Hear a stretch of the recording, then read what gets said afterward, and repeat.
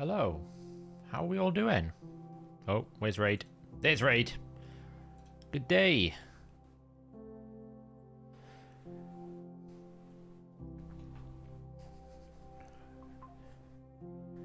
You want me to start with here? I'm never going to have here, right? You got to understand, I've reached a point now of no return when it comes to here.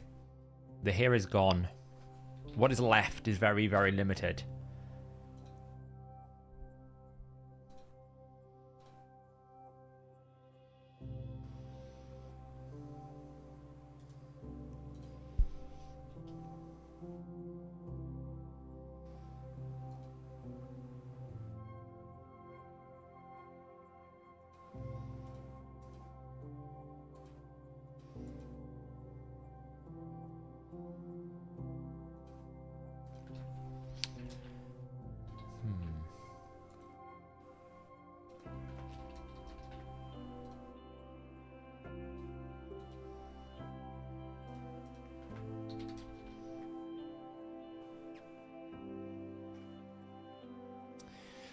Things continue to pester me.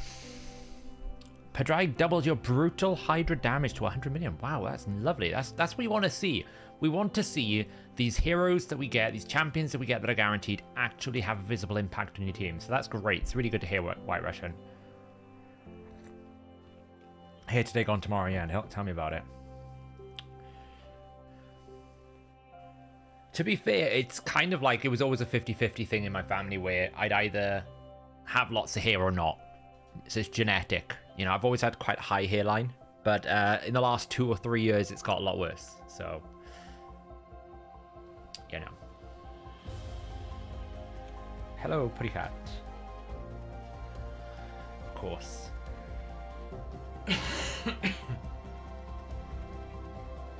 And honestly, I'm not that vain. I would quite happily cut it all off if I didn't think I would look unwell, because I'm quite pale. So pale people, bald hair, it's all a bit of a problem, really. So, you know.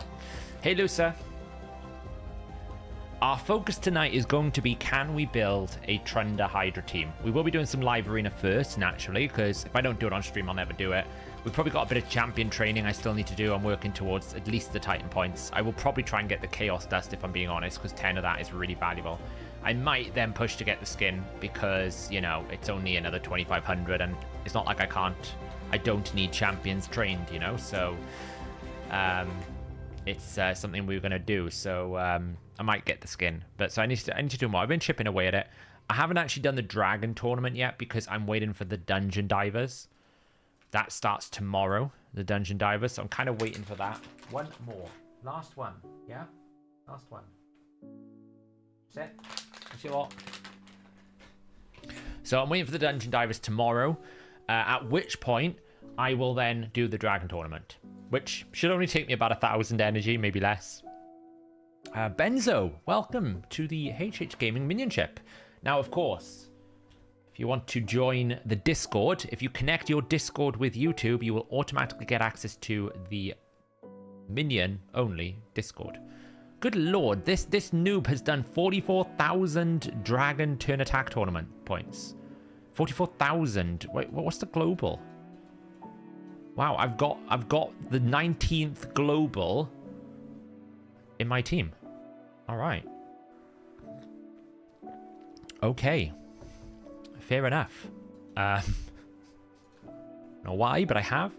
But thank you so much, Benzo. Welcome. Glad to have you here and for the support. Hey, QWERTY. How's it going? Welcome. Welcome. Have you done the math on using books in Champion Training versus CVC? It's not really a math problem, Big Pops. It's more of a, do you have the resources to be able to not do it in CVC, right? Because CVC is a competitive aspect where training is not. It just depends, like, where you see the value. It's your playstyle. It's not really a math value. It's not like one is better than the other because they're giving you two different things. Yeah, 3 times speed, I guess. So, but for me, I'm just kind of like, you know, chipping away. I'm up to 250 points. I've got the missions progressing well. We're on the Fire Knight one. Again, I'm waiting for Dragon. I'm waiting for Dungeon Divers because we're going to get stuck on Magic anyway, which requires Saturday. So there's no reason to wait. There was no reason to rush to do this. So we'll do this tomorrow in Dungeon Divers, then we'll get the crest from Live Arena, and then however much energy it requires me. The hope is I'll start with 20 Finite, which is 10 super raids, then I'll do Live Arena, and then I will do the Dragon Tournament. That's the hope. And then in the Dragon Tournament, I should pick up one mythical artifact, and then I can do the Iron Twins on Saturday. Once that's clear, we've got a bit of a run until Sunday, like 4 missions until Sunday. And then from this point onwards, we can do the entirety. So Sunday is going to be a busy old day for me. Yeah, there's a nasty one here, isn't there? This one is potentially... Yeah, I'm actually curious, right? Where is it? It's along here somewhere. There it is. This one here. Obtain 1 set of mythical boots from any dungeon. There will be one person in this stream that will probably do 1 run and get 1 mythical boot. And then there'll be the other person in this stream that will be like, I've spent 5,000 energy and I still have not got a mythical boot. Because not just a mythical you need, it's the boot of mythical. I mean, it's a Kraken problem, because if you've got enough energy, you can just do whatever you want. But it's just like, however way it's going to roll. But I mean, look at the rewards. So basically, on Sunday, let's just put this into context. On Sunday, I am going to be able to get, where's it start? Where's it start? Here. So there's only one risk. If we kind of high roll Essence, as Pappas is saying, that is a risk. That might slow me down. But typically, you get about 300 coins a run. I always buy keys. So you can get like 3,600. So even if I miss like 3, then it should be fine. I'll have 11 keys because we'll have to use 1 to begin with. So I can get up to around about 3,300. So as long as I don't high roll Essence a lot, then we should walk away with 2,500. Theoretically. But look what we'll get. We'll get Ancient Shard, Void Shard. We'll get, what's this? 4 Mortal Soul Stones, 2 Void Shards, 2 Ancient Shards. That's a 5-star chicken, a 4-star chicken. Then we'll get an Epic Book, 4 refills, another Ancient Shard, another Void Shard, so that's 3 Void Shards, a Primal Shard, another Rank 5 chicken, and 500 gems. The rewards are very good. Yeah, you'll need 5,000 in the bank, but that's fine because I have 2,500 in the bank. I don't spend them unless I need to. I never really exchange them, so...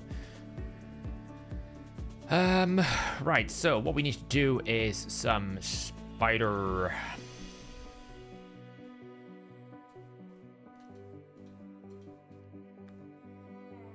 So yeah, Sunday is going to be a bit of a push. Is there a code, freebie 2024? Don't know. Maybe.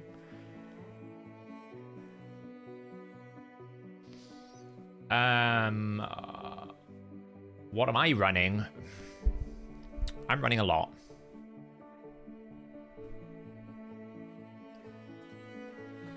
I'll show you what I'm running.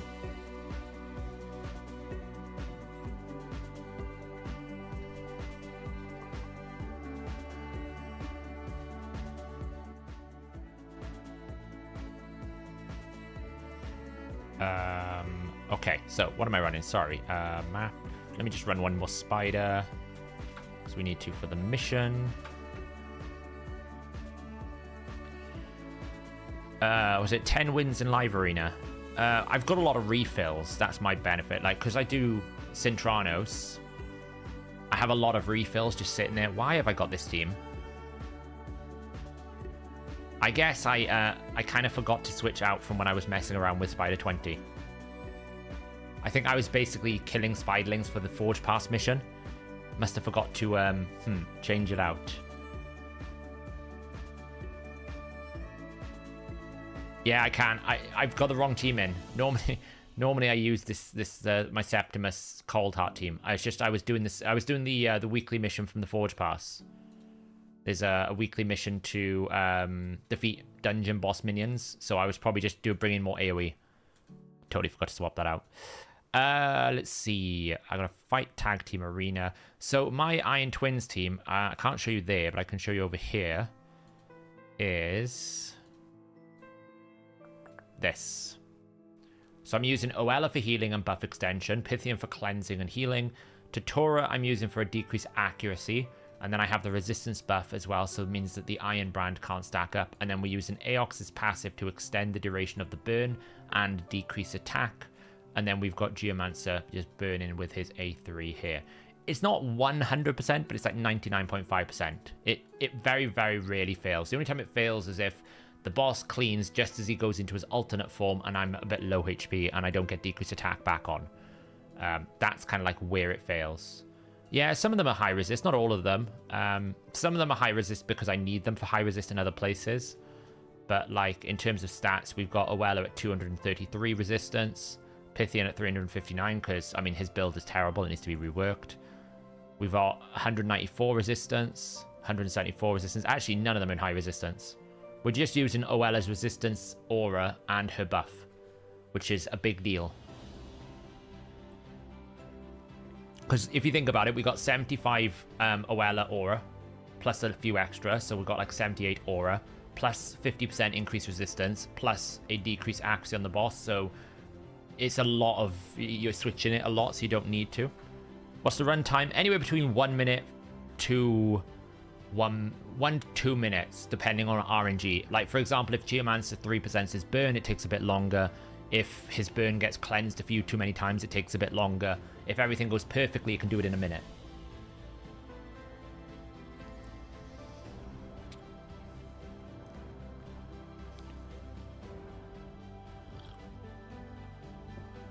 So that's my team. But I know that, like Swiftcut is saying, everyone likes to use the Painkeeper teams. I'm not one for what's the right word?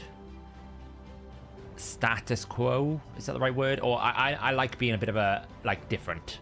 I don't know what it is. Maybe it's just like my ego. I feel like I have to be different. I can't be normal. I can't be standard. I can't be typical. I want to run the slightly weird team. I want to run the slightly different options. I want to try and find champions that work where people say it can't work. It's just fun. That's what I like to do. You know.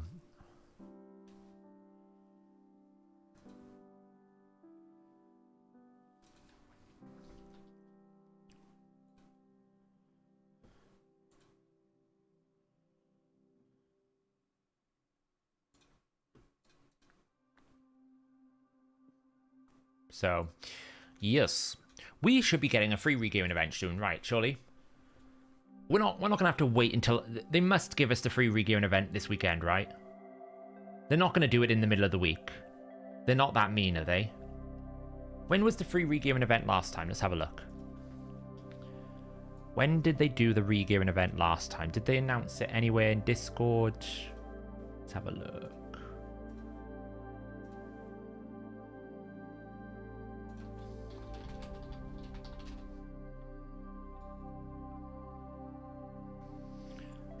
Let's see. Did they announce it anywhere?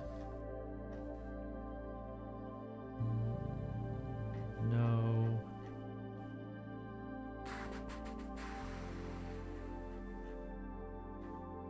Where did they announce it?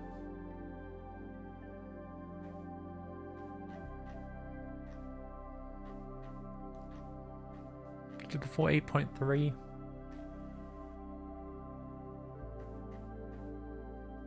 Oh, they didn't really announce it, which is very unhelpful. Anyone know when the last regain event started? They announced it in the digest, but that's not when it actually happened.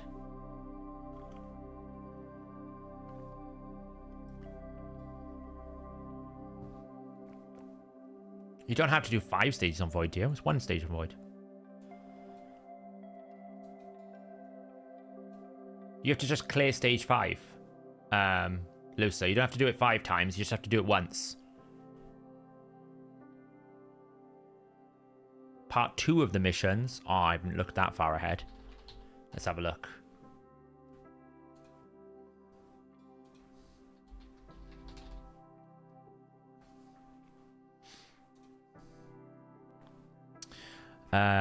Group 2. Got to clear stage 8. Then you got to clear stage 8 spirit. So basically, we will get stuck. What's the rotation tomorrow? Force, right? So it's spirit at the moment. We've got spirit, force, magic. So it's going to go Sunday. So spirit, force, magic, void, spirit, force. magic, spirit, force, magic. Sunday. Right. So basically, we're going to be able to complete group 1, but we will get stuck at group 2 because group 2 requires you to do force. So group 2 will get stuck on Tuesday. Then we'll be able to do a little bit, and then we'll get stuck on Wednesday, Thursday. We will get stuck for 2 days because we've got to get spirit cleared. Then we need to ascend. Then we got to wait till Saturday. Honestly, the biggest time stoppers for all these is just the affinity setups of the void, of the Iron Twins.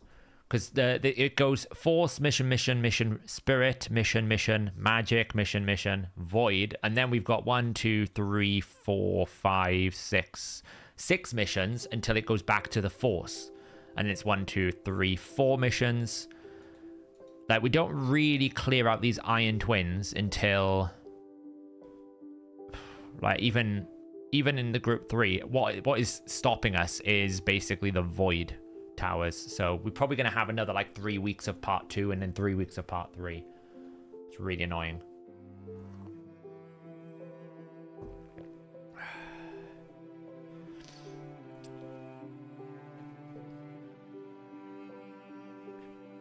Where is the regearing event?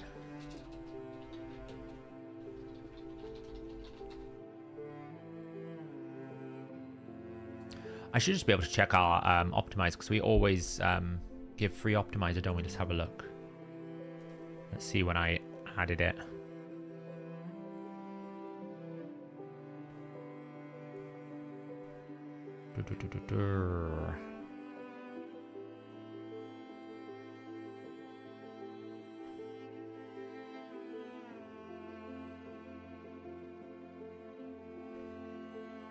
Okay, so 1st of March was the last one. So we had 1st of March, which has been 1, 2... We're just coming up for week 3. Ah, they're going to wait until next week, aren't they? So they did 1st of March all the way to the 4th of March. So it just depends. Are they going to put it through to...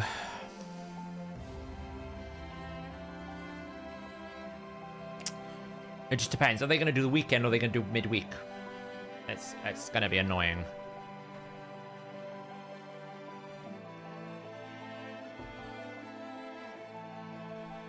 I mean, if they're planning to do 1 month apart, then 1 month is the 29th. Oh, that's 4 weeks anyway. 1 week, 2 week, 3 week. Yeah, 4 weeks is the 29th. But that would put it like quite deep into the Synchronous rotation. Because the Synchronous rotation is 4 weeks. Like, it's like 4 weeks, 4 days or 3 days. Something like that. Because it's about 30 days, right? So right now we're at 2 weeks, 5 days. So we're just coming up for 2 weeks into the Synchronous rotation. Because the Synchronous rotation changed, let's see, like 11th of March.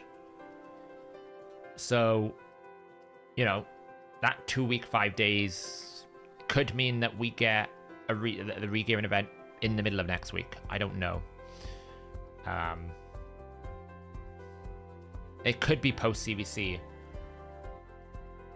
Well, they didn't last time. That's the thing. The last regearing event was Friday the 1st. Yeah, that was the last free regearing event, but that was a special one.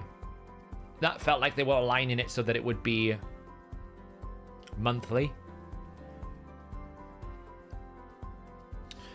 Well, the verbiage was, quote, "We took your request into account and from now on we're planning to launch such events in the middle or second half."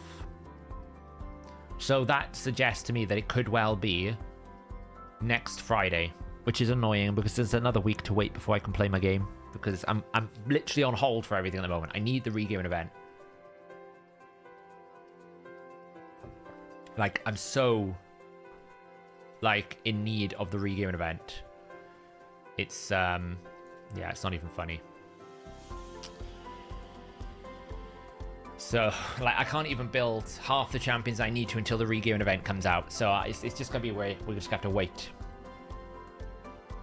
Well, I think they basically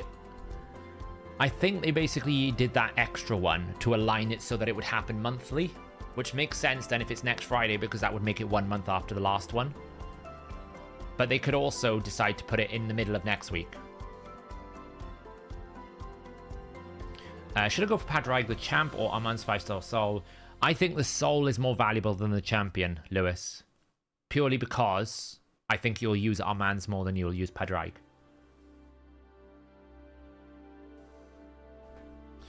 No, it's just way too much silver, Das Universum, for what I want to do. Like, it is a lot of silver for what I would want to do. Should we use him then? We're having fun with Armand's. It's not really a viable win rate at the moment because he still needs to be built. He still has no masteries and he's still not booked. But people let him through and it's silly. Like, the problem is I've got all of my strong gear on teams that I would have to break and restore. So the issue I would have is I would be wasting a lot of silver moving like things from one champion to another to then unlock it to move it back to another one to make it work. It would just be like 50 million silver down the toilet. It would not be good. That's the problem I've got. It's not that I can't gear people, it's just that all of my good gear that I would want to put on a final build is on heroes, is on champions that I've got in a proper build.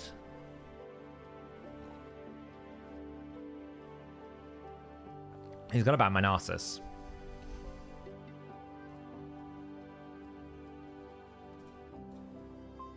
Oh, he banned my... Okay. Interesting. We're about to find out. Am I fast enough? Do you have any suggestions for the epic for Armand's fusion? I think the epic is a pretty good emic sub. Mr. Pipdarty. We thought he could be quite good into like the teams that people were building in Shogun and Hydra as an like the taunt target. We thought that's where the epic could be used. I don't really get it either. I mean, I know he's got Harima, but Harima's not going to stop me.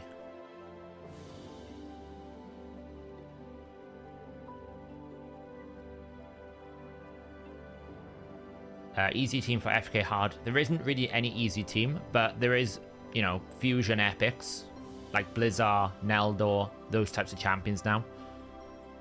Yeah, there's a clan boss teams with Kafra as well. Yeah, I know Deadwood is looking into that as well. Like, he's a taunt one, and he's also got a cleanse, so there's a lot of utility he can have, you know? Start off with a crod stream. Lovely, nice. Why is the service taking so long? Yeah, you learn very quickly about Sheepmans. Now, he has got Stone Skin, to be fair. He has got Stone Skin, but I'm still going to steal the turn meter. And then you can go to sleep. Like, come on. You shouldn't let him through.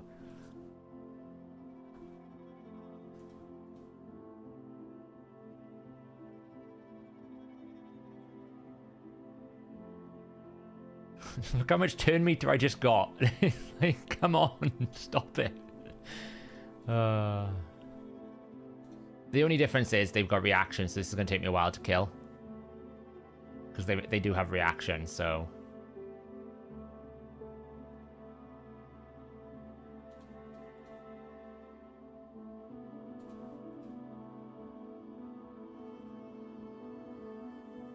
I think that reset is A2 though, so we should be fine. Ah, damn. Cardial took a turn. Can we kill someone? Well, we killed someone. The real question is, will this Harima take a turn? Well, I'm afraid... Wait, how did he not place... How did he not steal the turn meter? It's 100% turn meter. I didn't see the word resist. Yeah, but he steals the turn meter before he attacks. That's what I thought. I thought he steals the turn meter before he attacks. Oh, man. I've lost. I've lost. Sun Wukong, my friends. Sun Wukong. I thought he steals turn meter before he attacks. I could be wrong. Oh, well, I didn't know that. There we go. So there's a weak hit. That can happen.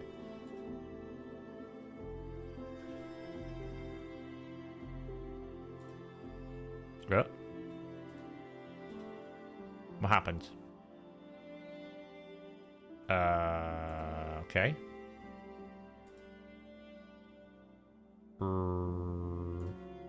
Why is my connectivity gone?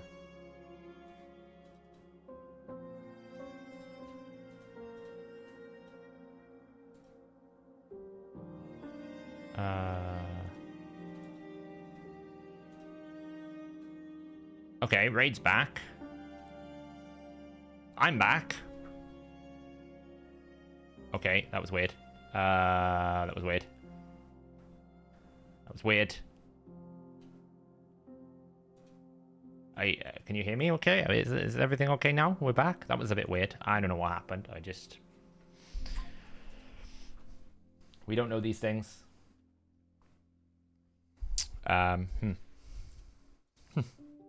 Weird. That was an OBS thing. Let's just be smart. The only reason why I lost that is because he's basically got no health right now. So let's just put some levels into him.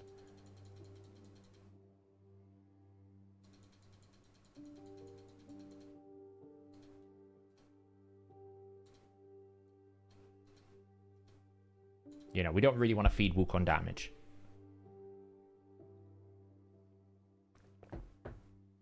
Oh, I know why.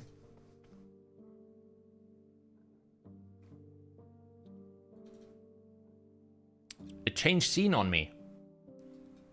That's very handy, isn't it? Gotta love that.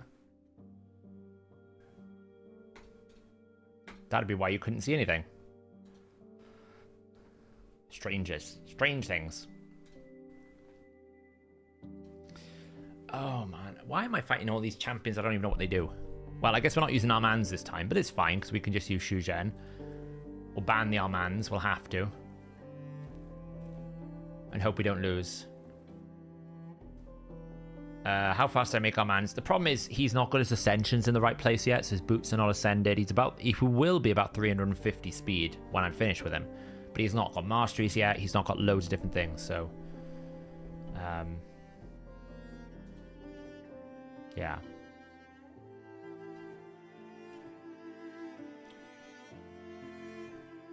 Clever. Now I can't ban Armands. I probably lost this one. I've been outdrafted. There's nothing I can really do.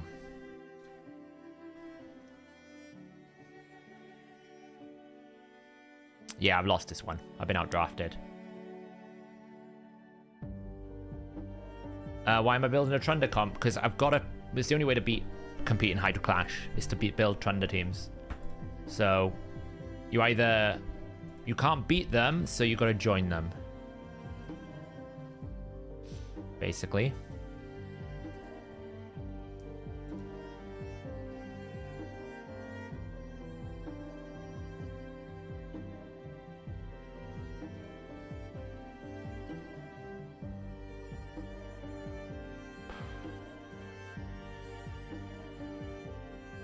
Risk it for a biscuit. Ooh.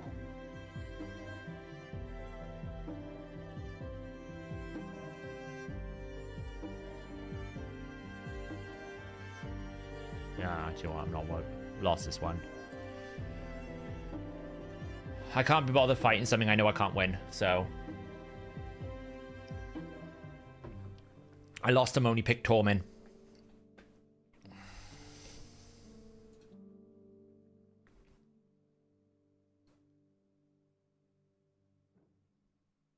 So, welcome to the dark side, I know, right? Ancora. I need to tag him up. I haven't done that yet. He's in reaction, that's why. Reaction's good enough for him. I'd like to go revive Rhodus.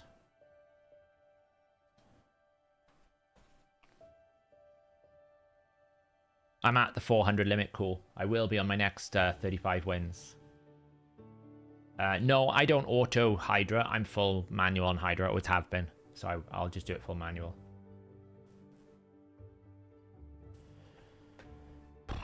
Honestly, I think I would just rather take that away. Wow, they let me have Armands? Why did he leave me have Armands? Does he not realise that our man's is like a counter to this type of team? Congrats, Carl. Nice. Good to see. Do you think Firol could replace Uko? Firol is basically probably a replacement for Uko, yes. I mean, to be fair, they're all in stone skin, so that's kind of a big deal. But still, I'm going to still his turn meter. Stun him. Then I'm going to boost.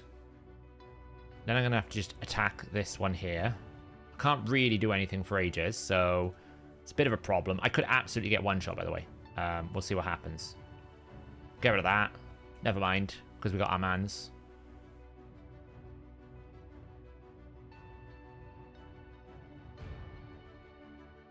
We could still get one shot, of course.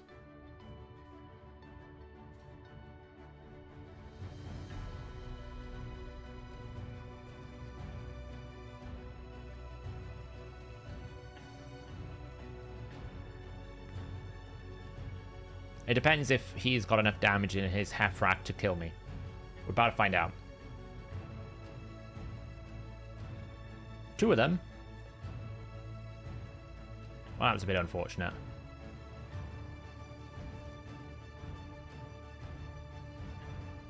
That was a bit unfortunate as well for him.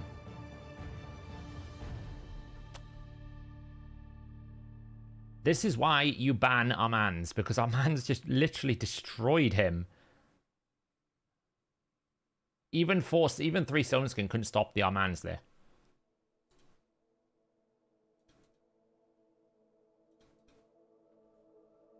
Even 3 Stone Skin couldn't do it. I mean, you say Rotus. Rotus didn't really do that much there. That was all Armand's, because Rotus was basically stuffed until Ultimate Death Knight was out of the picture. The fact that Armand's was able to remove the Baron Stone Skin and remove the Heffrack and remove the Ultimate Death Knight Stone Skin, and then be able to stop the Necrit from getting his first ally attack, it just meant that he lost all power, all agency. Like, Rotus, yes, came in with a double A2, but in all honesty, that was Armand's. Rotus stood no chance if Armand's wasn't there. Speed and accuracy for Armand's, anything above, like for my level, 350 and 600 is a minimum for this level. 350 speed, probably with 600 accuracy, minimum. I still pick Narcissus though. I still need to pick damage dealer first, so I always pick Narcissus because it immediately forces people to think about banning him. I've not got to the point yet where I'm first picking Armand's. I'm kind of second picking him with Ancora like this. Because this Wukong Rotor setup is not too much of a problem for me, because if he doesn't ban the Narcissus, I can one-shot his Rotus. So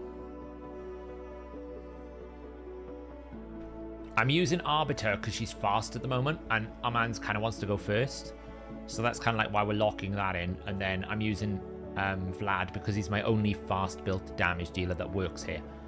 He's just built fast. It's not because I think Vlad is better than anyone else. He's my highest awakening, fastest DPS built Savage champion. So he's the best I can pick at the moment. That second spot could become someone like Rotus, or it could become someone like Ronda. Stultus is someone I will pivot to a lot. If I'm not going Arbiter Armand's, I will go towards Stultus and go tanky with Duchess. Honestly, I'll just take out the monkey. See, he's got a ban. He had to ban the Armands. This person knows what's going on. Ban the Armands. If you do not ban the Armands, you are in trouble. Well, that's what we're going to be looking at, Cookie. We're going to be looking at what we can do with Trunda. Once we get through Live Arena, of course. We'll start Live Arena these days. Got to get it out of the way.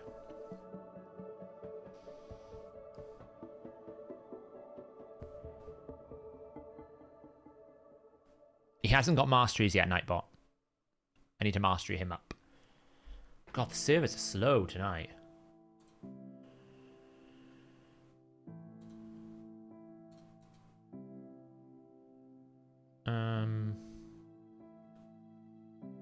I will put strength out right now. Block the skills. Hopefully he doesn't go roticing.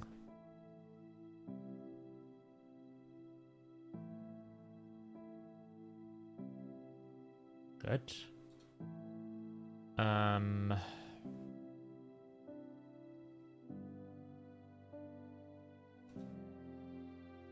should get an extra turn when I do this.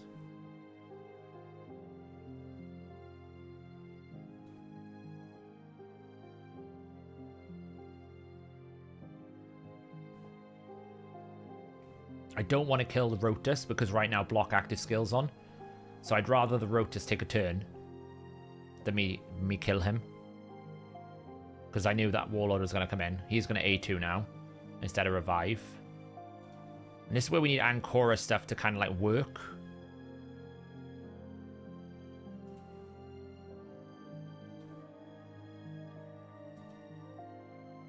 There we go. Now he's got no revive. Now he's in trouble. Because if that Rotus dies, he's got no chance. So he needs an extra turn here. If he gets an extra turn, he can one-shot me. If he doesn't get an extra turn, he's got no chance. There we go. Because I can revive, drop turn meter.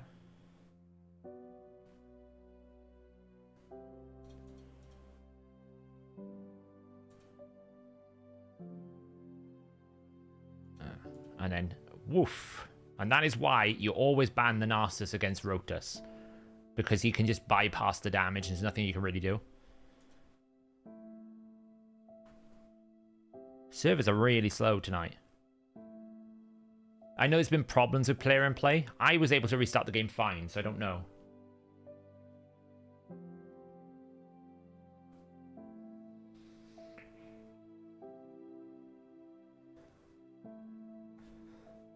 Well, it's actually kind of good you don't get XP because I don't want to waste his levels here when I need to run him in Minotaur, you know. This is why I first pick Narcissus every single time, by the way. I'd rather continue first picking Narcissus because at least I have a good damage source. If they don't ban Narcissus, they're normally in trouble.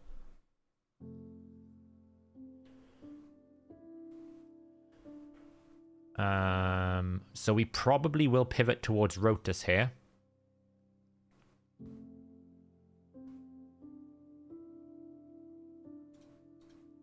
I'm actually not going to pick Armands this time. Hey, Inquisitor. I know Inquisitor. Is this the Inquisitor from Discord?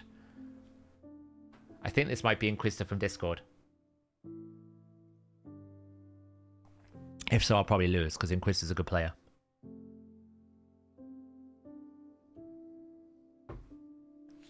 Okay, he's gone bomb. It's fine.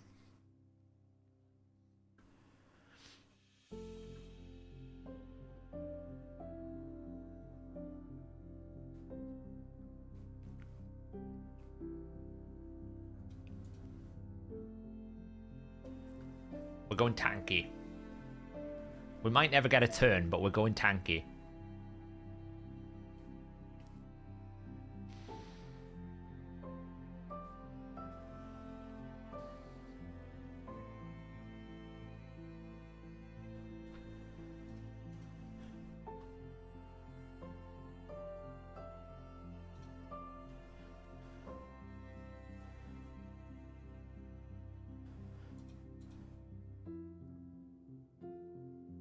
He's not got an increased accuracy, so it doesn't really matter.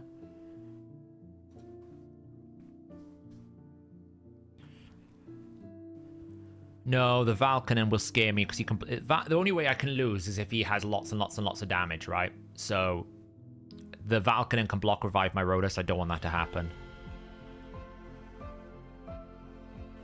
See? Double cleanse makes his bomber pretty useless. Now he's going to have problems in terms of, like, I'm just going to be able to flex on him because the Mithrala Hex is going to cause a problem because he has no cleanse. He's a block damage with Warlord, which could help, but this is what he's going to have a lot of now. Petrification. Didn't get Petrification. He's going to cleanse to stop the Petrification cycle.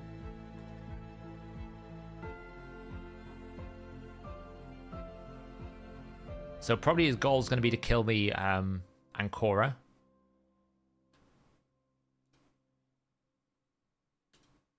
Whereas my goal right now is to hopefully get my Rotus abilities back. This team is... You can't really lock out this type of team because he's never really going to have enough accuracy to lock up my Mithrala. My Ancora can start resetting abilities on the A1. And I've got Rotus, which has a very low cooldown kit anyway. So Warlord is not great into this team. It's good to stop the revive cycling. But you can see already, like, he's not able to... I can basically just harvest his health. I was unlucky there not to get a kill, which really hurts. He's petrified now.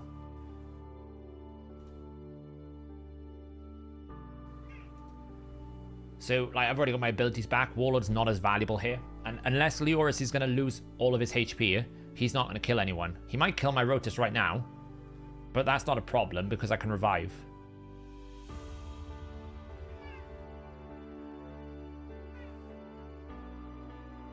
Eventually.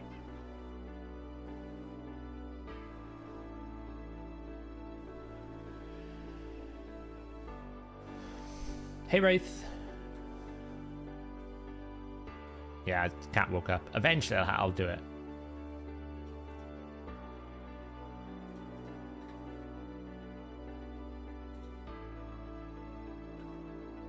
So I'm going to take out Leoris.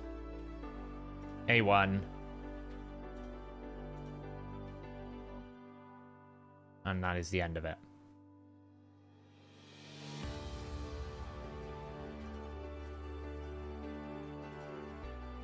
This is the problem with bomb champions. If I'm going to increase accuracy, it's very hard to... Like, he couldn't really stop me from cleansing. In the sense that I had Mithrala and Ancora. So whichever one he bans, he's never going to be able to stop the cleanse. He was probably hoping the Valkynon. Because the strategy he wanted to do was put the bombs out. And then Valkynon comes in and kills Gaius to activate the bombs before I cleanse them. Which is why I took out the Valkynon. Because the Valkynon was the only real threat. As long as I don't take the Leoris' health down, Leoris doesn't do enough damage. He needs his passive.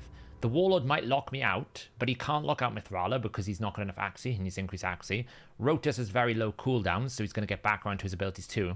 And Ancora can always reset the abilities with the A1, which is why she's quite valuable. So it really nullifies the value of Warlord here, because he can't really stop me doing what I want to do. And as long as I have Mithrala or Ancora's cleanse, then Gaius can't cycle bombs. So essentially he has no win condition. If he had the Valkynon, then he does, because he bombs, Valkynon explodes, and I die from the bombs, and then he wins, and then he block revives with Valkynon. That's why I banned the Valkynon.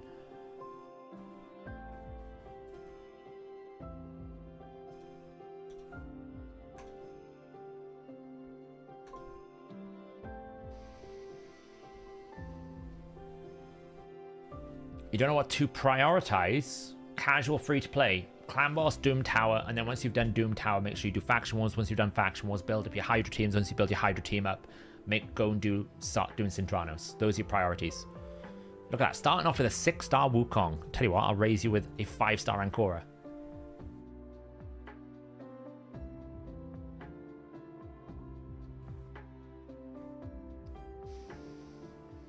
No. Alright, I guess he's going first as well. Now, this one, we're probably going to ban the lockout. We're going to build a very similar team again.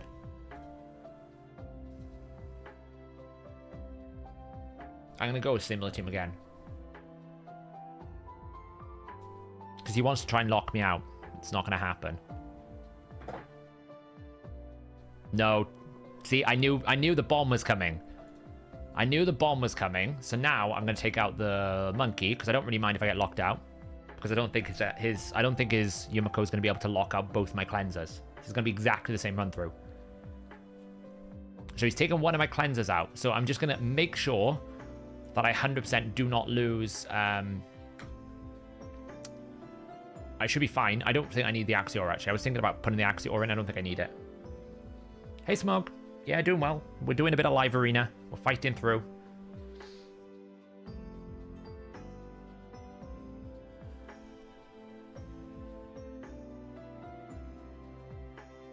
Right, I'd be very surprised if this Yumiko can lock up Mithrala. See? Didn't even lock up my Duchess. So the bombs are going to do something. The only downside is he can reduce the duration, but I think my Mithrala is fast enough. So she'll just come in and cleanse. So now it's like, kill the revivers is the challenge, because Pythian is weak affinity to Rotus, a strong affinity to Rotus, so it's just going to be a case of this. One reviver down. Now, I want him to revive, believe it or not. I want him to revive. Because that gives me strengthen, and that will give me the double hit that I need. So if he revives, great. It doesn't really bother me. My Mithrala is like, when you actually put the passive together, she is about 950 to 1,000. So she's never going to get locked out. She just has too much. So this is great now, because all I need to do is get back round to his A2, hopefully. But lockout will slow me down. The thing about Yumiko's lockout, it's not as aggressive as Warlord's because of the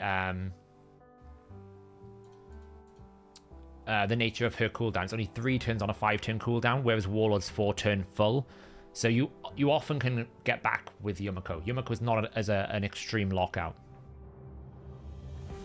Yeah, he knew what was happening. He was never going to win that one.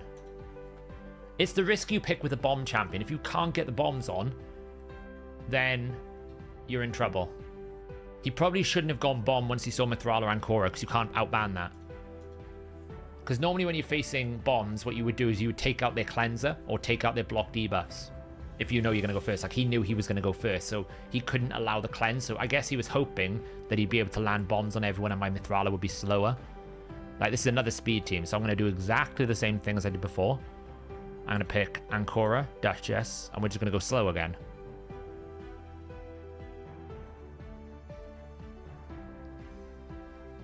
Yeah, he should have banned Ancora. He should have banned Mithrala and just try to force it. Absolutely. Like, because the thing is, you might resist Ancora, but you will resist Mithrala. Because unless you've got increased accuracy, nobody can really beat a Mithrala passive. It's just not, like, even an average built Mithrala is going to outdo you. I think my Mithrala's got like 650 accuracy, 350 resistance, so that's a combined 1,000. You're just not going to beat that. Yeah, Astrith can, but obviously he's not going to Astrith. Like, he's going full speed team Romanto. Interesting. That is interesting, actually. But again, double cleanse, double revive, double DPS. This is a really good team, actually. I quite like this. It kind of is good into most things. The only thing this team suffers from is this kind of speed manipulation. So I have to take out either the Arbiter or the Shugen, because I need to stop something. Because otherwise I'm never going to get a turn, because it's just too much turn meter control. I don't really get the Arix here, I'll be honest. I mean, you can absolutely get destroyed by an Arix, but I don't really get it. I think I want to take out the Jorgid, because he's a bigger threat to me. Oh, interesting. He went for the Rotus. Why would you go for the Rotus? Well, I suppose Arix can't one-shot him, so that makes sense. You got Romantu. Unless he thought he was not going to have Romantu, I don't understand why you would ban that, because he's got Romantu, see? So the Romantu will just take passive skills away. Oh, this is going to be painful for Mr. Lord Vlad. He has not got enough damage. Granted, it's going to take me a while to kill anything, because, you know, they've got no double hit, but... Go on, buff someone. Please give someone a turn. Please give someone a turn. Give Arik... Oh, you absolute wonderful human being. Thank you. Thank you, Lord Vlad.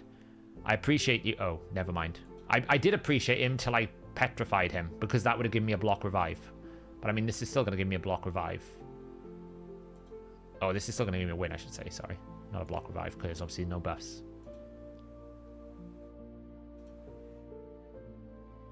Hey, YST. How's it going? That is why...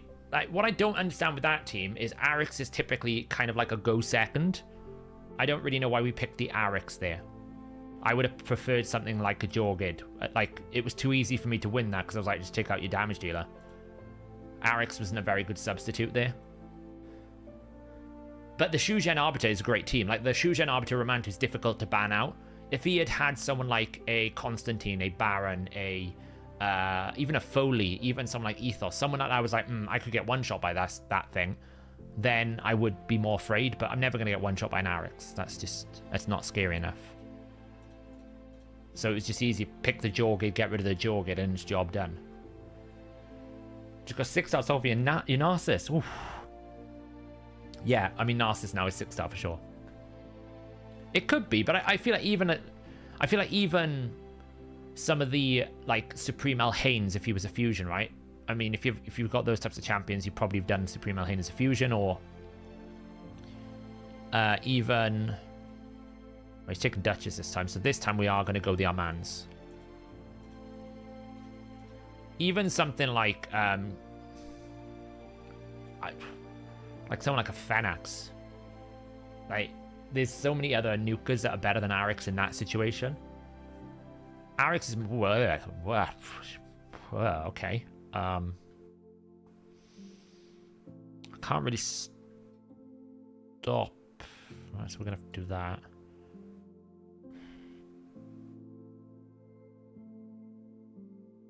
I'll take the Wukong out. Oh, you let me have Armands? Okay. He let me have Armands. This could be a problem. He shouldn't have let me have Armands. Unless he's all stone skinned up, he's going to get in trouble here.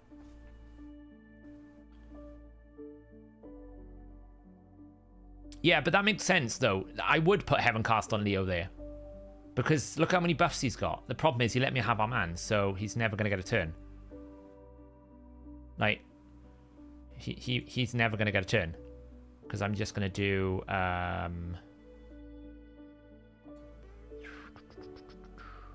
that.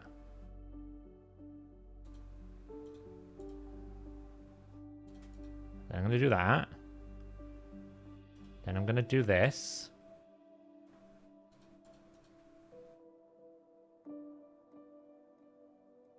Yeah, you don't give people a man. Like, he didn't get the memo. Don't let people... there's a global PSA in Raid Shadow Legends right now, everyone. Do not let the Armands through, because of that is what happens. Fatal mistakes were made.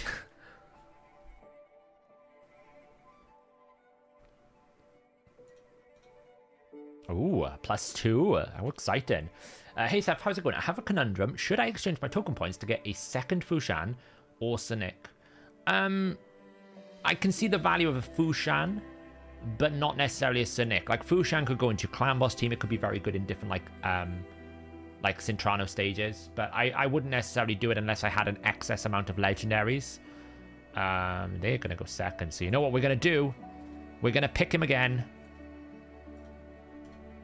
Let's see if... I can't say his name. Has got the memo. But yeah, I wouldn't necessarily exchange unless I had, like, loads of legendaries in the pool. Like, I would prioritize my faction guardians first. And then if I had, like, really useless legendaries, maybe. But that's a very big maybe. He's gone 3 damage dealers. I mean, I can just ban out the Reviver. I can just literally ban out the Reviver. The Rotus will be difficult to kill.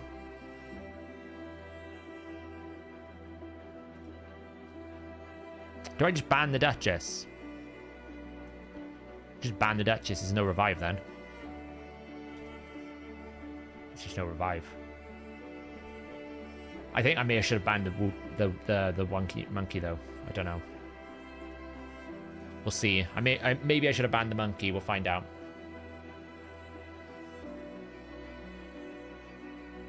Mind you, he let me have both Vlad and Narcissus, so I've got a lot of damage here. Aw, thanks for your turn meter. Come again. You, go to sleep. Oh, it's a strong resistance. That's where my accuracy is limited at the moment. Yeah, I mean, no revive.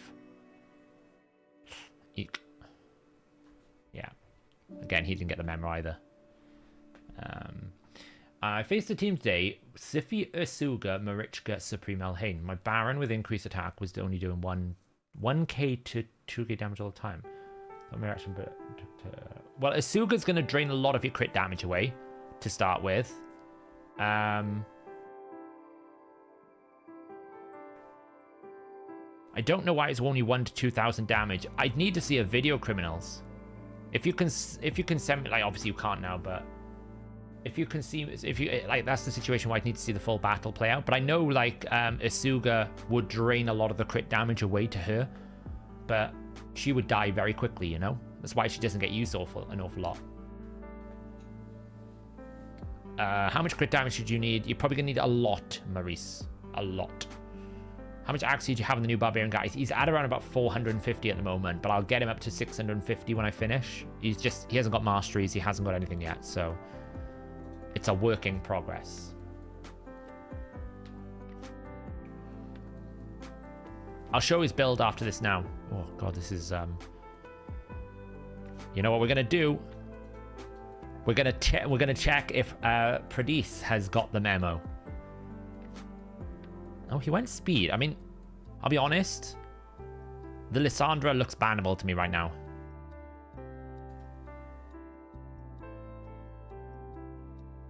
Because that's the only turn meter manipulation he's got. Okay, he didn't get the memo. He didn't get the memo. Unless he's in Stone Skin. Maybe he's in Stone Skin. Maybe he's in Stone Skin. Okay, he's in 2 Stone Skin. That's something.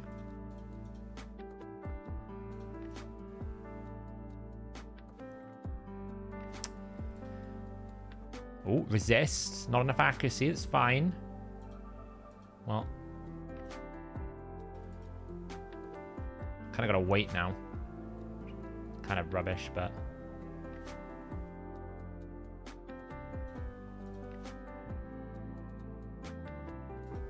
Death Knight's going to be annoying as hell.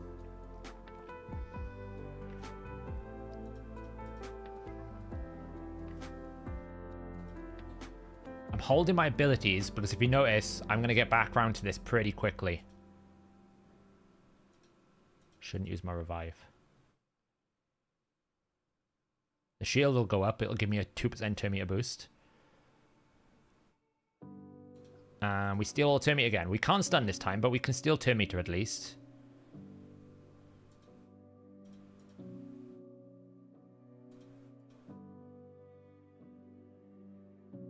We're kind of still waiting for the ultimate Death Knight Stone Skin. That's the problem. We might lose because it's just taken too long for this to come off. And that fear is not great.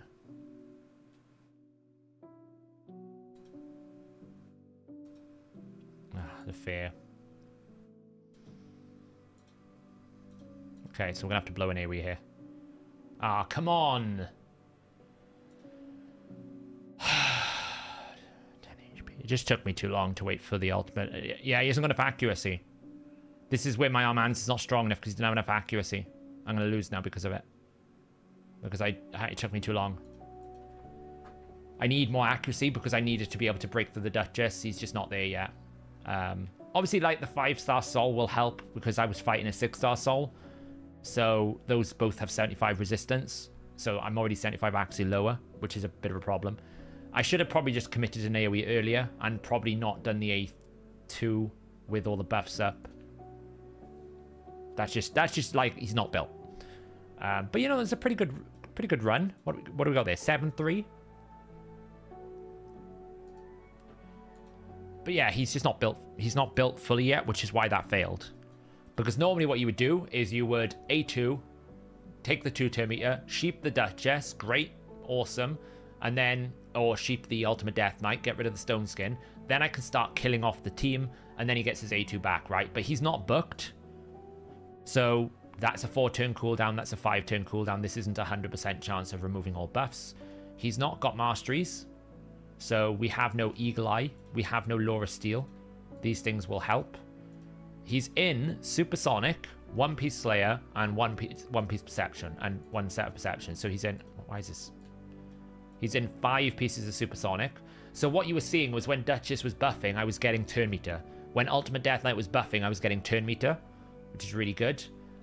This is his build at the moment. 327 speed. 484 accuracy. So what we're going to get here is, for example, this will become speed when I get it. This will become accuracy. Like, I just need to dust it, unfortunately. Like, it's just very difficult to get accuracy on here. So difficult, you know? I'm trying not to burn dust. At the moment, I'm trying not to burn dust too soon, but we'll have accuracy on here as well. We could probably ascend this just for some, like, health. I didn't really want crit damage there, but there we go. It is what it is. But we can upgrade these now because we need to do it for the enhancement event anyway. So that'll give us a bit more survivability.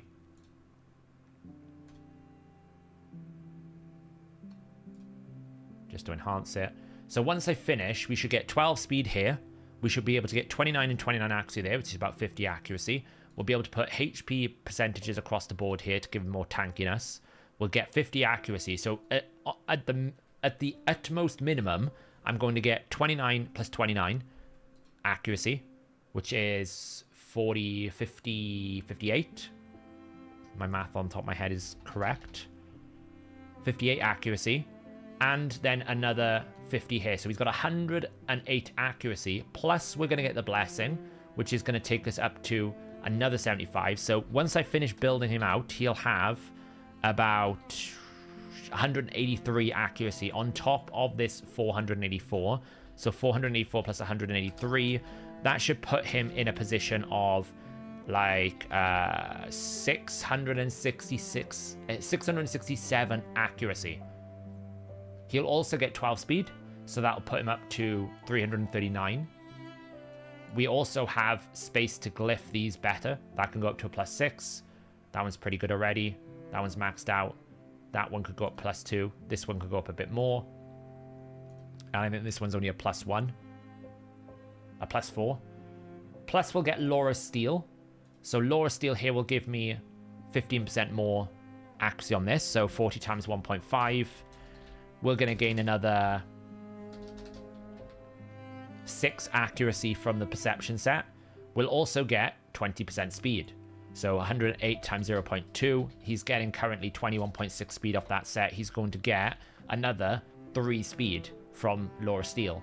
So once we finish building them all out, setting them all up, he should be around about 340, 350 speed, about 670 accuracy. It's just going to take a bit of time to get there, you know, until we're ready. But then we wouldn't have had that problem, because at 667 accuracy, we break through that Duchess, we win that fight. It's much better, you know. So, am I going to go for Kaimar? Well, there's a Summon Rush on, so yes, I'll be going for Kaimar. Can I show you the masteries? Yeah, it's this. But I'll be basically taking Swarm Smiter. I will probably be taking the Arcane Celerity, if I can fit it. Definitely Laura Steel. Doesn't really matter which ones we take here. They're not going to really matter, but I'll take the Eagle Eye as well. So I'll go down, take Eagle Eye, and then we'll probably just take counterattack masteries. Because you do want to counterattack with him. If you can counterattack with him, you can get more turn meter. But Supersonic, ideally, I'd love it to be 9. I'd love this to be 9 pieces. But 4 minimum is actually incredibly valuable if you can't guarantee you're going to go first. No, we're going to be doing the Trunda team next. We were just getting Live Arena out of the way. So, in an ideal world, Stone Skin plus Supersonic would be better, but I don't have the accessories for it. And I would lose too many stats. I just don't have the accessories for it at the moment. I've got like one decent one, but it's resistance here. It's not rolled correctly. You know, this doesn't have accuracy, unfortunately. This could roll okay, but it's 5-star. This one's rolled a bit of accuracy. But I don't have enough on the other spots. I don't have a Stone Skin banner. I only have protection. So I couldn't make a viable Stone Skin set that wasn't going to hamper my speed and accuracy. Because you don't want to make your Armands too slow, otherwise it doesn't really matter. So...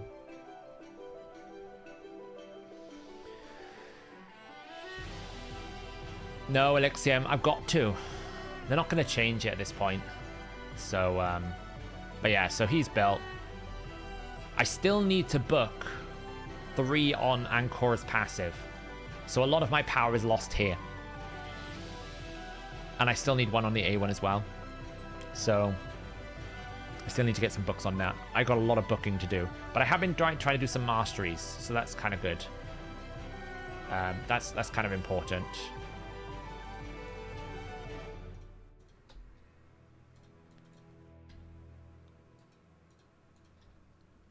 Buy up the epics. Bit of energy. I'm getting closer towards this stage now. Luria's got a bit more gear and masteries, which is great. Like, we can see Luria's got some masteries now, which is fun. She's getting there. Delva got a bit more masteries. But still not great. It's still going to be really hard, I think, this stage 6.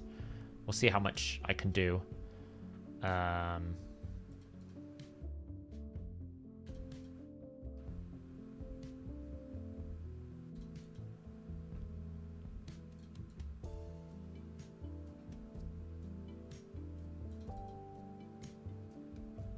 Well, we didn't get a freeze, but hey, look, see, it's a lot tankier already. Apart from the marksman. But normally you get a freeze. I might have to change this team, though. I don't know if it's gonna do it, unfortunately. These Samsons are an absolute plague on Cintranos.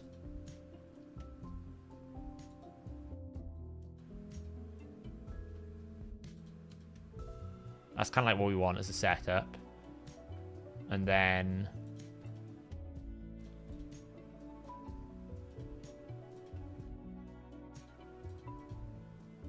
Really? Look how little health he's got left.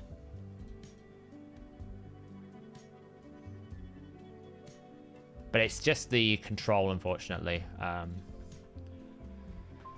The marksman's a bit of a problem, basically. I probably need to figure out a way to get rid of him and bring in something more sustainable. Alright, you can kill that, which is great. That needs to then double freeze, but it doesn't all the time, which is annoying.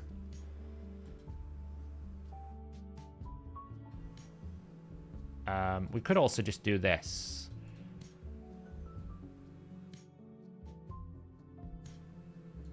Instead of doing that, do that.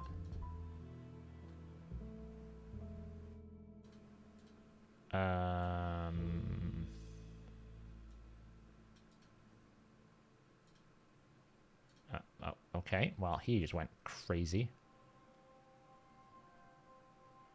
And then we can do that. Not quite the best, because I should have blocked that unkillable first.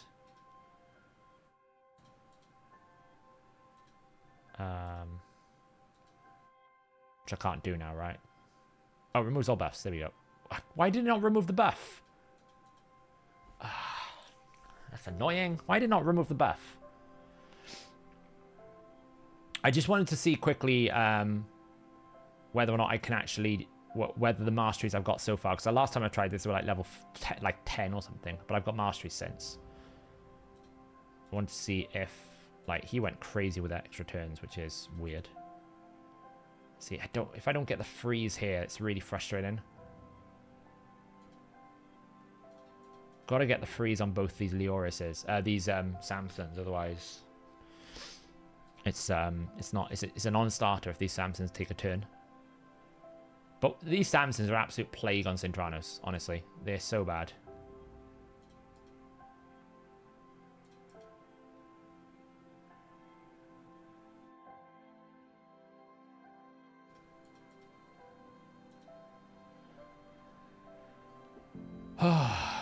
I might also have to put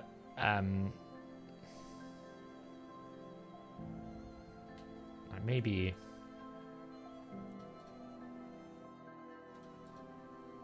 there we go.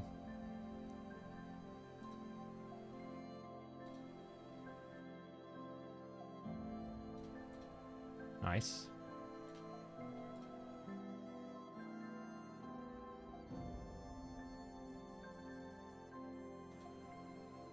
He's so gonna die. Really? Are you serious? Every time we get him close. Like, serious. Like... yeah, Luri's built for damage. She's just being an idiot.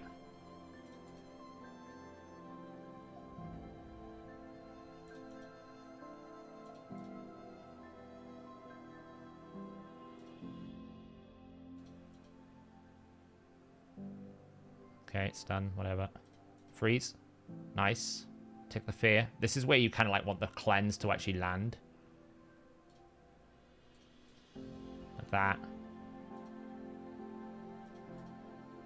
Why is she not killing him? I don't understand. She's placing block buffs up.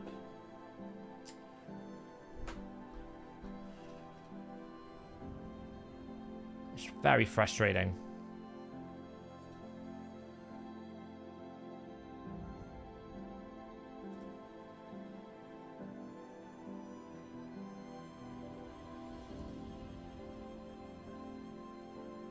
And then this wave is atrocious, basically.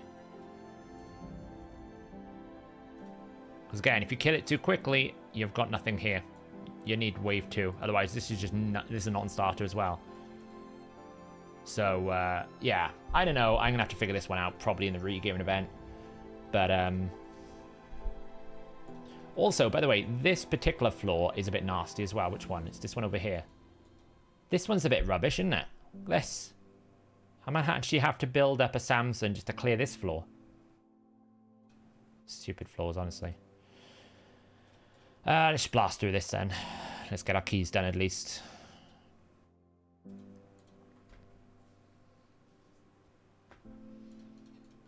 But it's those Samsons they're really annoying because they'll just counterattack constantly and just you just know you have no chance. So I don't really know. I'll get S6 done at some point, but I'm probably not going to worry about it till the regearing event. It's just a bit annoying that they, again, put like these very, very aggressive roadblocks right at the start of Soulcross, because I can do pretty much 70% of Soulcross. But stage 6 and stage 8 are pretty nasty. I'm probably going to have to build Barsatha up properly for stage 8 as well, because he's not got any masteries at the moment, so it's just frustrating, you know?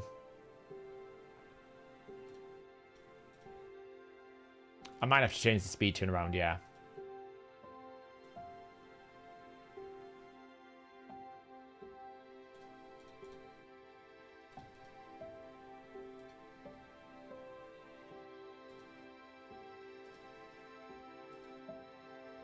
Okay.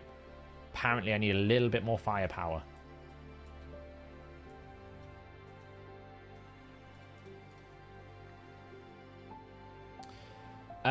It is, but S17 is fine. It's just slow. I know how to beat S17. I already have a plan for S17. It's just going to be a bit slow.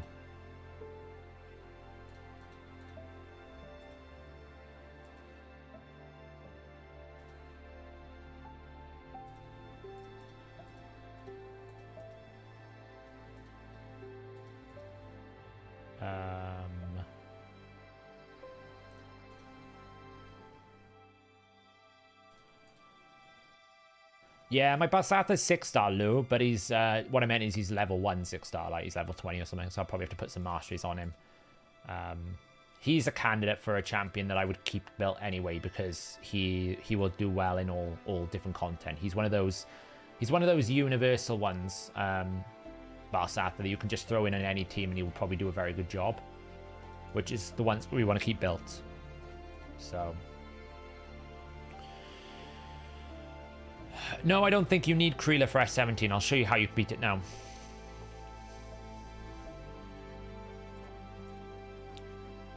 Just get through these.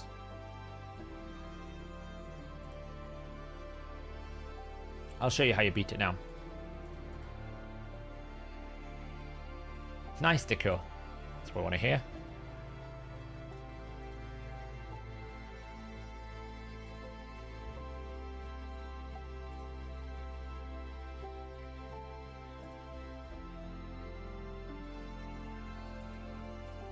I mean, Global's only going to tell you, like, the fastest teams. So if there's, like, 400 people that have done it, but the fastest teams are the ones that... I'm not saying Kreela isn't fast. I'm saying you can do it without Kreela. You don't need her. She will help, but you can absolutely do it without her. Just bring that.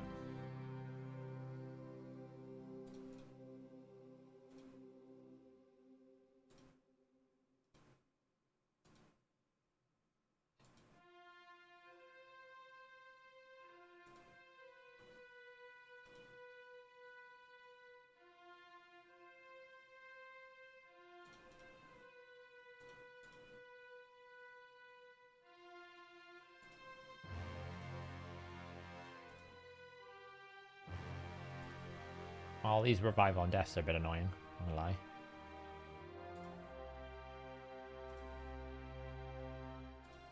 Alatrian doing work. He's actually built for damage, so he's considering there's no increased defense, decreased defense, he's actually doing quite a lot of damage. Let's get Dark Fate or Mata Keys, there we go. So the way that I'm going to be doing this is someone actually need to level up. I will do this. I will do this.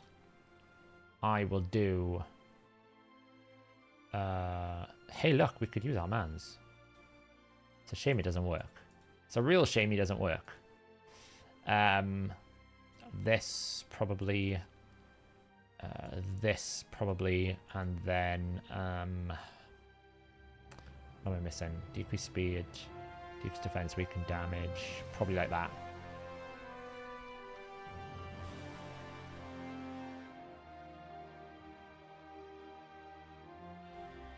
Well, the problem with Snick Track, and this is the issue with Snick Track, is you can't use his A2, which is the decrease speed, if you use Snick Track's Reflect, because the shield... Well, I suppose if you breach the shield, it's fine. It's not really a problem.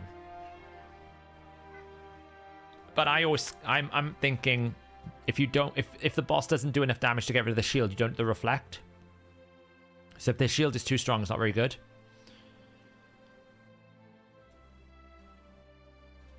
Alatrain's okay. He's not a damage dealer, but he does okay. If this shield doesn't breach, you're never going to get the Reflect proc, which is the problem. But we're basically using a faultless defense, increased defense, steel skull, right? Increased defense, that's 5 hits. Woad is very good. The reason why Woad is very good is you put her in curing set. When she's in curing set, she will overheal, and then you will get this reflect damage as well. So she'll overheal, which means that she will restore all of your allies' max HP. Then you put the reflect damage back up. She also double hits on the A1. So we have double hit, we have double hit, we have single hit, which is fine, but we do get a decrease turn meter. I think she just decreased speed here on the A1, right? We're using it for the aura and decrease speed with the increased speed. Then Barath the Bloodsoaked is going to put the decreased defense up, which is what we want here. Decreased defense. He's also double hit her all round. And Seer, the reason why we choose it, straight damage. A1, repeat the attack. A1, A1, A1, A1, A1, and just try to one-shot it with her. That's how I would do it. You don't need Kreela. Now, you could absolutely bring Kreela if you want to, but probably I think you need more damage, and the only way you're going to get damage... The only damage dealer here that I can see that's worthwhile is probably going to be a 5-star Seer A1. Pretty much. I mean, you can use a Wrath Matab as well, if you want to have, like, resistance, to try and not have to deal with debuffs. Because obviously this doesn't have a cleanse. It's the only downside here, it doesn't have a cleanse. You could also go towards a Panda. But again, the Panda's not going to, like... I don't think Panda cleanses. Let me see. Enfeeble, increased attack, increased accuracy. Duration of all buffs. Decrease duration of all enemy buffs by 1 turn. Blah, blah, blah, blah, blah. Yeah, so he doesn't cleanse. He'll take the debuffs though, but he won't cleanse. So not so good. And you might have to like potentially consider dropping someone like Barath the Bloodsoaked and bring in something like a Hakon if you can't keep up the pace of the decreased speed, or something like a Loriaka, because Loriaka is quite a good turn meter agency. Block buffs, get some turn meter, get some decreased resistance, get some turn meter, you know. So you could bring that if you needed a cleanse, but I don't think like you can do it without Kreela. No, like what I meant is kill it with one-shot it with this, as in keep killing it with A1. You know what I mean, Dutchy. I use the word one-shot freely. It counts as 2 separate hits, yeah. So these two together will do 10 stacks of the, I think, is it 21 or 18? I think it's 18 stacks, right? So we only need to hit it 8 times. So that's 2, 4, 6, whatever. It will be difficult. I think you absolutely have to get a decreased speed on it. I would prioritize a decreased speed over heal reduction. Personally, I would prioritize a decreased speed over heal reduction. Now, I know you can use Sentinel as a heal reduction. That could be done as well. But I think you need to prioritize decreased speed over heal reduction. So it can be done. It's just going to take a while. Unless you have someone like Alaz or Garrel. You know, if you have these mythical champions. I know 2 Hanorak's very strong as well for the decreased speed. Yeah, a lot of people are using Kreela. And, you know, I could absolutely use Kreela if I wanted to. If I felt like I just wanted more hits, like I could just basically buy myself another hit with that and that'll do it. And just kill it that way. And just not worry about the decreased speed. And just deal with it and just try to outrun it. I will have, for example, a cleanse on this one. So I do have a single target cleanse. So if I put curing set on these two, I shouldn't have as much max HP loss. And the biggest problem normally is max HP loss. I don't think this team has a decreased attack, though, which is a bit of a shame. It is a bit of a shame. I just think A1 Seer is the best way to kill it. I can't see any other way you could kill it. Unless you just try to burn it down slowly with like a Teela, you know? But there's not a lot of decreased attacks here either. Like, Snick Track could work. I mean, Snick Track could work if you breach the shields, which it probably will break the shields in hindsight. Like, you can place the ally protection, and then put the decrease, and then put the shield up, or wait for that, then put it up to get the decreased speed, and then you get a decreased attack. And he does have a big amount of self-healing. The problem is, if the boss attacks with ally protection up, your Snick Track is going to get absolutely destroyed. He's going to die from this. Because the boss will one-shot him. Which is the downside. Whereas with Woad, she's not putting ally protection up. She's simply just putting an overheal. Yeah, she's basically removing all debuffs from this champion. Then one random debuff from... Oh, she cleanses as well. I forgot Woad cleanses. So we'll get rid of 1 debuff. So if we get lucky, we get rid of the decreased speed. And we then get a heal of all surplus. And we get reflect damage. But it is a 4-turn cooldown, so it'll take a while to get back to. Which obviously, you know, it's not ideal. But, you know, the only other thing we could do is use Jamasa, but that's not great either. We could use a Skytouch Shaman to cleanse, but not the best. We could use an Opardin to cleanse as well. But it's not amazing.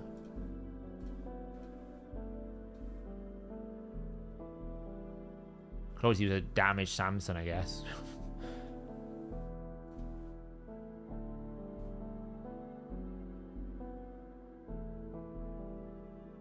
Because he does counterattack. Like, Samson could actually... Maybe Samson is someone I build up here. Maybe Samson's the way to defeat it. Because this does... He does do a good... He does good do damage, you know. He does okay damage. And he'll get increased accuracy, increased crit rate. The nice thing about him is he's going to outrun his debuffs because he's going to get an extra turn. And then he will have a built-in counterattack. And then this is just A1 it down, maybe. Could be a Samson option. But, you know, I don't think you need Kreela is what I'm trying to say. I think you can do it without Kreela. It's just going to be slow. But certainly all these other stages I can complete if I can get through S6. But, you know, it is what it is. So that's something we will do. Right, let me just get my dailies done because I haven't done tag team, I haven't done other stuff, and then we'll do the Hydra. So I need to fight in tag team with a team from a single affinity. I can do that. What do we got then? Single affinity. We will need a void booster for this secondary team. Do I have a void booster? That's the question.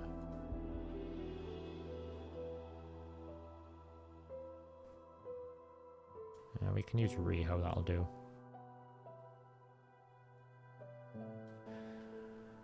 Well, we got Himikage. Let's just go first on that front and then strip there.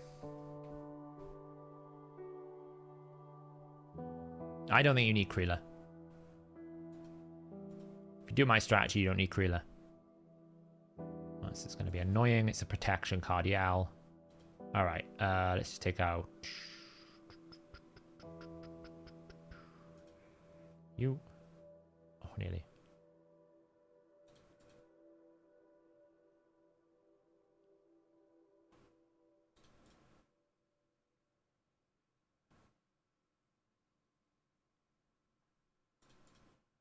Well, this is going to take a while. Oh, we got rid of 1. That's something.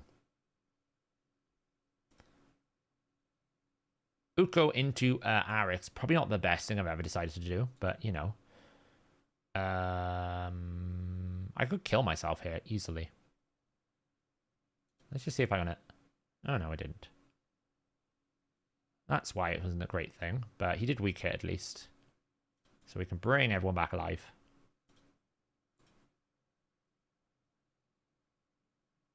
This see, this is what I mean by Arix is much better as a go second. Like, I made a mistake because I shouldn't have... I should not have picked Mighty Uko into this, but we're still getting it done. Okay, well... You know, reflect damage is a bit of a problem.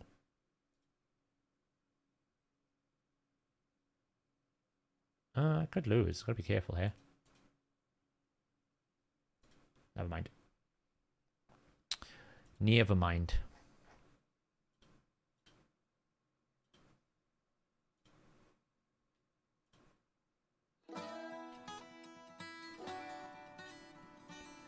Right, what do we got here then?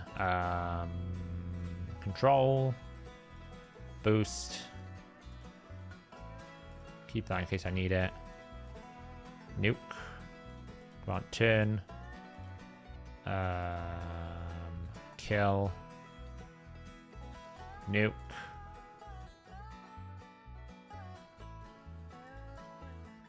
Damn, I was hoping for a reset. I don't want you to take it. Okay, never mind. Boost. Okay, bit of a problem. Probably going to lose this one. Kind of messed this one up. There's hope. We can cleanse. Can we lock out? Yes, that's nice. Just need an A2, really. Don't petrify me. Lovely.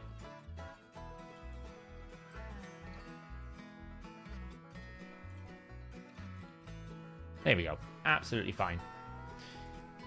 Oh, I should have got rid of this arena calculator. Sorry.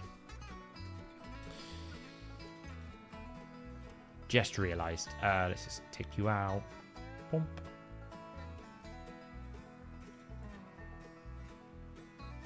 It's a bit annoying.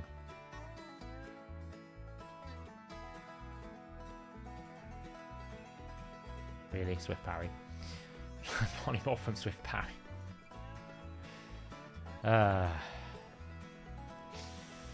How's my Romantu built? High accuracy and fast. Basically, how you build most. I'll show you now. I can get rid of that. Oops. Champions. Recently used. Romantu is here. So we got him in. I've actually got him in untouchable. I haven't touched him in a while, so it probably needs a massive rebuild.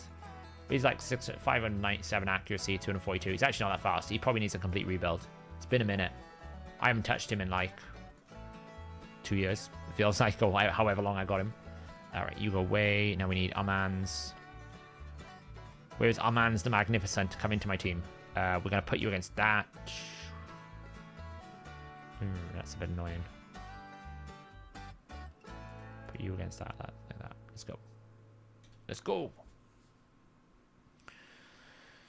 My Arbiter's 397, I think.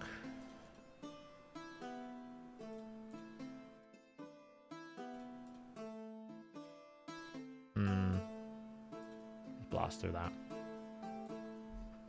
It'll be a revive. It's stupid, it revived the wrong person.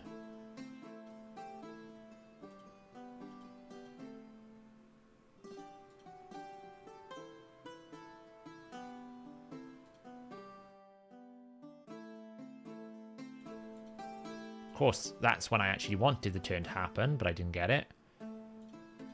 Should be able to kill it though. Block revive. Now we just need to wait for the Alva cycling.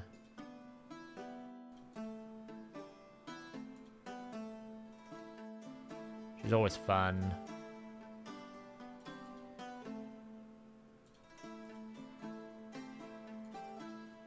Turn. We're all just like, just kind of waiting for the ultimate Death Knight skin to go away. There we go. That's kind of annoying. Alva's are really annoying. But we can block revive. Or not. Might lose this now. Because Alva took too long.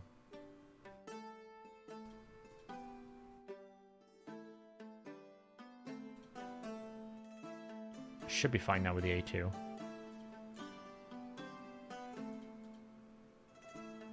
you go. That was a bit awkward.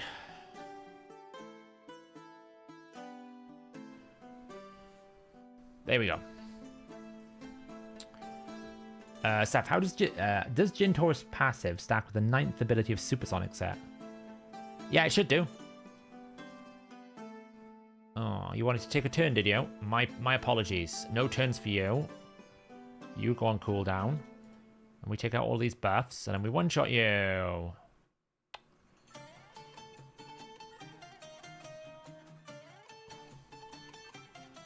Eee. I don't know what's going on. Lots of stuff is happening. I'm getting stunned. Can I play the game? Am I allowed to play the game? Am I allowed to play the... No. Oh, I can play the game. I can do an ability. I'm allowed to play the game. Barely. I'm barely allowed to play the game. Lord above.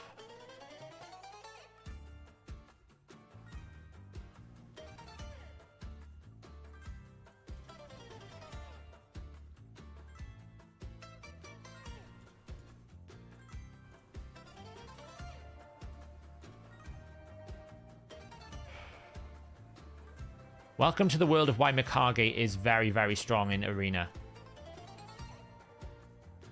I just got absolutely destroyed by that team. I could never take a turn. Too much termite control. Absolutely destroyed by Mikage. Let's just do that. That's probably going to get decimated, so... we'll just do that.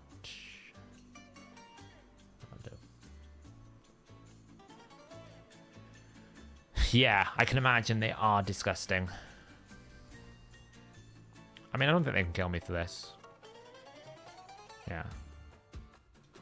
Let's just get rid of all these. Mind.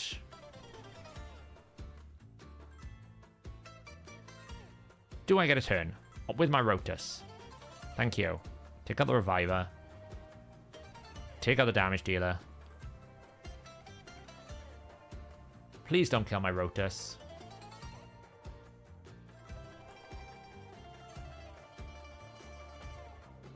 Great.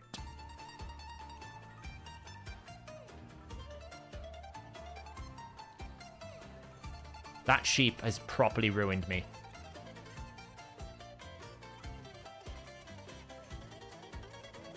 Because I couldn't get control of the fight. Oh my god. That sheep properly ruined that fight. It's not even Lydia. The sheep ruined me because I couldn't control it with the block buffs.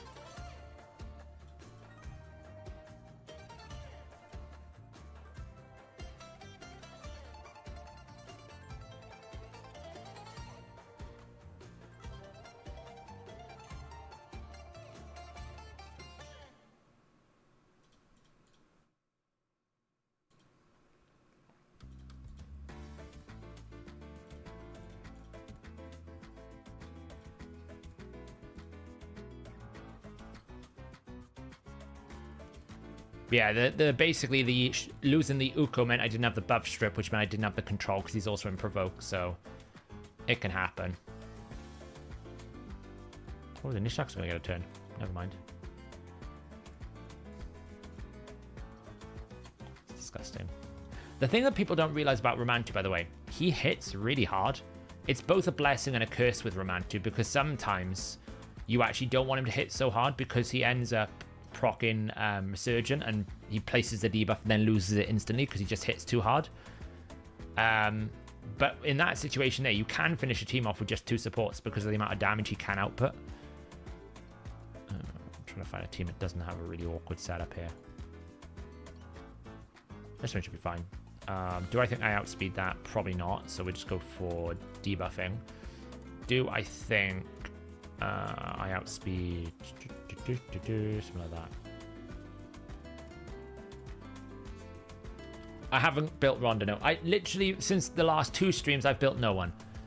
Apart from Armand's for obvious reasons.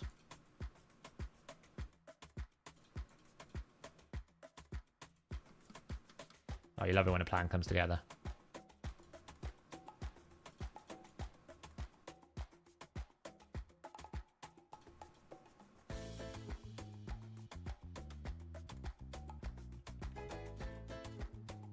This one should be fine as long as I don't take too much damage. And that was always going to be a case. I just took too much damage. I might be alright. Probably won't be. Yeah, it's just too much damage. That can happen sometimes. It depends how well built the Mortu Macabre is.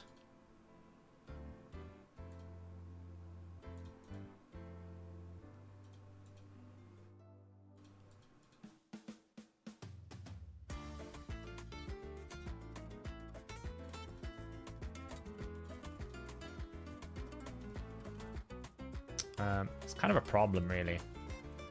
So I can't ignore unkillable, so we're just going to have to let him kill someone.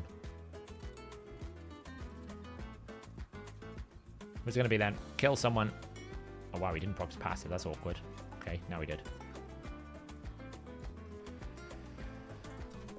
Yeah, it just depends how strong the Leoris is. Sometimes 100% health Leoris just doesn't do enough damage, you know, but sometimes it can.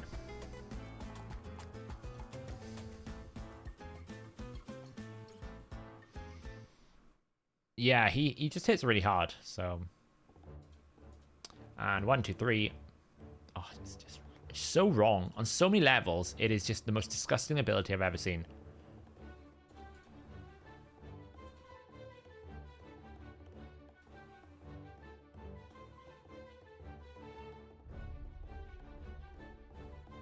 Okay, fine. I'm going to do all this stupid... Ultimate Death Knight. Let's do that. Grant him a turn. Kill this. And now we just have to wait. Wait Shadow Legends. I probably will lose this just because I can't kill the Ultimate Death Knight. The Wukong. And he'll probably just do way too much damage to me. Like he already is.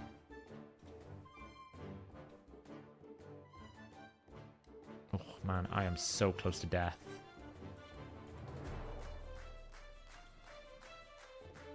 It's ridiculous. Honestly, this stupid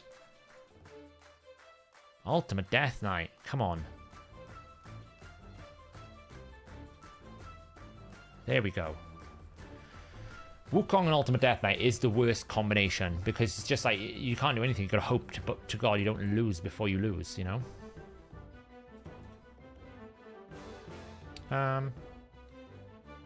Let's farm HP.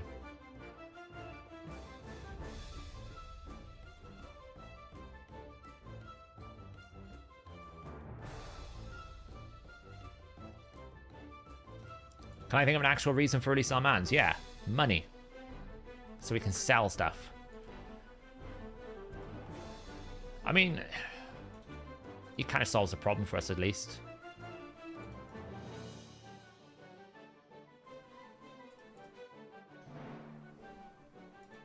It's more tools to deal with Tarichka. You are starting to witness that Tarichka doesn't have as much influence anymore, if you've noticed. You know, you are starting to see that reality now that Tarichka is not the be all and end all that he used to be back in the day.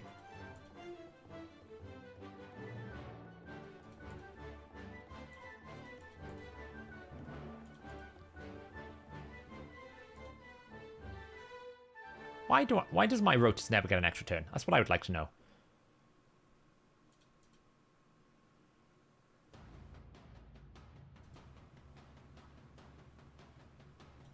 Let's throw this. Not that it matters because they're all protected buffs. I think we can finish off the Rotus. Oh, come on! 10 HP! Ah. Oh,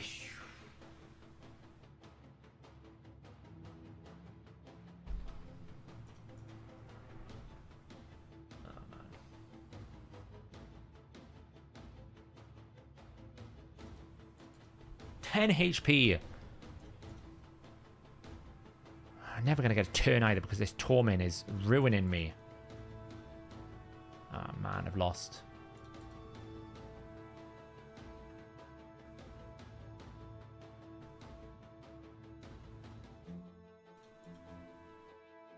Stupid protection, Elva.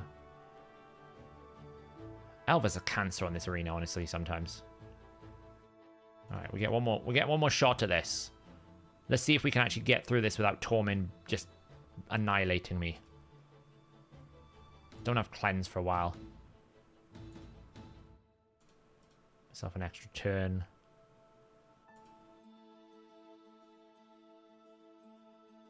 I'm gonna block revive soon. Ah, come on! 1 HP left on that Rotus. Wasn't quite 50%, honestly. That's frustrating, because if I would have killed that, I would have got an extra turn. I should have just played it safer and tried to take out the revivers. But Elva won that fight. So strong. Anyway, we just needed to do those. Faction crypts. That's really frustrated at me, that last fight. What do I need to do? 3 without losing the champion is fine.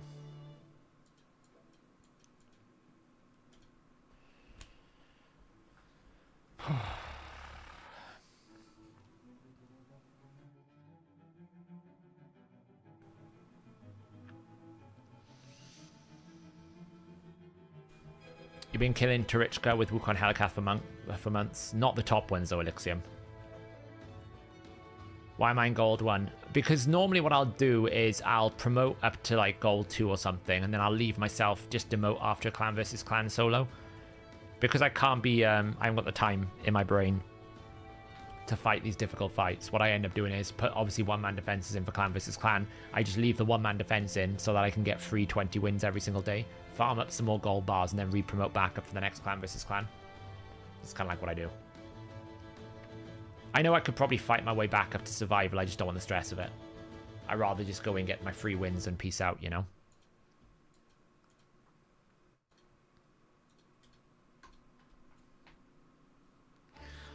Should you put your Yumiko gear on Armans? No. Not unless Yumiko's, like, Yumiko doesn't, Armans doesn't replace Yumiko.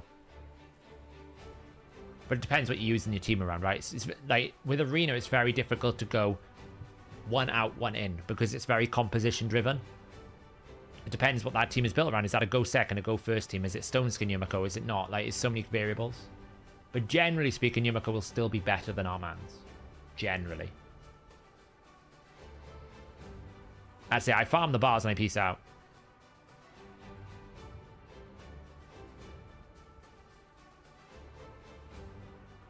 I know I could probably get up to like gold 3 or 4 if I wanted to. Sometimes I end up getting gold 3 and a drop to gold 2. Just depends on how it goes.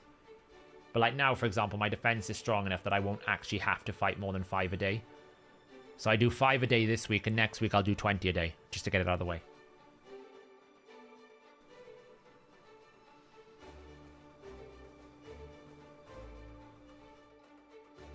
Lady Mikage versus Armans. Armans is a better turn meter control than Lady Mikage. Mikage is more control, but Mikage is more likely to get polymorphed. You'd probably ban the Armans because you can recover from a lockout with the right setup. Like you saw earlier, the team that I used, which is like Rotus, Necrat, those types of low cooldown, and Korra in the team. There's ways you can mitigate having lockout. You can't really stop the Armans. Once the Armans takes a turn, you're done for. Once Armans gets rolling, you've got no chance. Why does Monkey's A2, why can it be resisted? Because you can resist the polymorph, the sheep. That's the same thing with Armans. The only real thing that stops Armans A3 is resistance. If you resist it, whereas Wukong's A2 can be weak hit. You can't weak hit Armans' A3. The only thing that stops Armans' A3 is resistance. You can't even use like deflection sets, doesn't work. Yumiko's Hex A2, it doesn't work. The only thing you can do to stop the sheep is resistance. It's the only thing. Stone Skin won't stop it. Nothing. It's just resistance.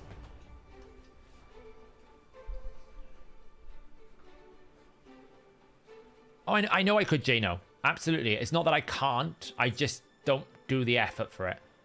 It doesn't bother me, you know. I know I absolutely could be in goal 4 if I wanted to. I just can't be bothered. I guess if you hide under a veil. Yeah. Veil can stop it, I guess. If you can't physically target them, like taunt as well, for example. That will stop it. Yeah, if you want to polymorph something, you need Axion Monkey. Yeah. Wukong won't A2 unless you have Axie. If you kill it, then obviously it doesn't matter. So you either go, so there's 3 ways you build Sun Wukong. Either full damage and you don't worry about sheep. You can go full accuracy and don't build damage and just try to make sure you're always sheep. Or you can go hybrid where you get a bit of damage and a bit of accuracy. Those are the 3 ways people build. Most people go either the hybrid or the damage route these days. And I think with the introduction of Armands and Narcissus and things like that, the need for Wukong to be more of an Ultimate Death Knight counter has gone down. So, why do I do 20 instead of 21? Because the glyph drop rate is the same and I'm capped out on materials. The only thing you get better at 21 is materials, and I don't need any. I have like maxed out perception and resilience materials, so it's quicker for me. I'll always do 21 on CVC, but on normal days I'll just do this. It's fine.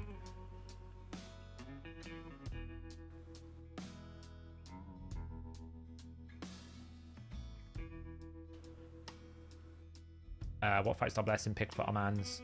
I've gone polymorph.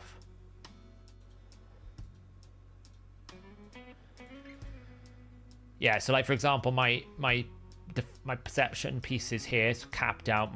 I'm capped. I'm perma capped actually. I do need to do some crafting. I've got Slayer sets ready for the next CVC. I've got Lethal ready for the next CVC window. Just building up a stockpile again. I need to do a bit of crafting. So there's just no value in me doing 21. I get nothing for it. I get no benefits. So yeah. That is why we do not do it.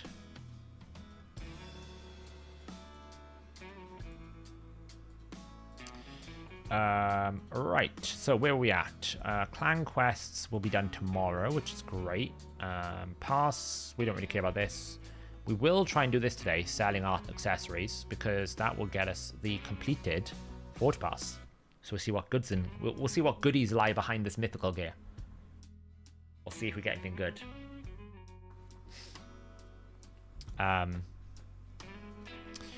But on to the main event, Trunda. I want to build a hard Trunda team. I'm frustrated and fed up with having to deal with people defeating me with Trunda. I feel like as the clan leader, I need to take the lead here, and I need to find a way for us to lead the way with a Trunda team. So, I've got a Trunda. I've got a Shu Zhen. I've got lots of different champions, but what I do not have, I do not have a reset champion. So whatever I build has to be without a reset champion. No, 21 doesn't have a higher chance of glyphs. I know I can, Captain Ollie. I can. I know. This is why, for example, I haven't collected any of my Magisteel for my Forge Pass. I could just go in here and craft some. I know I should. I know I can. I know I should. I just haven't had time.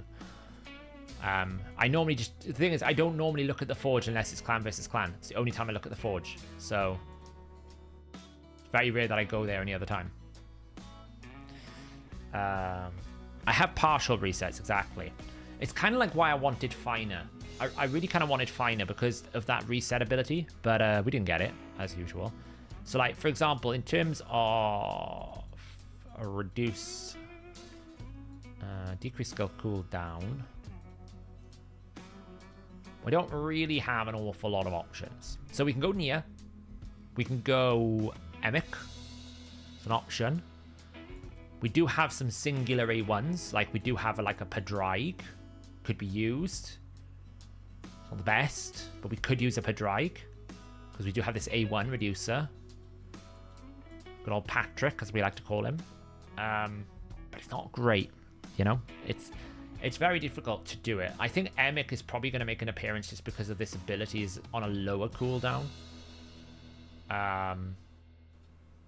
So yeah, I'm gonna have a little look at the optimizer, see what options there are on the optimizer. It's always nice to see. How many Nias do I have? Well, we got one. 2, 3, 4. I have 4.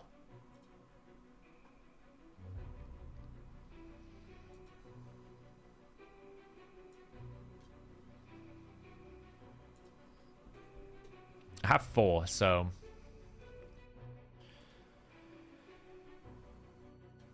let's have a look.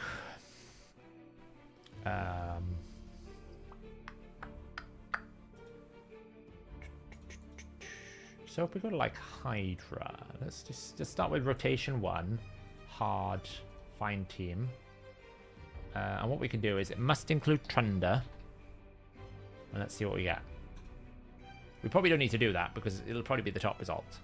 So we got like 347. That is not very good on rotation 1. What about this one?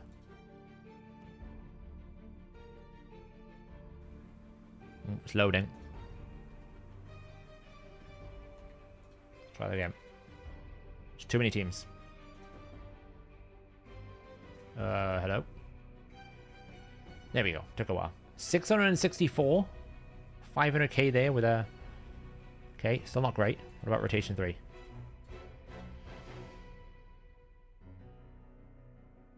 Ooh, a 1.9 million. That's more like it. 1.9 billion. That uses Duchess. Now, the only problem I've got is Lydia is in my Nightmare team. And I don't know if I can take Lydia out of my Nightmare team. And replacing Lydia is very, very hard. Yeah, I have a Countess Lex. Yeah, I do.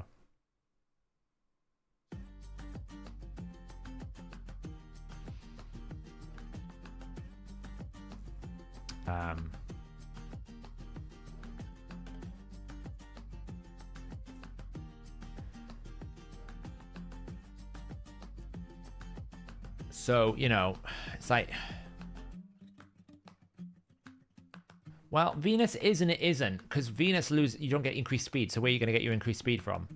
Right, and Marshall's great for an AoE, but not single time, you know, he outruns it.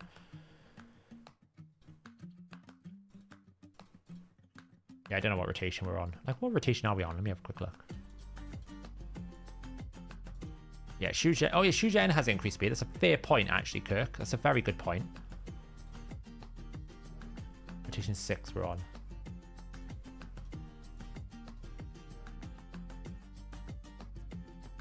Ooh, here we go.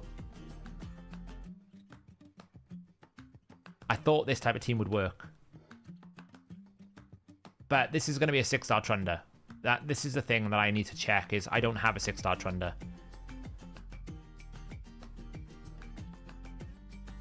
Yeah, Lydia could be replaced with Balinor or Venus. This could work. This could work. Because Xu Zheng can go in her current build, I'm pretty sure. Like, she is in... I mean, he has gone, like, full-on reflex everything. So he's basically tried to... Yeah, I can see what's happening. Very clever. What they've done is they've gone, like, the give me my skill back abilities. Now, I'm not using Lix for anything. I'm not using Emic for anything. I'm not using Gurptuk other than Hydra. He's got protection Gurptuk. I don't really know. Does he... Well, I suppose all his continuous heals buff. And I can build a strong Trunda like this, right? He's gone full merciless, double refresh. So it's all about cooldown reductions as quickly as we can. So it's whether or not I've got enough merciless gear to be able to hit like 288 speed, 284 speed, 285 speed, 286. Now the Xu Zhen, I'm not going to build like that because that's just too much of a sacrifice. So it will sacrifice my damage, but it shouldn't sacrifice too much. But the main problem you've got with Trunda teams is it's all about, can you kill the heads? If you can't kill the heads, then you are in trouble. If the heads can live too long, that's when this team falls apart. So it's always like a critical mass moment. Let me just open the door a second. The cat's misbehaving. Hey, what are you doing? What are you doing? You're misbehaving.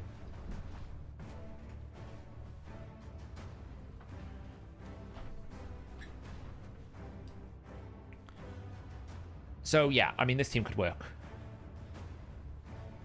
It's a lot of refresh, so we'll have to see what we've got available to us. So if we take Xu Zhen at the moment, Right now I have Shuzhen at 357, 473 accuracy. Now the only thing is he's got resistance on. He's got resistance on it, and I don't know how much that's going to matter. But I could, if I want to, instead put Gerptek in the lead. That would give me like a bit of resistance aura. But he's got like resistance on everyone. 358, 340, 330, 296. I'm going to guess that is so that we resist. So we resist the effects, like provokes and the mischief head. I'm going to guess that's what that is for. Because in order to resist, you need... Well, it's not enough. It's actually not enough. It will stop the three... What is it? Like 296? What is it stopping? The Suffering Head? Is it just stopping the Suffering Head?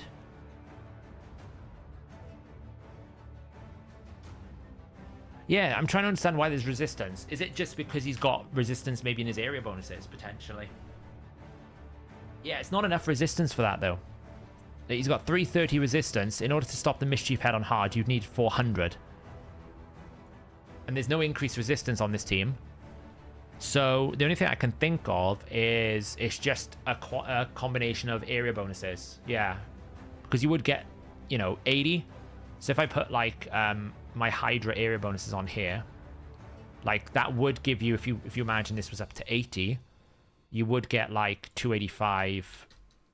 you get 185 plus another 64. That would put you at 249. So you might just have maxed out resistance, and then using the because they're all in merciless sets. Merciless gives attack, crit damage, speed. There's no resistance on there, so maybe he's just... I think maybe just by coincidence there's resistance there, because the rest does not make sense.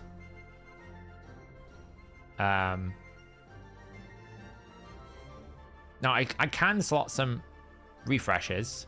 I would never swap the banner here. The banner is way too good. But potentially we could swap this out for, say, something like this.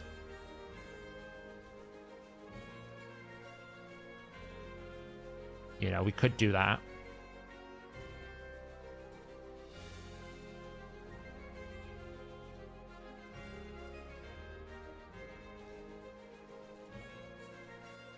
Again, I don't want to lose too much accuracy because I don't want to harm her arena build.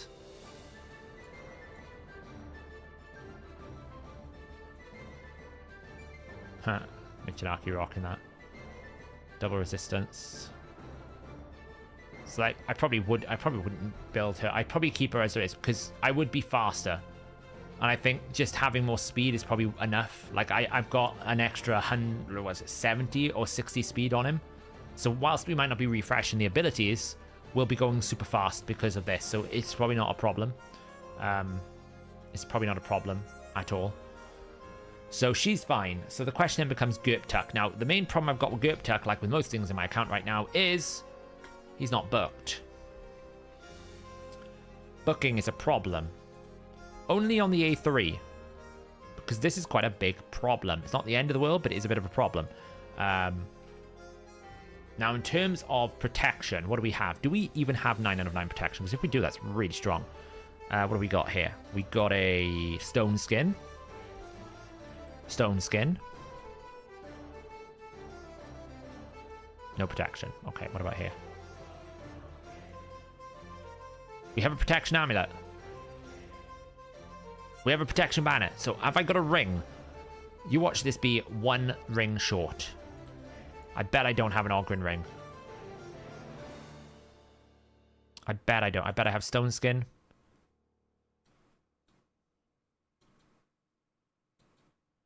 Wait. Stone skin.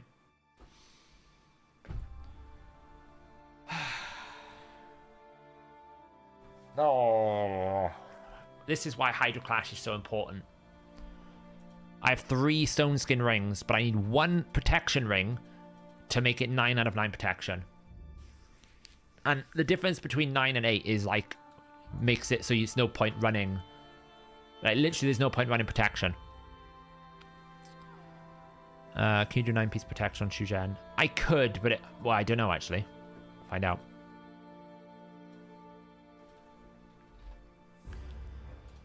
The answer, Mullet Reaver, is 1 ring to rule them all. Is there a banner to bind them? Or find them, I should say, not bind them. I got that wrong. That's a bit embarrassing. Is there an amulet to find them?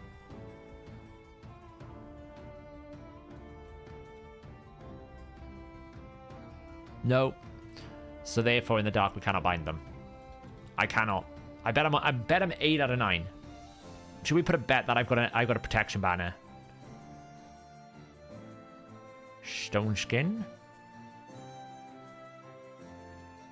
Stone skin. Nope. I'm 7 out of 8. So that's not going to happen. Yeah, I know. Emic, I'm pretty sure I don't, because I'm pretty sure that's one of the things I've been trying to get is protection set Emic. I don't think I've got it. Because I'm pretty sure I have stone skin. I have a protection ring. Oh, wait, that's Lizardman. What am I doing? Here we go. I have a stone skin ring.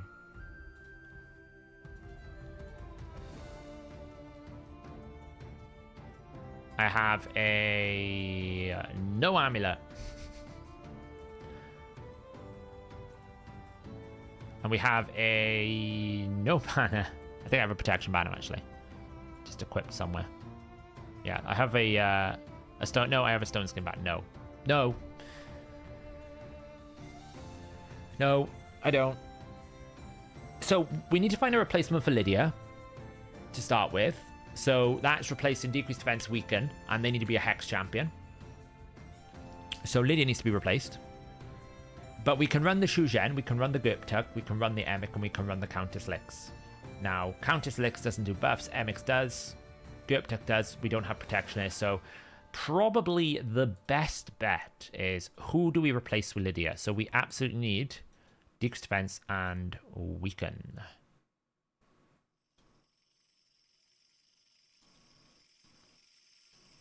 Why can't I target AoE? So annoying. So, Bellinor's an option. I don't really think Suzerain Catone's an option because he's not 100%. It's too risky. Venus is an option. Get a burn with that. Guptuk is potentially an option, but it's conditional. Very dodgy. Sissia, terrible affinity. Herndog, not the best. So it's kind of, I think, Bellinor or Venus, because they're affinity friendly. We always land it. Now I think Bellinor will do more damage than Venus.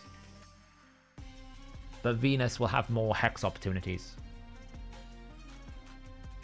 So it's a choice between, do I want more hex or do I want more damage?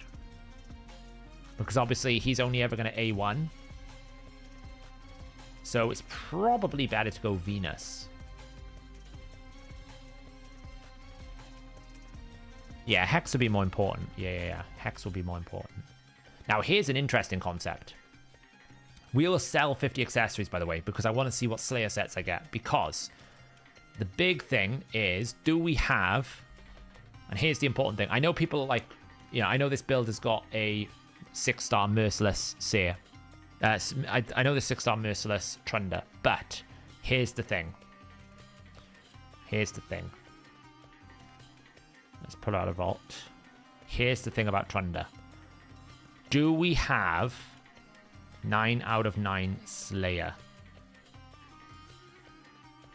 Because if we have 9 out of 9 Slayer, we could be interested. This is a terrible banner because we can repeat the AoE, which could be a big difference in this kind of limited budget option.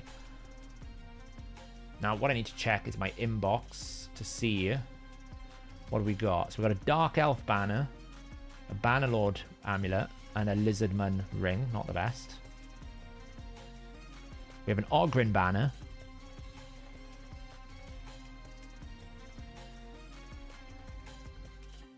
Right, let's just sell. I need to sell 50 accessories. So let's sell 50 accessories. I think it's accessories I have to sell. Let me check. I think it's 50 accessories we have to sell.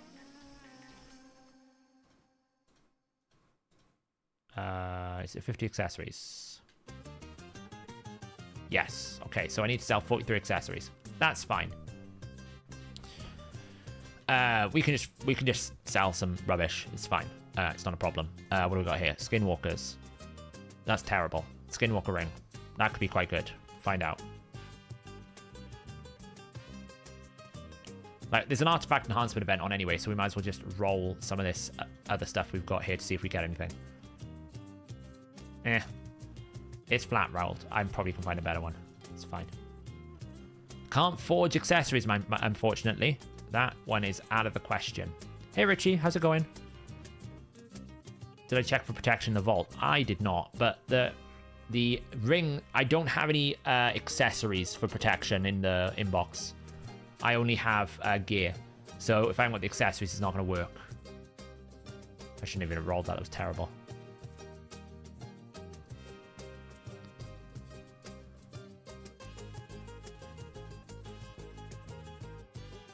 The A2... didn't we already do the Final Fantasy? Was at best the same, or most likely worse? Yes, but Slayer's doing weird stuff in Hydra that I don't know about. It's doing weird damage in Hydra, which may make it so that the math that I did it doesn't make sense. We'll have to figure it out.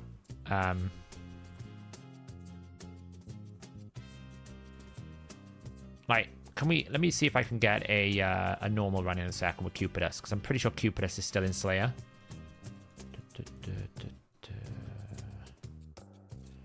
Let's just find Cupidus.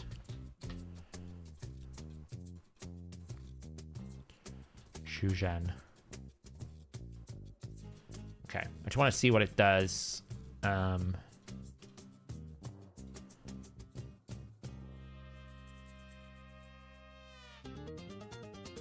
This might be a bit of work to get happening because we need to...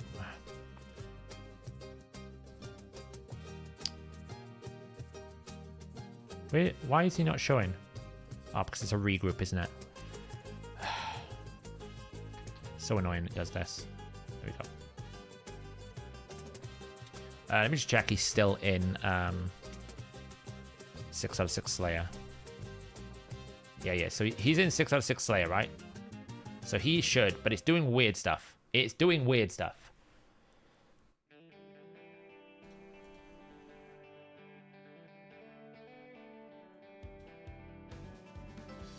So let me just see if we can get an activation, and then we'll clip it, and we will see how it works. Can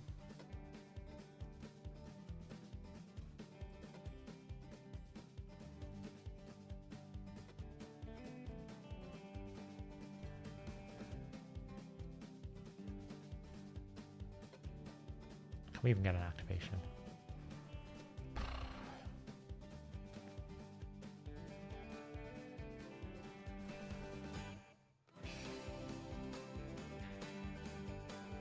Watch as we do this so many times and never get an activation.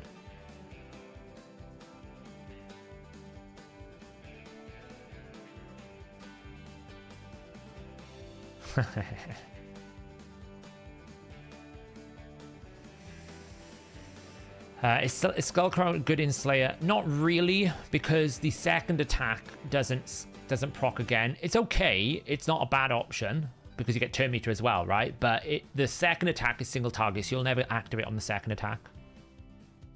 There we go. 8,000 is what we did there. But I've seen people do like twice the amount of damage. Maybe it's not worth it. I don't know. Maybe it's not worth it. Maybe it's not worth Trunda's A2. We just go like, we'll see what we got. Let me sell this out anyway, because I want to see what Slayer pieces we get. I mean, where is she? Maybe it's not. Maybe we just try to invest further into this here. Like, what have we got in terms of Merciless?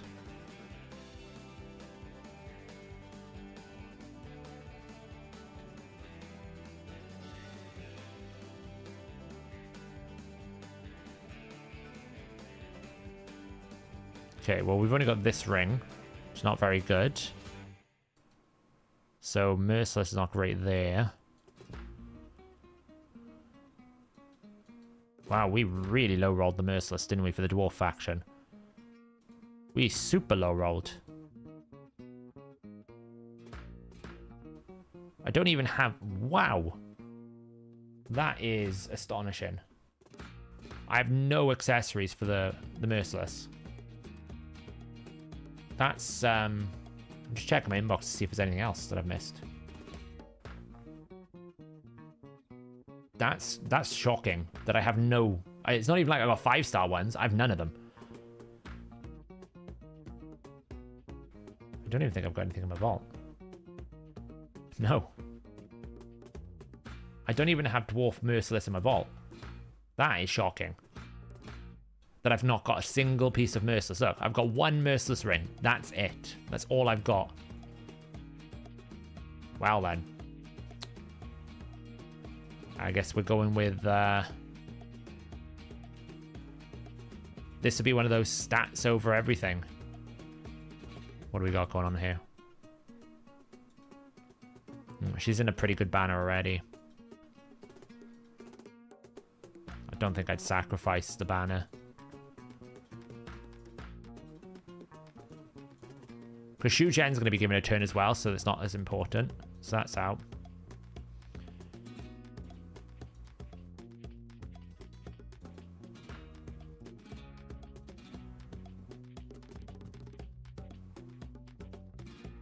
I could take a refresh here.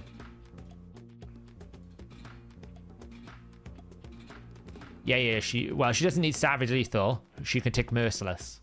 It's the same thing. Merciless will be better because we get the 30% chance to reset the ability as well. So Merciless will be ideal. Probably this amulet, because unless I've got something that has significantly higher attack, which that does, but it's not worth... I would rather the refresh. So we would probably take that, and we would probably go, can we like powder it to get it into a crit damage? I know it's got resistance, but you know, it's about the same as that one really. Or we take that from Newt and we basically give this over to Newt, because Newt doesn't really need that extra crit damage, if I'm being honest.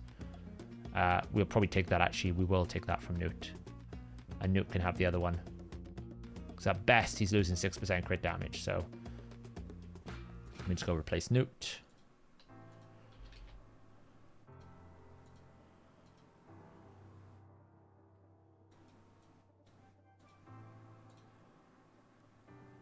He's only losing 6% crit damage right now, so... Trunda. The other big problem I got with Trunda right now, she's not booked. So we're losing 20% damage. Not losing cooldown, thankfully. We're just losing 20% damage, which is a big deal, but it's not massive problems. She is also in the right setup here. This is kind of like what you would want to have for her masteries. We would want Helm Smashers, so masteries are done. Then what we want is... That's a pretty good ring as well. Unless we've got a refresh ring that can even come close to that. It's probably going to be that ring. Because, like, what's this give me? Not an awful lot.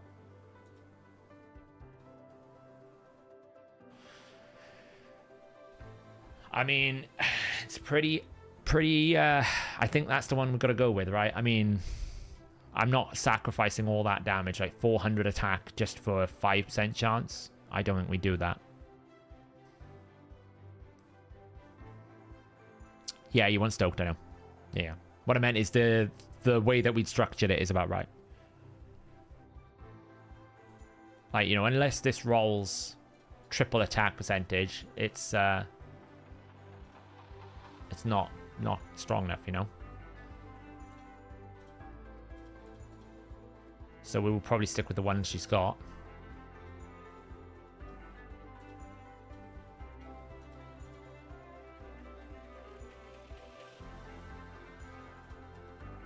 It's not even got HP on it.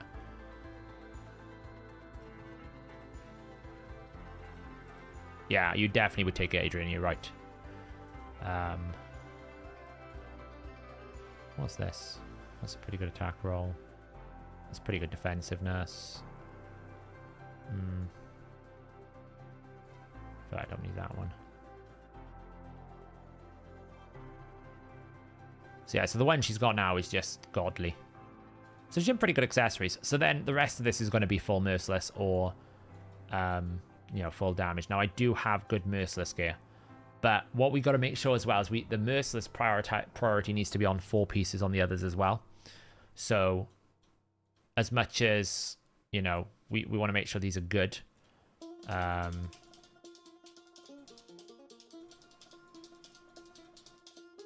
we got going on here?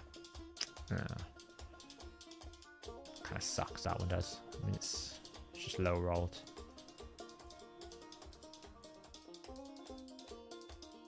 That was not bad. So much 5-star gear. It's so brutal. It's just such a brutal experience.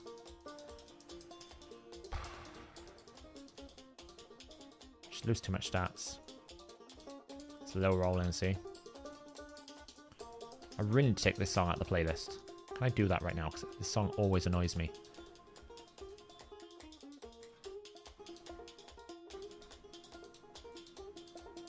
Remove from this playlist.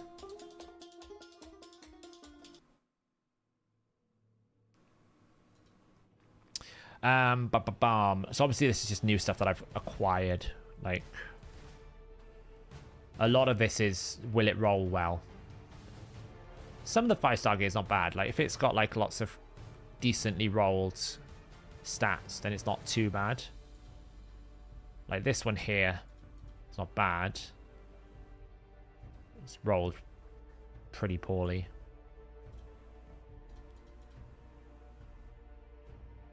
Yeah, we're going to use that one.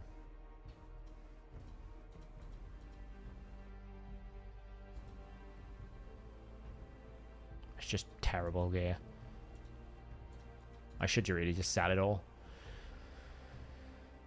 But every so often, like, even if it's like flat stat like this, if it happens to roll really well at 5-star, like if it triple rolls or quadra rolls, less so on the bottom row but more on the top row, then it could work.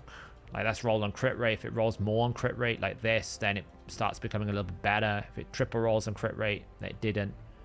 Now it's not so good. Probably sell that one.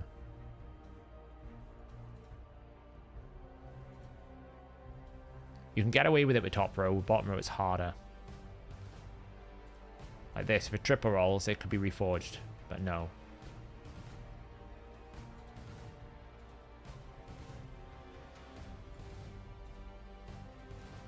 What I'm looking for, on 5-star, I'm always looking for triple roll. Like that, potentially. Like, we could use one of these to see if it rolls well. Oh, it's okay. It's no crit rate, though. Potentially could be okay because it's got speed, but... Hey, Shooter. We are building a Trunda team. We've given in. Tomorrow. Oh, no, Saturday. Magic. Saturday. This one's not bad. Let's see. It's just low rolling everywhere.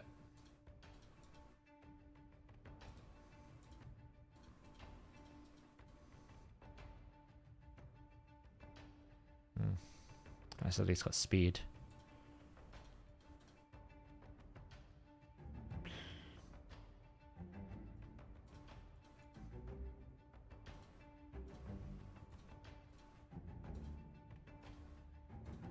This could roll okay. Speed crit rate.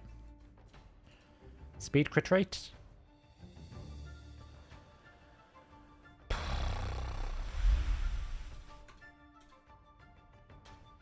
Ah, for the level is real. That was useful before. Never mind.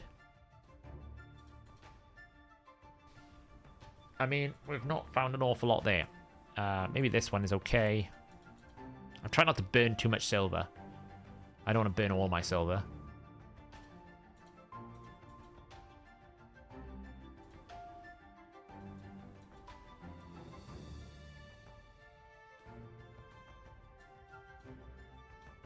And we do have some pieces that are potentials.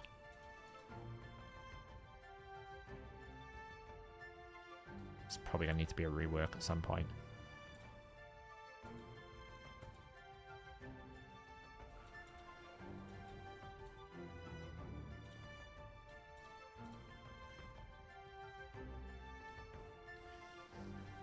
Do you need on damage dealers, do you need 100% crit rate and 100% crit damage?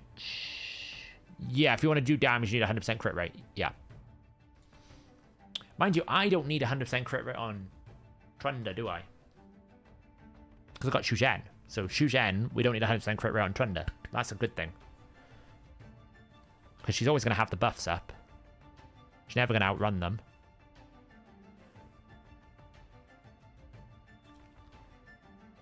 Do I even need speed on Trunda? I don't think I do.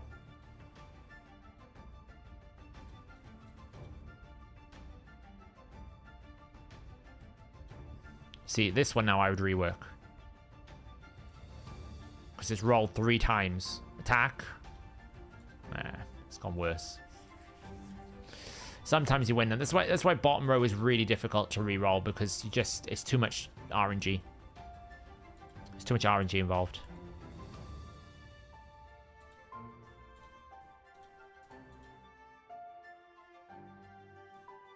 It's probably alright to keep because of that, but...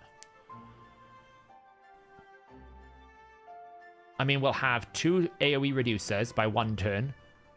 Both of them hopefully Merciless Reflex, and then Shuzhen. We'll have to see, I guess, but... Shuzhen just gives so many extra turns, I don't think I need any speed at all. We can try it. Honestly, I think I will probably deviate more towards having... As much as Trunda, I would really love this 30% chance with the Ignore Defense. I can't see me being able to build it with what I've got here without having to break a lot of people. Which I don't want to do. Because obviously the others can be less damage because they just need speed. We don't really care about damage on anyone else. We just want speed on everyone else. So, but we do have the ability to build some really pretty good lethal gear, right?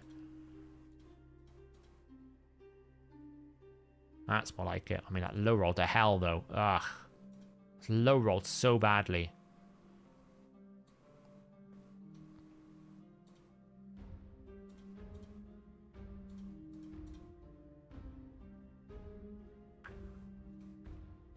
So not a bad average piece.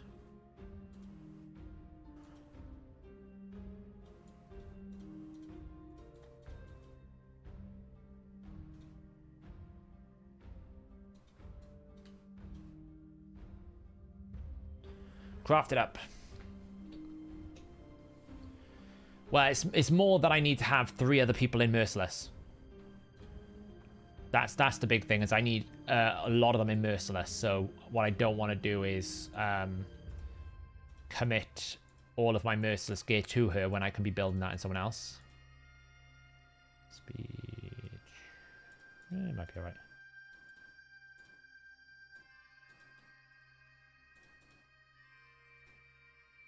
Wow, that was a really bad tempo.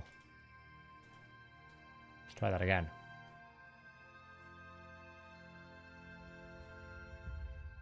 Okay, well, we got legendary. Wow, we're really poorly rolling this. That's 5-star. It's not bad.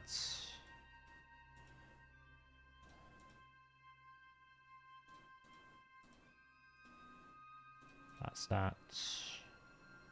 Might be okay. 5-star. Come on, give me something good.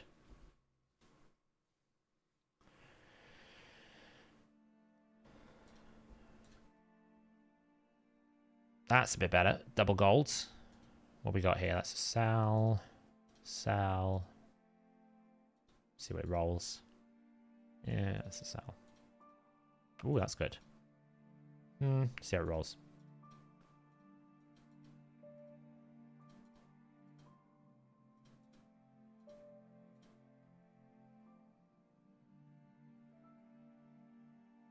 Do you need Armans to crit for Terminate still? No.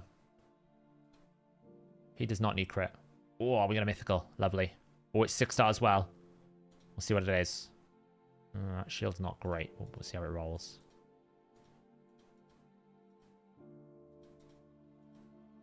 That's great. Oh, that's a reforge if it happens.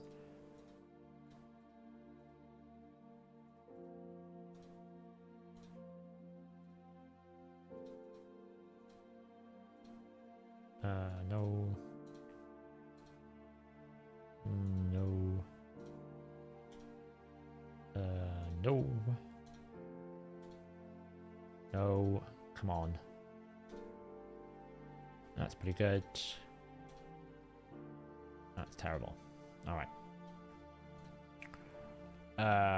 Let's just accept this. How far have we got? Not very far at all. We get some 18 shards. We get a 2-star soul soon.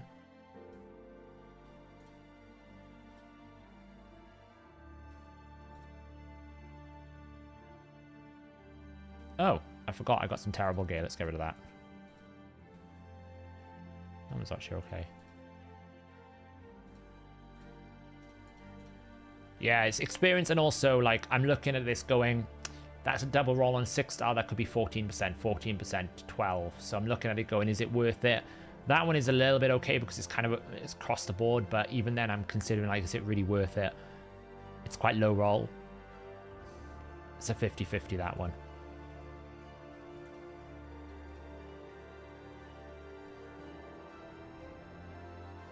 Right, these as well.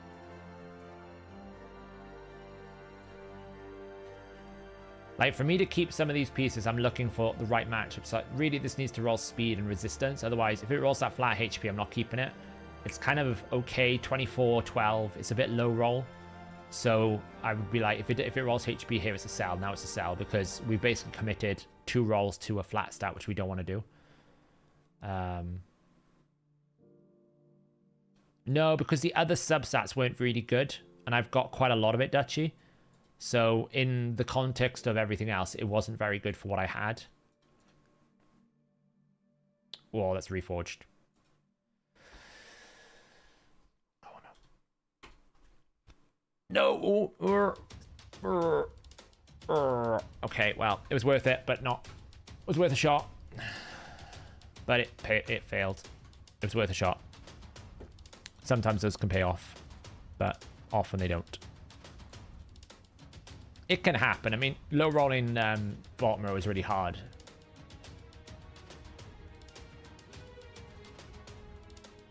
Not really, because I have to do artifact enhancements, so nothing I do right now is a waste of silver.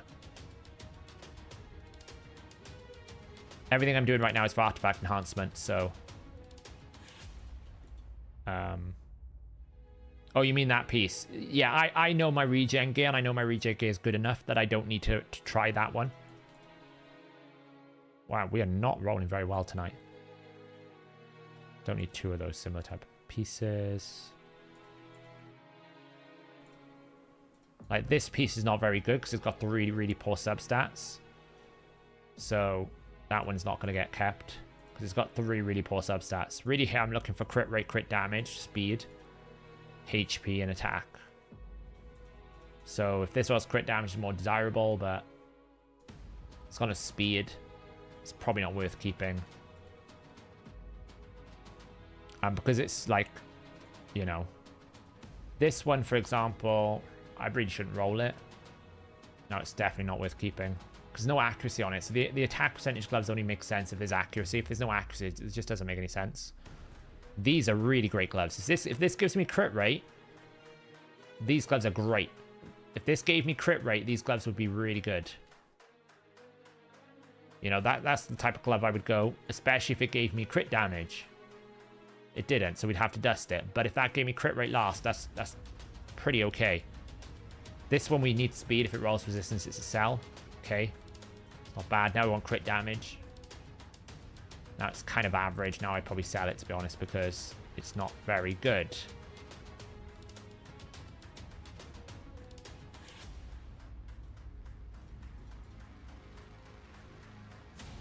That's awful.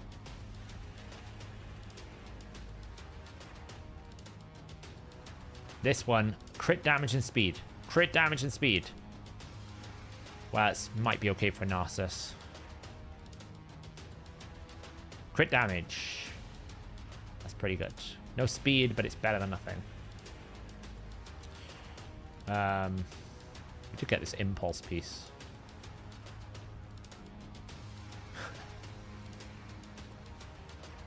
I'm not mythical chaos reforging an impulse piece. I don't care how good it is. It's not gonna happen. I'm not doing it. I don't care if it quad rolls. I'm still not doing it. I'm just not doing it. It's not gonna happen. That's a kind of an OP piece.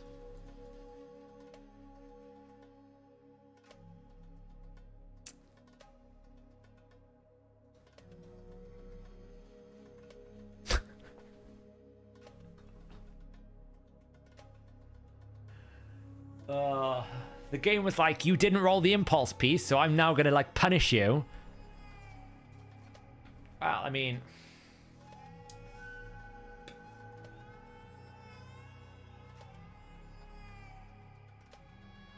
no, I'm not re-rolling this. This is brilliant. This is perfection. Outside of the fact that that's 5% below max roll. I think it's 5%, is it? Was it 7 times 5? It's 35, right? So it's 5% below max roll and 1% below crit damage. So 6%. So I'm 1 substat roll from perfection on that piece. That's like, you know.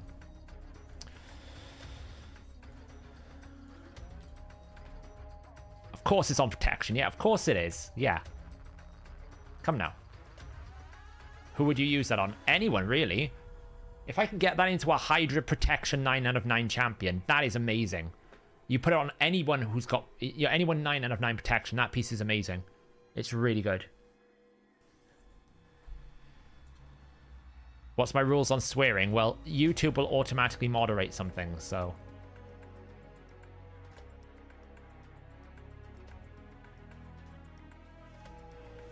you know. Anyway. We want to finish all this, really, for the Chaos Dust. We've got 2 days, plenty of time. How many accessories did we actually sell? Oh, not a lot.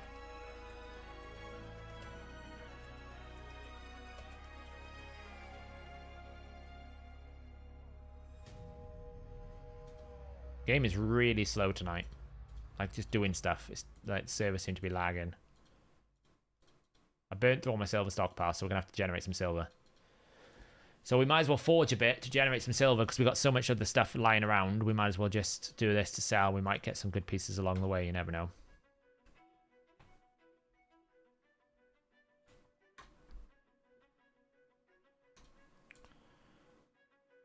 Do you auto protect if it doesn't have speed? It depends. I don't mind some high damage non-speed protection pieces, but I do generally look for speed on protection, because I know that I'm going to be putting on champions that need to buff, and when you need to buff, you need to take a turn, and when you need to take a turn, that just generally means you need speed.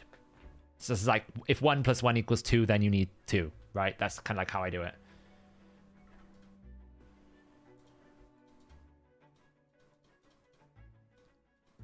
I don't think I bought my clan gold silver yet, so there's always that as well.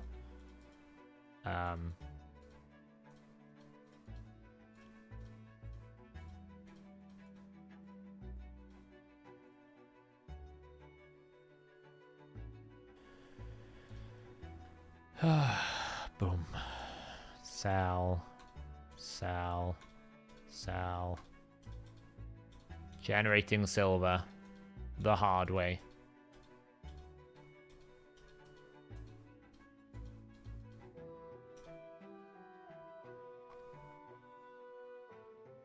The very slow hard way.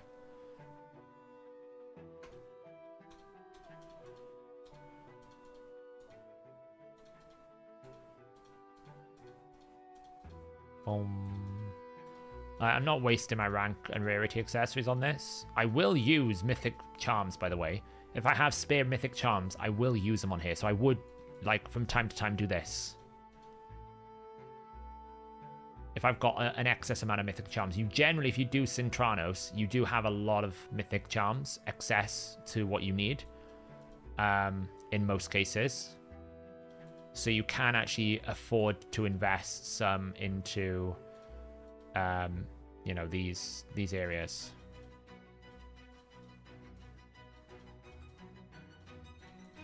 But when I'm generating silver, I'm not really looking for gear when I'm trying to make silver, you know?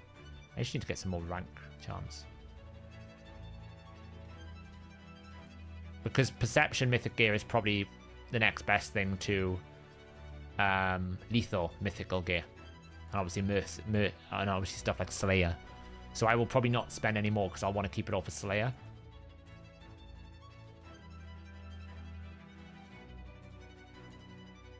And I generally don't use Chaos Ore on Perception because I can farm it. So why would I waste my chart? Why would I miss the thing for it? So grab that. So I stop getting dots over there. Let's me back up to 9665. And we got 3 million silver out of that. So back to what we were looking at. CVC is brilliant. CVC gives you so many rewards, especially if you're free to play. Anyone who plays free to play should be using CVC to get free rewards, experience boost, the lot.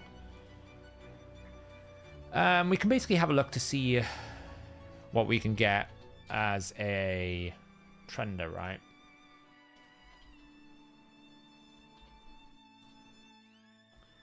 Need to zoom out a little bit. So I've got this. Optimize damage mode. Let's just reset this. GPU damage mode. We want it for Cloak of Ages. Configure. Yeah, this is fine. Let's take a 1 or 2. She's got pretty much everything she needs. We want to go for Hydra Clash. Brute Hard. There'll be decreased defense. Weaken. Do I have Cruelty? Let's have a look. What team are we running? We're going to be running Venus. So she got 1 star, not very good. We got Emic. He's in Life Harvest. I would need to change, but it's fine. Emic, that. Lix. We have a 3-star Countess Lix. Shuzhen is in Polymorph. Yeah, I don't really have a Cruelty. I could remake one of them into Cruelty. I don't know what Gerptuk's in, actually. What's Gerptuk in? Gerptuk's not ascended. I could probably make one of them into Cruelty. Let's just do that for 5% now. She will have increased crit rate, increased crit damage, increased crit damage. Stats. Nothing. Slots. That. So she should have attack. Crit damage. Attack. Damage crit rate. Attack. Attack's basically here. Bum bum bum bum bum bum bum bum bum bum.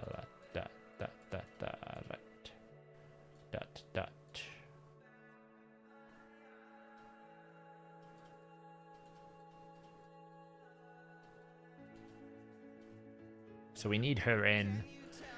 We'll see what it offers first. You never know what it gets. 5%. Not 20. That's crazy. It's something like that. Let's see what it gives us. See what the gods of Optimizer gives us. Okay. That'll do.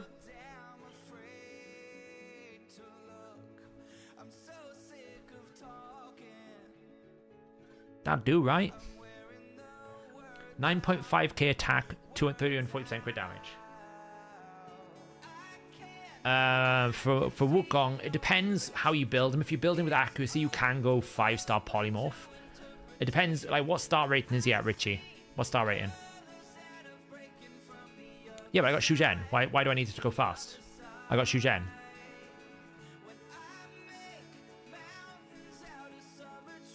This is Shuzhen, right?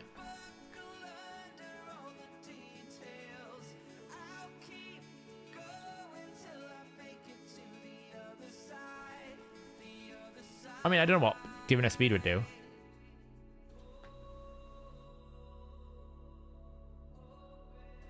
You know, I could probably give her, like, I don't know, 250 speed, but that will... The thing is, if she can't kill the heads, then it's going to be a problem. This isn't going to be auto. I'm never going to auto this team. I never auto Hydra. So for me, it's absolutely fine to do it manual. Like, that's the difference. If I put speed on it, that's the difference. But I don't really want to commit my fast gear on Trunda for Hydra. Just to 1-star him today.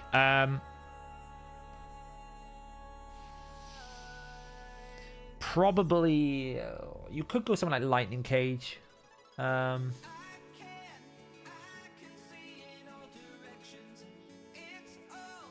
Could go Lightning Cage, Richie. 1 star you don't get an awful lot. It's the 2 star you'll want on him, because that will give you 700 attack. So probably, like, I would say... yeah, Lightning Cage for now. Because it means it protects one of the buffs on him, potentially. You could go for something like Ward of the Fallen if you're not going to go first, just so you get that first initial layer of protection. But he doesn't really need protecting because he's going to revive, so... I mean, I could go for, like the boss's speeds are going to be, like, 170. So maybe if I just go for, like, a 170 speed instead of, like... I don't need to go super fast, do I? Yeah, so just make it so she's not completely useless. Yeah, that makes sense.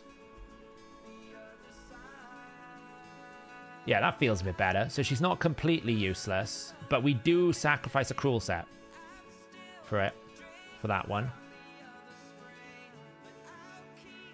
We're going Killstroke now instead of Cruel. Which is probably fine, because they have low defenses anyway.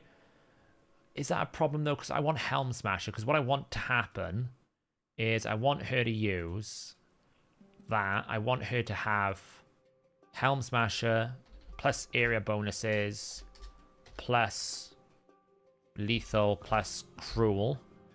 That's 75% ignore defense. I can't really get to true damage without... it's the Crushing Rend. Once you get the Crushing Rend, you can go true damage. That's when it gets really good, but she's only 2 stars, so she's never going to get that. We're not going Merciless on her because I need it for other people. Like, if I go Merciless on her, it's going to be a lot worse. Because you need 6 Merciless, see? That's the problem. You have to go deep. If I put Merciless on it, 200, that's what it's at right now, 211. This is what Merciless would be.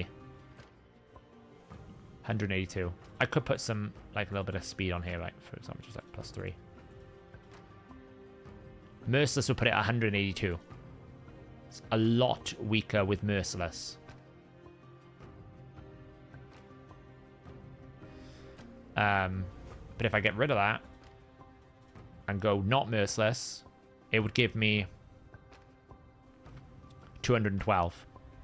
And that is a huge difference. 25% more damage is a massive difference when you're multiplying it by 200%. You know, in normal arena, you'd be like, that's not too much different. It's only like 20,000 damage.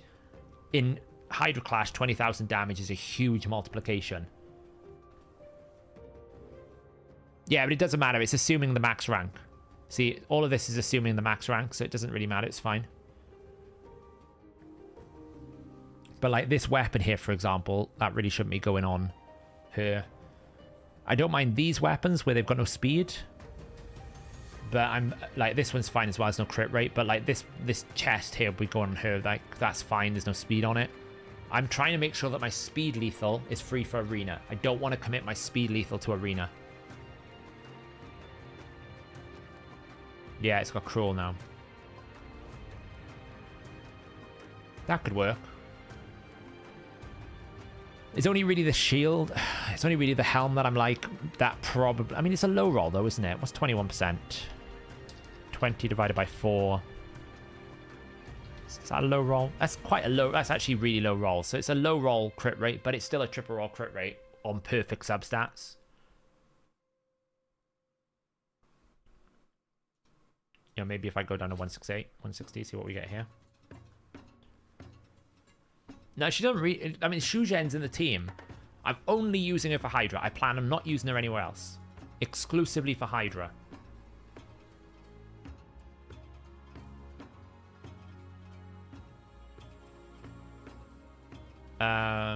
Yes, it would. But you want the initial damage to hit hard as well, right? It's very difficult to build it. You want the initial damage to hit hard, which requires attack. And then you want the AoE damage to be splash damage, which is based on critical damage. So it's kind of like you want high crit damage and also high attack. I'm not going to re-gear her, no. I'd rather keep it as it is. That's why I'm trying to like avoid using my fast pieces. Like these boots here, I don't really think I should be committing to it. I don't mind like this chest piece because it's never going to get used. Like Killstroke will never get used in arena.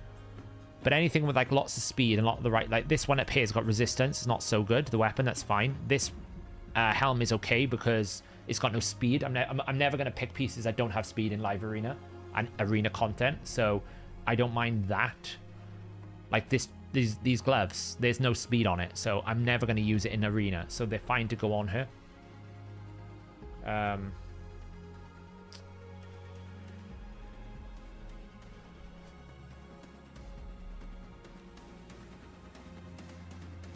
I feel like this is the way to go. I lose Cruel. This is only going to be hard. This wouldn't work. I haven't got a team. I'd have to have a Yumiko for hard and for Nightmare and Brutal. This is only for hard, so it's a lot easier to do. You know, and if hard is too difficult with it, I'll drop it down to normal. But I'd rather do hard for the rewards. But I can drop it down to normal even. But hard, you get the ×2 multiplier. So if I can get it for like 3 billion, that's 6 billion damage, you know? So... Or there's this build. What's the difference in damage? So 2,000 damage, but Cruel will have an impact, I think.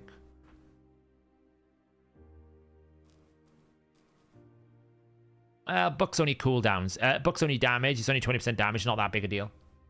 It'll be massive long term, but not right now. Because I got Shujen, Alex. Shujen gives her a turn. The speeds on Hydra are only like 170. The decay's fast at 200. The mischief's at 220, but the rest of the heads are quite slow.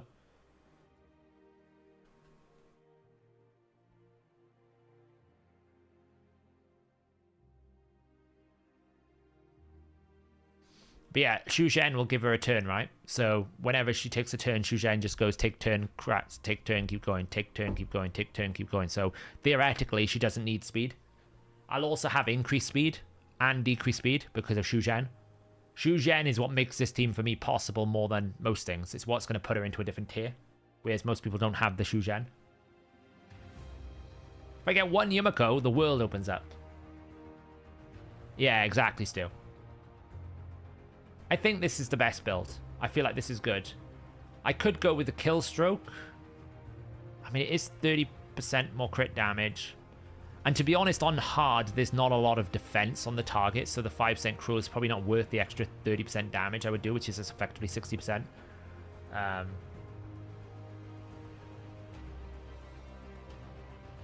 mean, it was, don't get me wrong, the books will be important. What I'm saying is it will still work unbooked. The difference is, Merciless is a build, so therefore once I book it, yes, it will be 20% stronger, but this will be 20% stronger as well. I don't want to make the build weaker when I can just book it afterwards.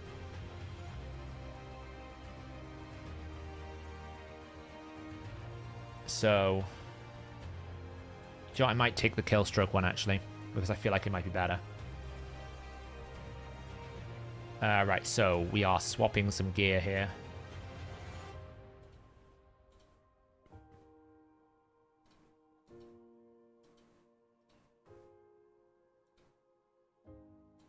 Which piece are we going for? One of these pieces. That one? No. That one. That one. Well, that just cost me 1.5 million. Hey, look, more crit damage. That was brilliant. We just got more crit damage. And then there's a helm. And then there is kill stroke. We'll go to that in a minute.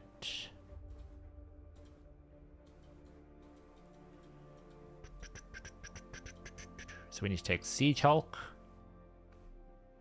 So we're going to be down attack because I need to dust this. And Shemnath. Anyone see a Shemnath? There. That one needs to be crit damage. So we're down crit damage there as well, but it's fine. Attack percentage is decently okay. Kill stroke.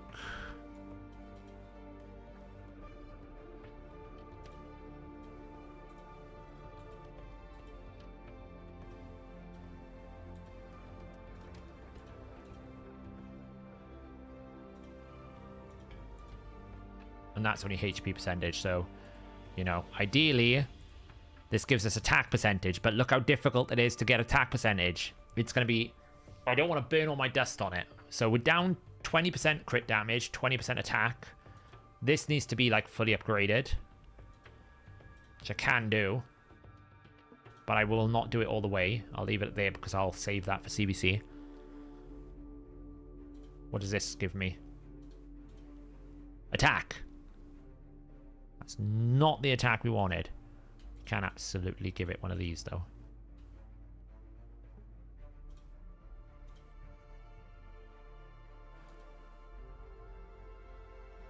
I don't know when the regearing event is. Have a bit of welly with the attack here.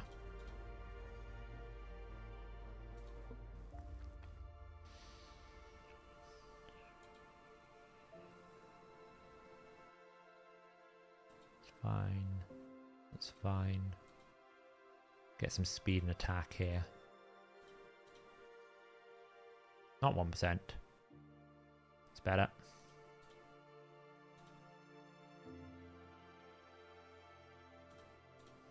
Attack. Yeah, there we go. That's nice. Yeah, it does a little bit trance, I agree, but it's not the end of the world. Attack. Ooh. Ooh.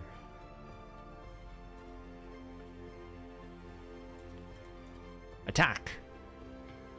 Ooh. It's frustrating. Speed, accuracy. So that one needs to go up to 12 because can that do anything? It can give me speed. That's about it. Let me just exchange some of this for some silver.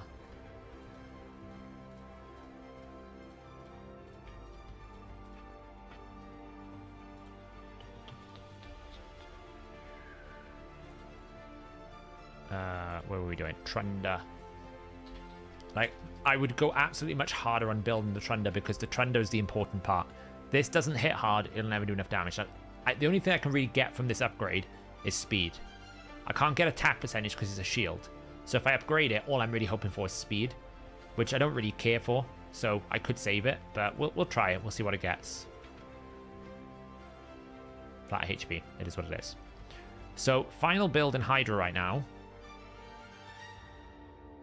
347% crit damage, 8.4k attack, 163 speed. So it does show you the value. Right now we're down about 600 attack and about like 20% crit damage because this is not attack percentage. This is not attack percentage. That is crit attack percentage, which should be crit damage. This is not capped. That is not attack. We haven't rolled this one yet. We've run out of oil, so that's not attack. So, and all of this top row needs to be upgraded to attack to max out. So there's a lot of growth here. It's not booked. We could change Soul Reap to like something else. I don't really know what blessing really works for her, to be honest. I suppose absolutely makes sense to do Heaven Cast, right? Heaven Cast, right? Nothing else is going to make sense. More buffs, more damage.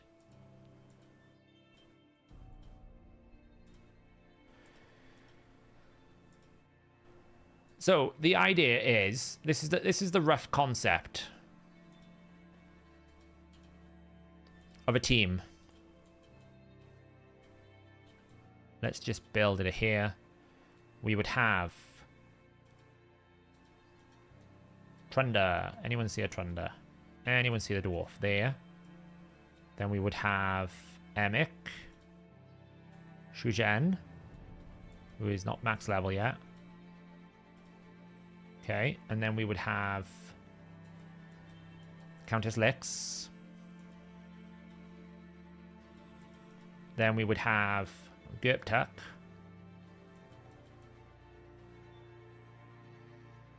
Who's around here somewhere.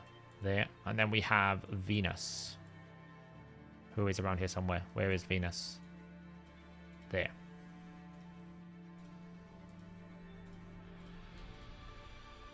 Dry run. Dry run. Increase speed, decrease speed. Great. We also have another decrease speed here that, like, we don't really need to do this right now, so we can just probably, I don't know, do that. Block buffs, blum blum blum. Get decreased attack out. Give her a turn. And now we basically start picking on heads. So, like, for example, we pick on that. Reset. Here's the challenge now. Getting enough damage to be able to kill it is the problem. See, if I can't kill it in one go, it might take a few turns to set up. So probably what I'd have to do is this.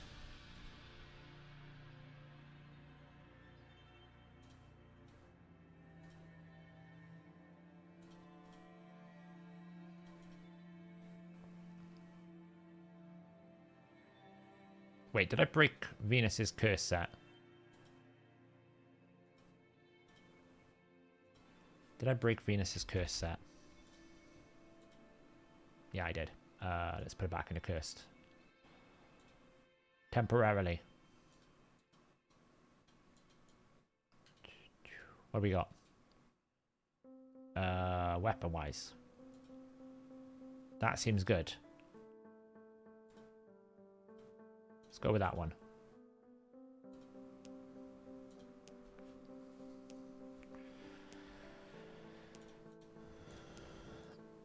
Yeah, so I need to kill a head first. So ideally, we need to kill this mischief head. So the setup is... The key thing about is the setup. You absolutely need to get the setup right first. Otherwise, it's not as strong. It's like Hex is on now. So now I can give a turn here. So I don't think AoEing is the right call. But maybe it is. Let's just try this.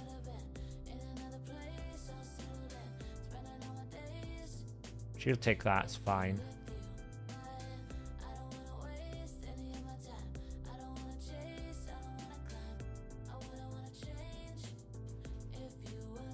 I mean, this is probably why he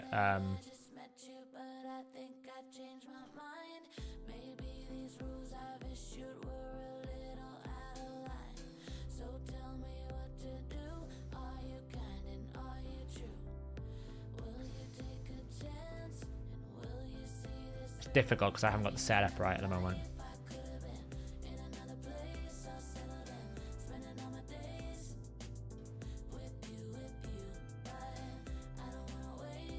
See, still not enough damage. And the fear head is a problem now.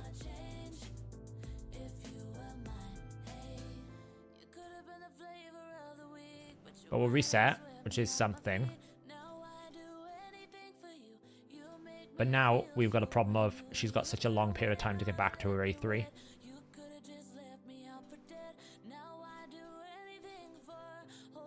Reduce cooldown. Do a turn. Still need a turn. Do a turn. Fear is a problem. Okay, do we see what I mean? It's just, it takes too long to get going.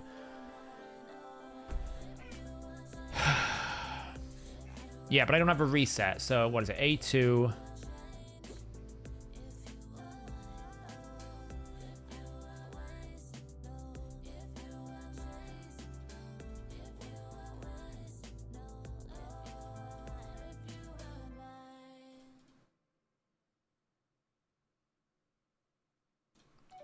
Give a turn.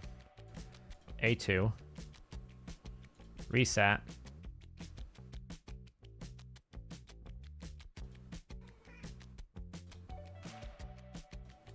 Reset. As long as I don't get provoked, it's fine. Decrease defense.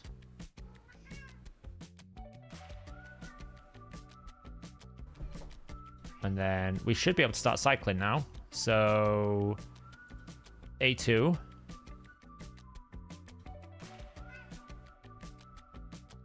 Maybe I should have A3'd. We'll find out. Because now I don't have Did I mess that up? Maybe I should have A3'd.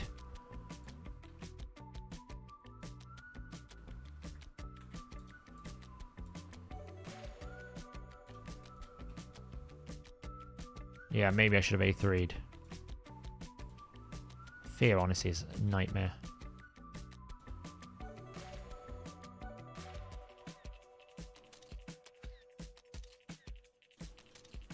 Oh, man, honestly, the amount of friggin'... Yeah, let's try that again.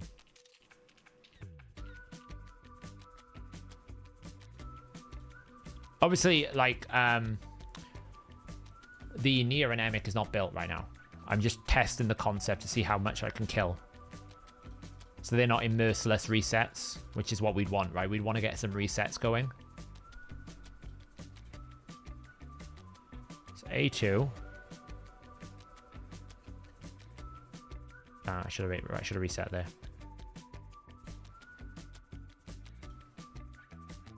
That's fine. We reset. Cleanse. Nuke. Burn. No, something went weird that time.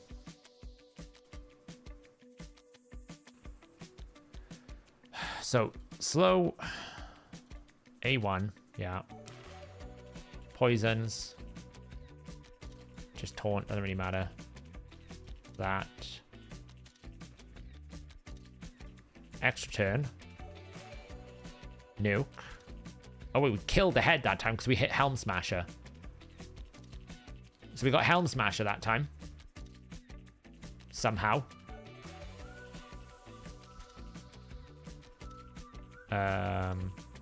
She's got fear, I think.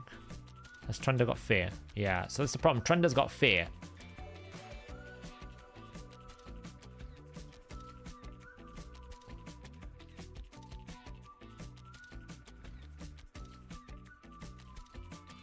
So I can grant return. A3. Gets rid of the fears off us. Then we poison again.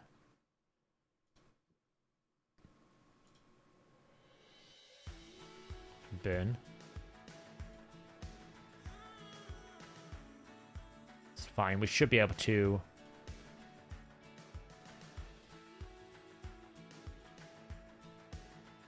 Provoke is going to ruin me if it's there.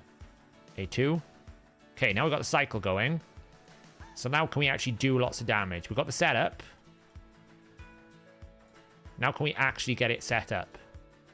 Probably not. So let's just slow it down. Reset. So the big question is, can we kill through these decapitations? I want to save that one turn at the moment because I want to basically do this. Poisons. I have to wait a turn.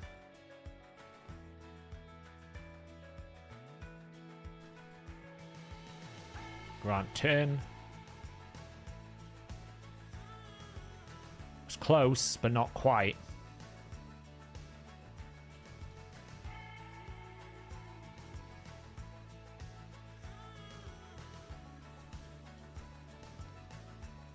Reset.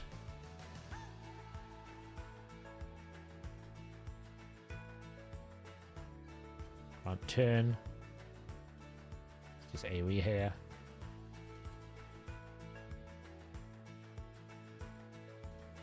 Yeah, probably. I haven't fine-tuned it. I'm just testing the concept to see how much damage it can do. It's just I'm testing the concept. The problem is they're taking too many turns. This isn't going to work. They're taking too many turns. These heads are taking too many turns because I'm going to get consumed. I'm not resetting the abilities quick enough. So it probably means that I definitely need this Merciless. And like this is a weak hit. So I got no damage.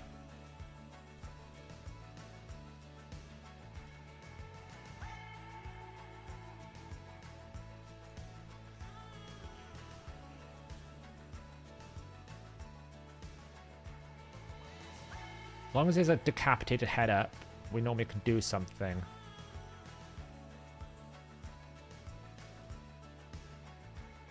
But you can see she's already at 13 consumption stacks.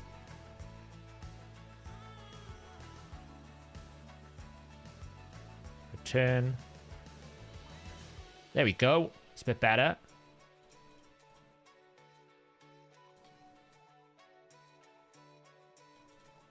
Increase defense, weaken. We need Hex out. Problem is we've got run out of resets now, so now it's like waiting.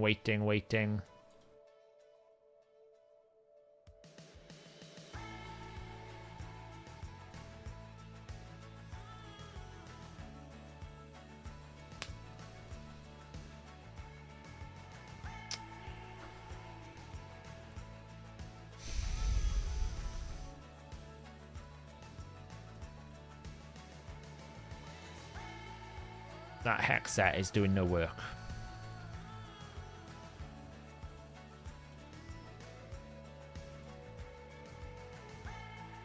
It's just not doing enough damage. That's the problem. It just doesn't do enough damage. And then when the Torment Head is up, we have got no chance because we've got to get rid of Fear. Reset. She got Fear. She has Fear. It's a risk. Oh, thank God. Okay, good. Slows. There's no point giving her an extra turn right now because she's already, like, locked out. Fear Head. The Torment Head is going to be the worst.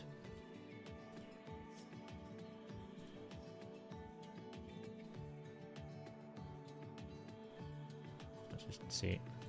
Now we can give her a turn. Whack this, I guess.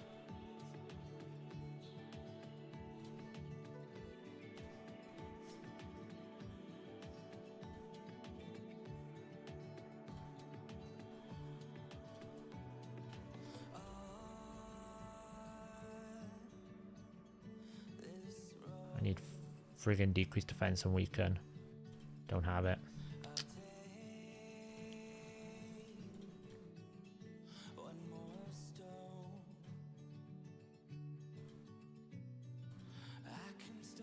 Okay, no more fears. Nice. Reset. Give it a turn. Probably should have saved that, but never mind. Duke's defense weaken.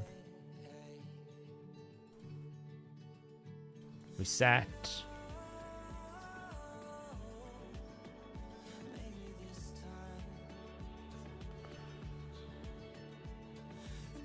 It's fine. I mean, it's not great, but it's fine. Poisons. Give her a turn. Probably wasted that. It's fine. Just double weak affinity, like, ugh. And of course it weak hits. Of course it weak hits.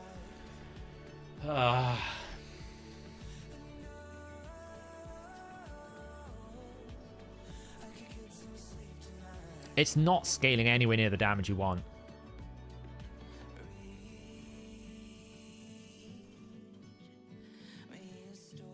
Like, this needs to be billions for me to want to do this. Like, it's got to hit at least 1 billion, otherwise I don't want to do it.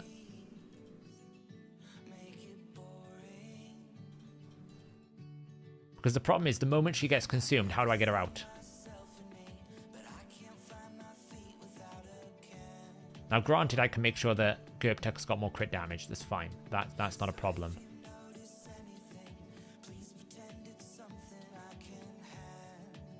But, like, does she have crit rate, crit damage? No. So give her a turn. Whack this. See, she can't even break that.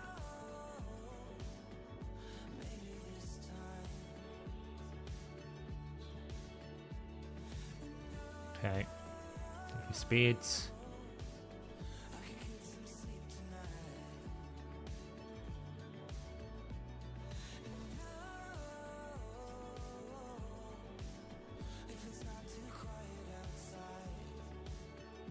Reset.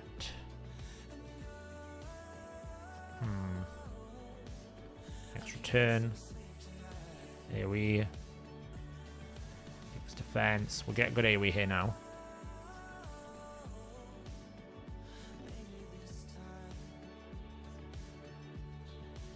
Boost. Boom, boom. Good AoE's coming now.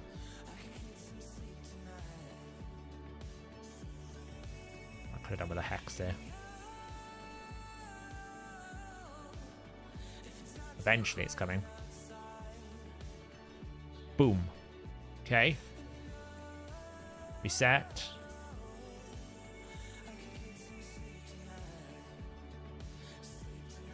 Give her a turn. Just because we can. Bit of damage.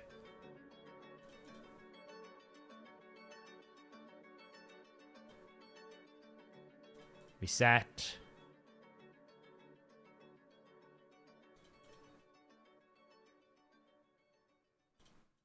Drop speeds. Burn. Do we get Hex out, people?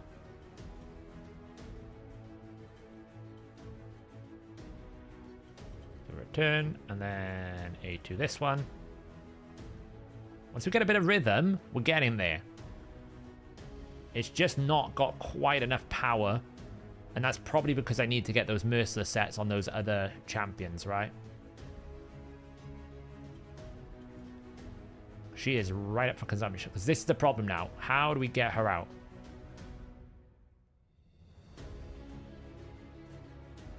Fortunately, Venus is better for this because we can do a bit of damage. Nice. Reset.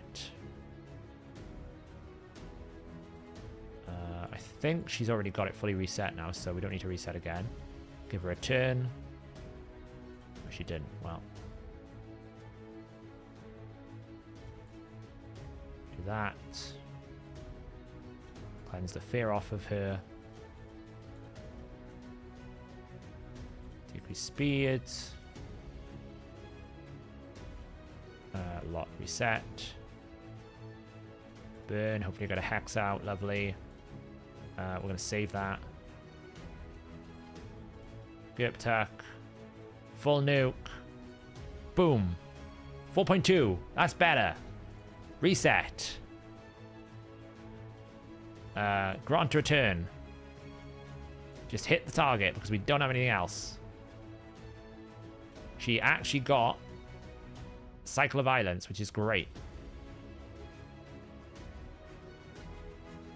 This is what I was saying at the start of all this process. It's a critical mass moment where you want to try and get your situation where you can kill the heads. If you can't quite do enough damage to the heads, the value difference is huge. Like here, for example, I could do a bit of AoE damage. It's not bad.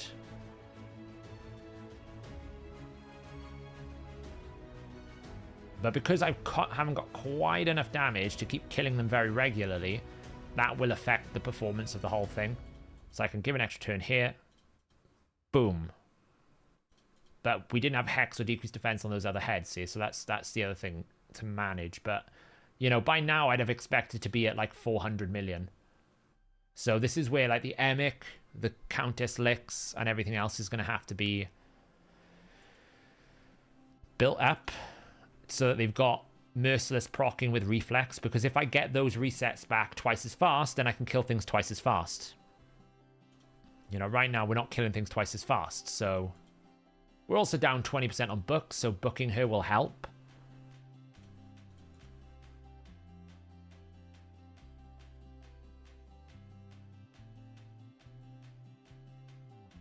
Ow, that hurt.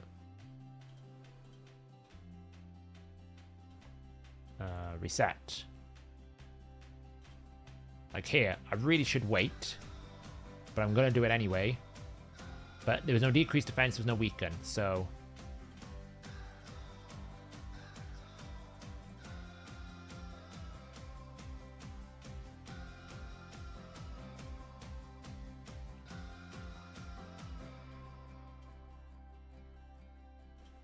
Let's return. Boom, boom. Damn, I was hoping that.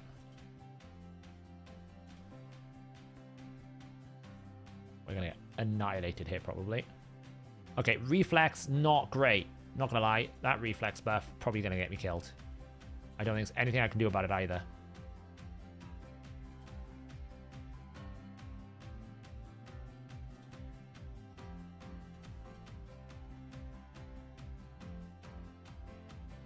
What?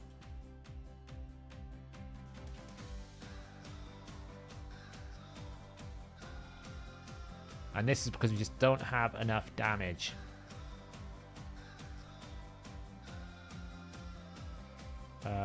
We can probably heal this. I'm pretty sure if I A2 this head, we are going to die. Find out. Well, we had unkillable, and then we're dead, and then it's over. So, it sort of works.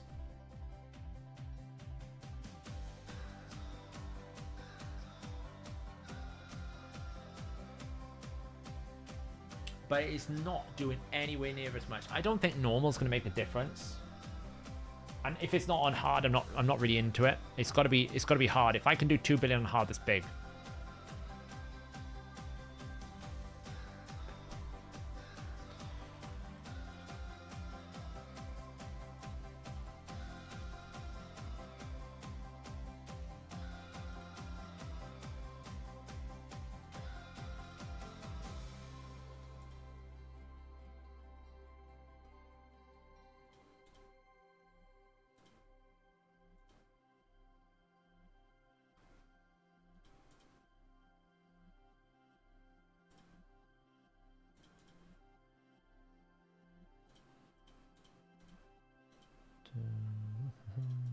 Defense weaken. Wow, we didn't get much hex there. Probably shouldn't have done that.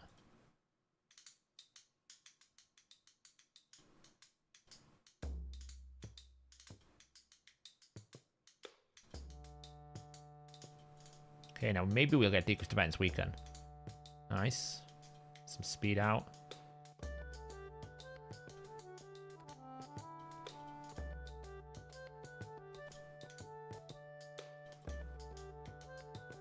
See, that's what we want. See, that's more like what you want. So we don't quite have enough damage for hard. But that's the more damage you kind of want here, see? You reset. Now, the idea is you basically get back around to this before the heads fully respawn. Like, you always have one head you can attack. It's the idea. You want to basically, you know, do this, give her an extra turn, and you want her to have this back, and then she kills the heads while they're decapitated. The problem is affinity this rotation is not the best for her, because you've got 2 heads there that are with negative affinity, and now we've broken the cycle. So now we have to survive a bit more because we broke the cycle, because we got a weak hit.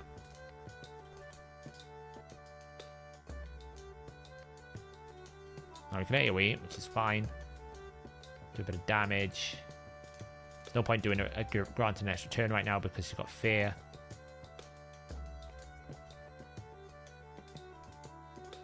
Now we can grant her an extra turn.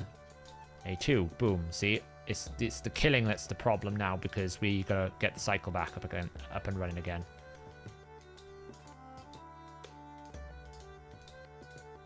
And this is why Yumiko makes this so much easier, because you can just reset the Shugen. If you have a Nia and Yumiko, you just reset that cycle. When you have it like this, it's not so good. I could potentially just drop the Counter Slicks and run the Nia. To be honest, I don't really see the need for the Counter Slicks because it's a long cooldown.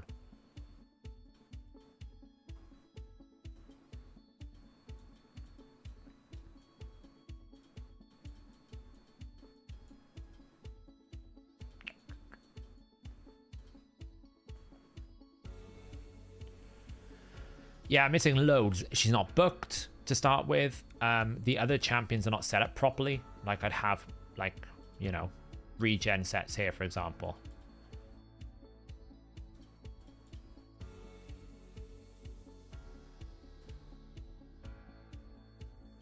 Let's go 1 here, boom.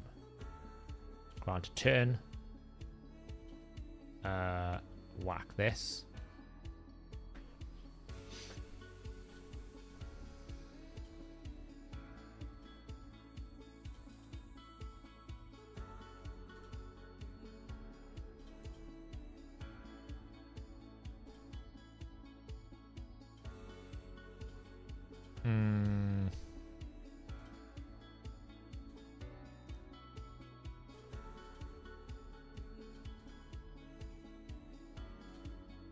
not as much damage because we didn't have decreased defense. It's the decreased defense recycling that you need to get right as well. Well, Pharaoh would be better overall if I had him, but I don't have him.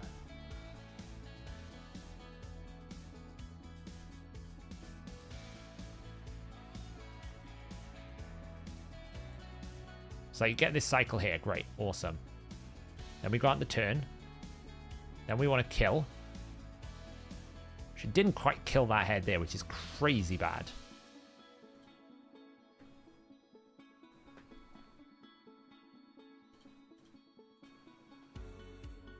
Yeah. Well, as long as you're one key in, it's good enough, right? You're one key in, that's all that matters.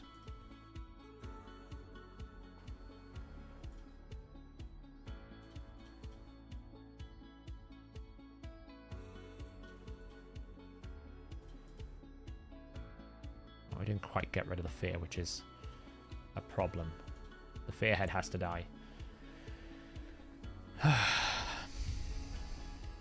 I'm using Lydia on my Nightmare team, but I don't really think that Lydia matters because we've got Shuzhen. Shuzhen's doing the speed. That's all we care about. So I don't really feel like the Lydia is the problem. The problem is no reset. It's really hard to do this team without reset, and also my Trunda's relatively weak in comparison. So I'm going to have to work hard to get the reset. Like, he should be a Merciless Reflex. Nia, Merciless Reflex, probably, to make this work.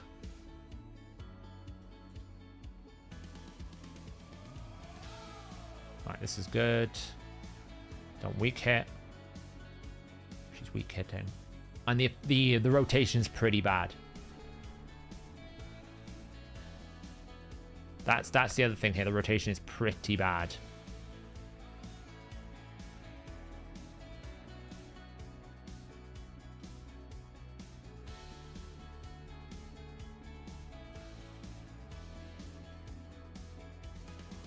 Like, the fear head has to die. Otherwise, you just don't get a turn back.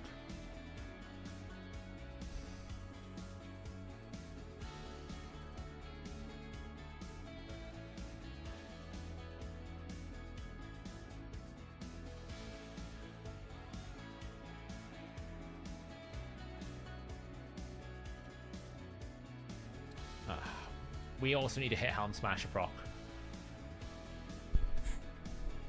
No, I mean, you'll get rid of all the damage.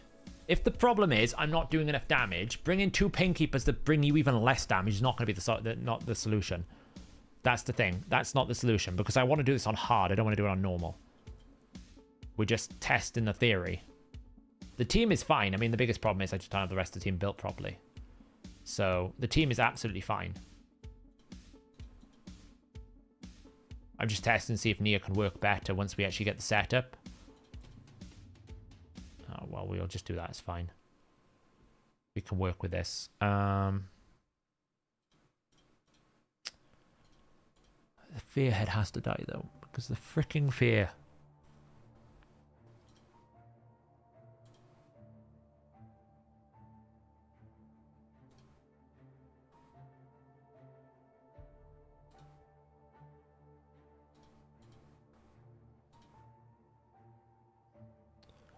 Yeah, that's what I'm missing is the 6-star soul.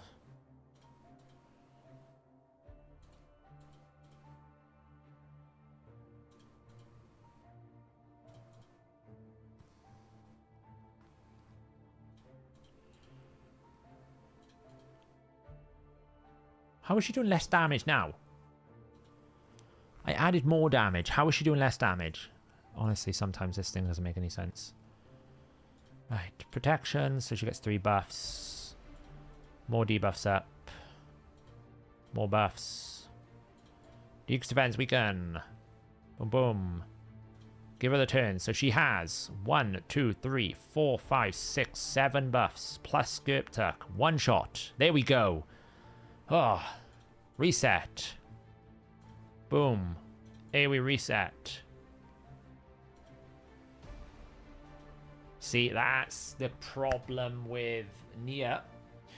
The issue with Nia is we would lose the secondary setup here. So we have to basically do this to wait a turn. Probably that to slow him down. See, we've got this available, so I've got to wait a turn.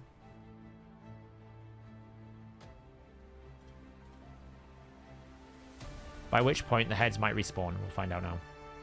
No good. Decrease defense, weaken. Now we can grant her a turn. And she can whack this for big damage. Then we reset.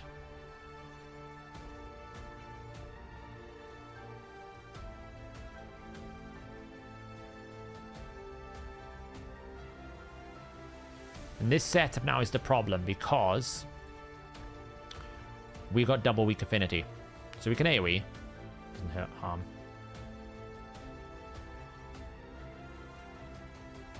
That reset probably was a waste, but it's fine.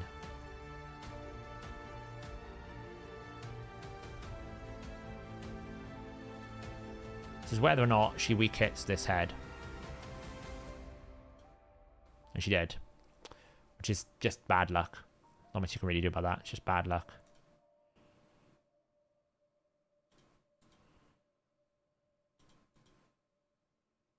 But we can reset her again.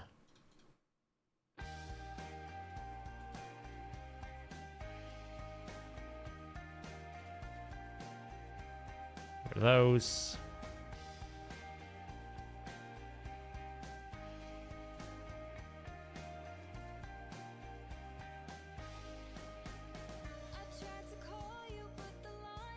Reset. Take speeds. Reset her. Takes defense.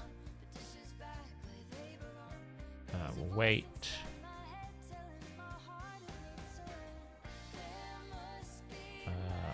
That.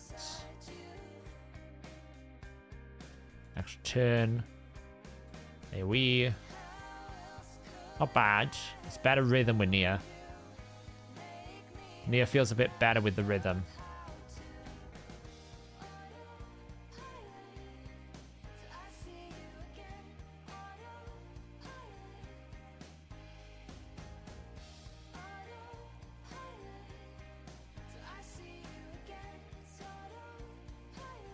A bit of damage.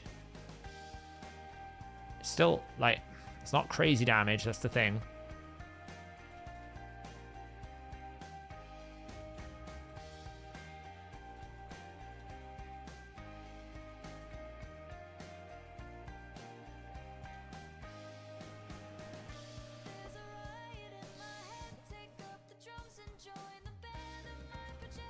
I've got a long wait now for turns.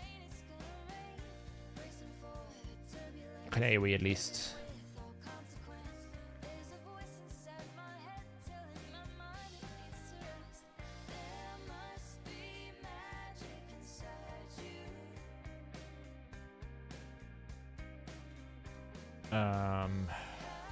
There's no point granting a return because she's not got it, so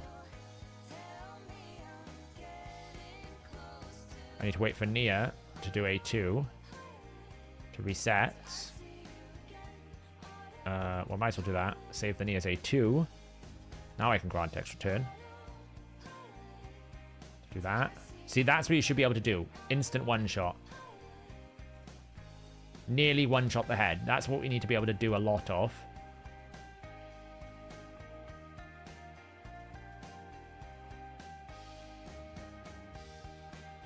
And that head comes up.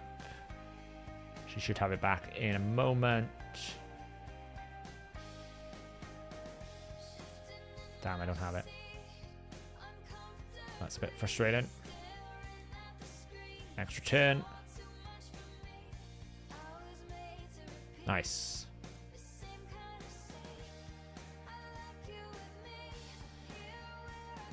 It's a bit better with Nia, it feels like.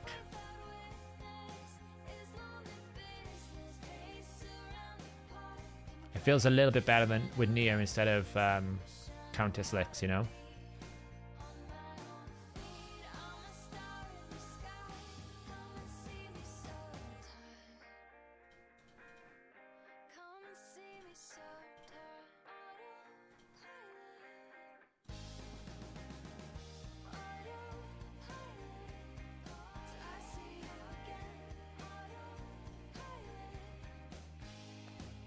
It is kind of bad, but what can I do, you know?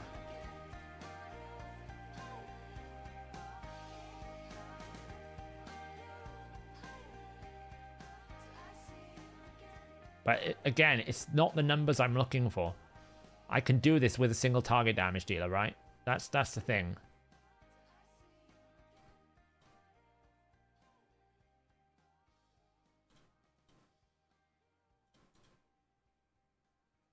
You know, that's the thing. I can do this with single target damage dealers. So if I'm not able to do it, it's just, I don't know.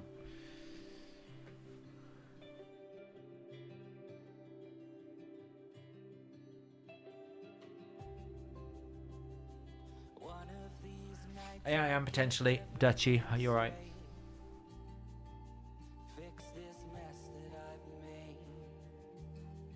Which is probably why Countess Lix was in there to begin with. Honestly, it's probably just I haven't put the support cast around her. You know, they're in like full merciless reflex builds. They got 3-foot merciless reflex builds, so that's probably the biggest issue. They're just not set up to be able to reset regularly enough. So I should be looking for things like, I really wish I could see recent years like this, which not even got a chest piece, like rings, reflex, like trying to get more refresh, which I've got, right? I've got it available to me here.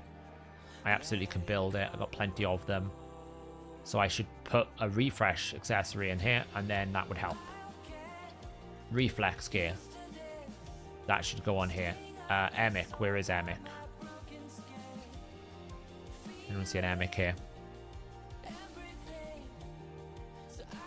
Again, going to Emic, going, okay, do I have refresh accessories?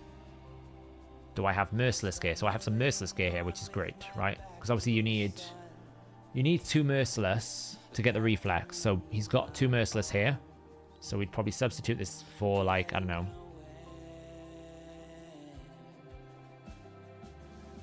defense attack. Probably something like that.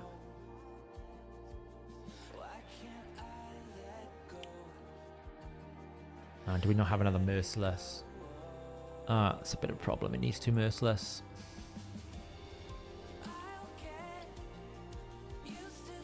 I don't have another merciless. It's frustrating. I can't do it. I don't have another merciless. Oh, we do. There it is. I do. It's right there. I do. Excellent. So I could pick that. Oh, I actually have loads. I'm just being blind. I couldn't see it. It's very similar banner, so you can't really see the difference much. I'd probably take this one, because this one's actually quite a good one. And I don't really need accuracy on him. It doesn't do anything. So we'd probably take that one. And then we would take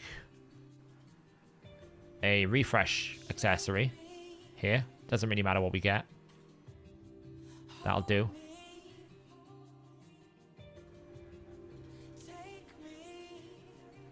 Doesn't have to be perfect. And then we can make 4-piece. So that one's fine. Then we go back to Countess Lix. Because Countess Lix needs the same thing. Now we need 2 pieces of Merciless here. Which looks a bit ropey, I'm not going to lie. So we got a Merciless banner. Do I even have a Merciless ring on here?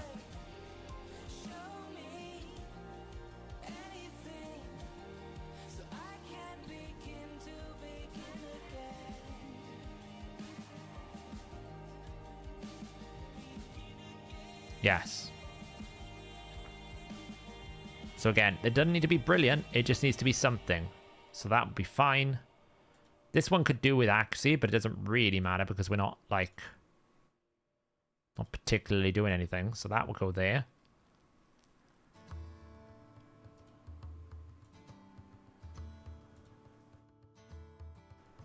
And then we would take a Merciless ring or a Merciless banner. We don't really have a Merciless ring, so it'll have to be a banner.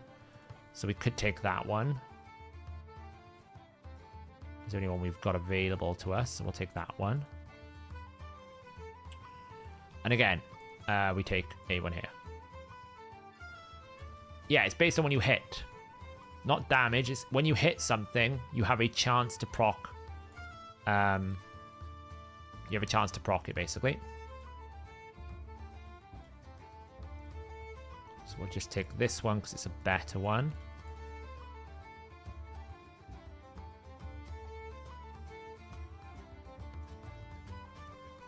So this is set up now. So we've got 2 champions that can go reflex refresh, which will be a big deal. That will be so much better. We also need to have Venus.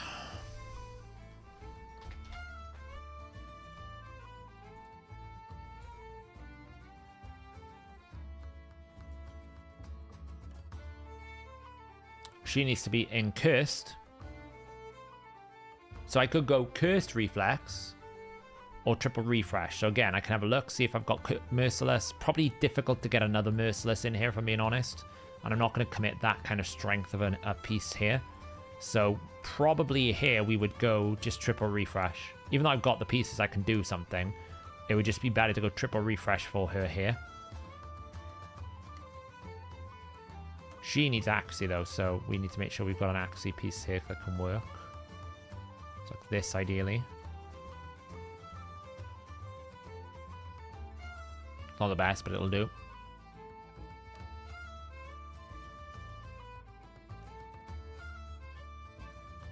And then a ring. Any old ring. That looks great. Because again, they're not dealing damage. We don't really care about their damage.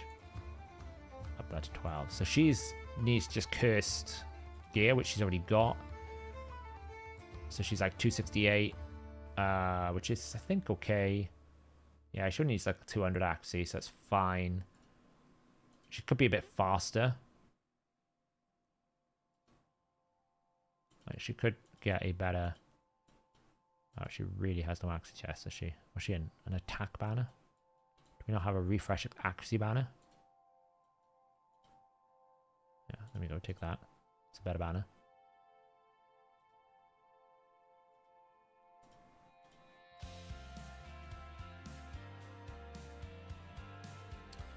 Like speed.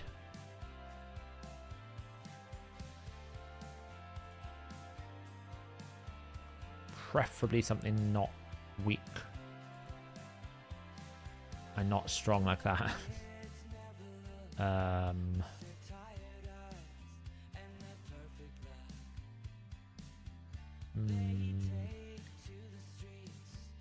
We should go perception. How good is that piece? Not very good either.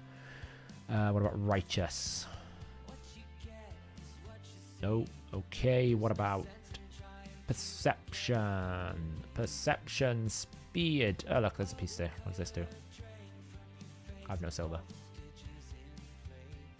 I'm out of silver, but that is the right piece.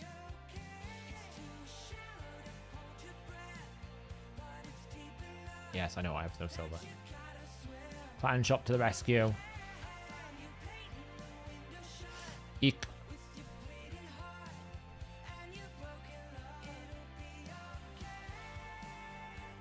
Where were we? Venus.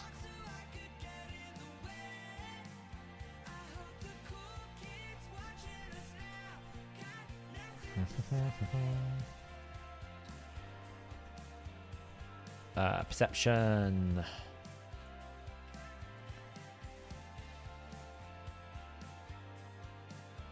Wow, that's kind of a good piece for arena, I'm not gonna lie, but we'll use it.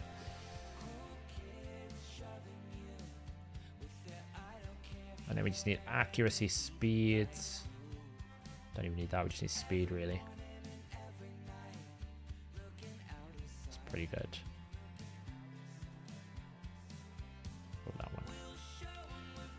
Alright, it's better. 255 is pretty good. So she's now triple refresh, which is great. So it's a little bit better. So if we now just go to Emic.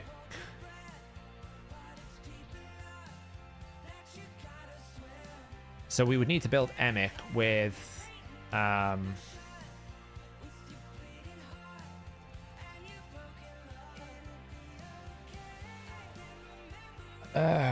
mode, slots, stats. Let's reset him.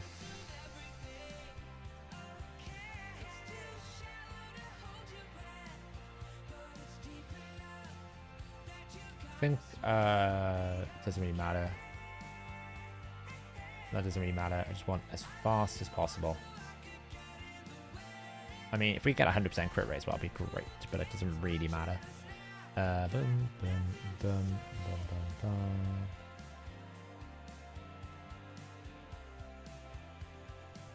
So we want Reflex, Merciless, 2.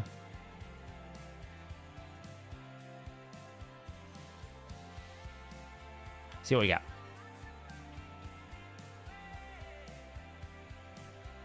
That's not bad. 253. That'll do the job.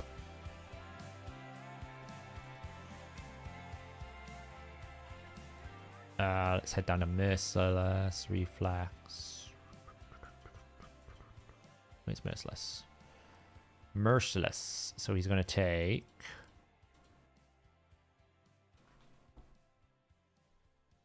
Equip. Then he's going to take that one. Go all the way up to Reflex. He's going to take... is it that? No. It's a 5-star. That one. That one. And then... I don't know when the free regearing event is. I'm banking on it probably not being until after Hydra reset. So... I'll probably blast a bunch of silver to do all this anyway, so it's not really a problem. Alright, cool. So now we've got a Reflex, Refresh, Merciless, Emic, and we go to Licks. Same treatment.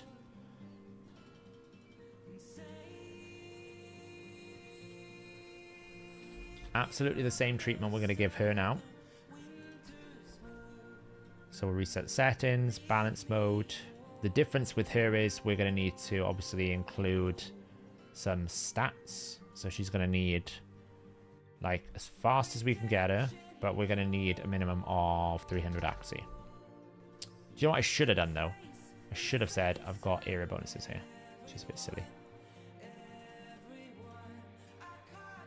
As fast as I can, speed, cool, boom, boom, boom. Exclude these. Again, I want Reflex, Merciless, 2 pieces, 3 speed, give you 7 accuracy, optimize, boom. What are we gonna get? 253. Excellent. That'll do. I don't really care about damage on these, if I'm being honest. It's nice to have, but it's not really a problem. So we're Merciless. All we really care about is going first. Equip. And then we gotta... which one is it? That one.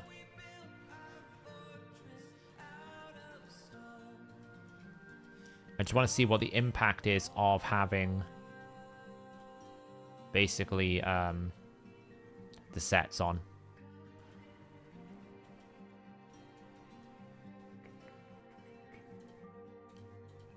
Gory.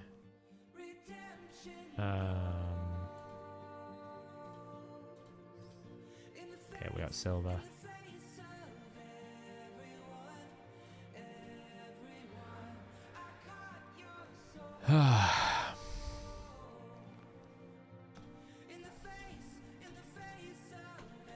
Yeah, I will. I don't know how much she's off. I'll have a look now.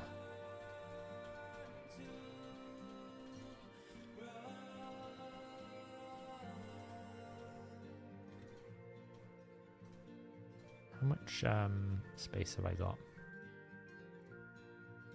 A fair bit.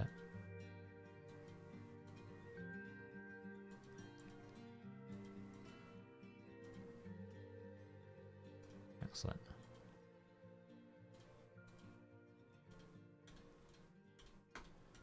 Come on. Oh, zoomed in. Collect. God, it's so slow.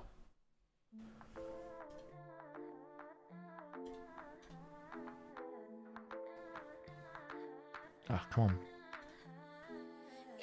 Okay. Filter, just new. Sell. Select all.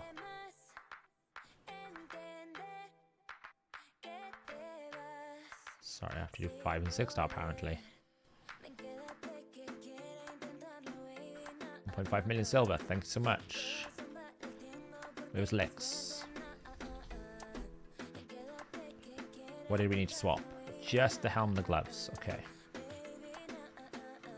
And reflex.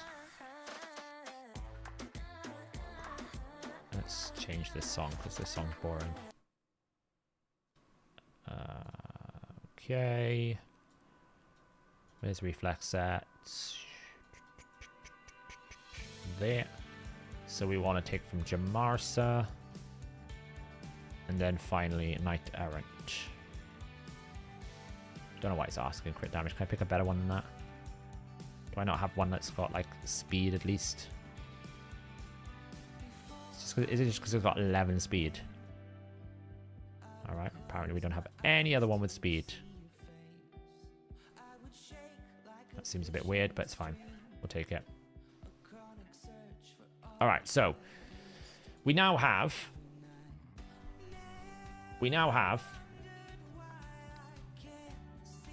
take her out. 3-star counter slicks. So we now have Emic in reflex, merciless, and refresh. We've got Venus in triple refresh. I'll check with Trunda how far off she is on those extra. She's quite far off. I'd have to farm a fair bit. No, not really. Stoked Fury is it's going to take me like 20 minutes to get. So, now we have triple refresh. So what we'll find is when we do this, and we do this, and we do this. I shouldn't use those abilities though. Shouldn't use that ability because otherwise it'll reset the wrong one. So now I can basically whack this. Awesome.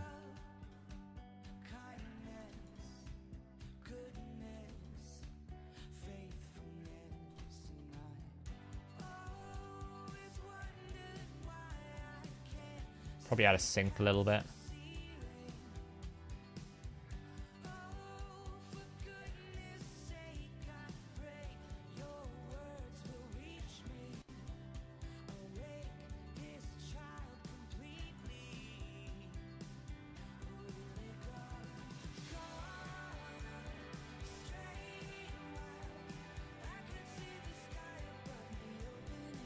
Okay.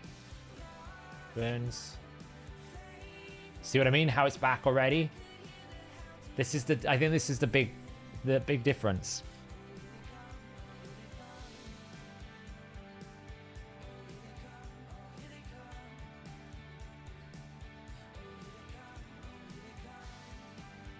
She doesn't have it yet, but I can AoE. Decrease defense weaken. It's got it back already.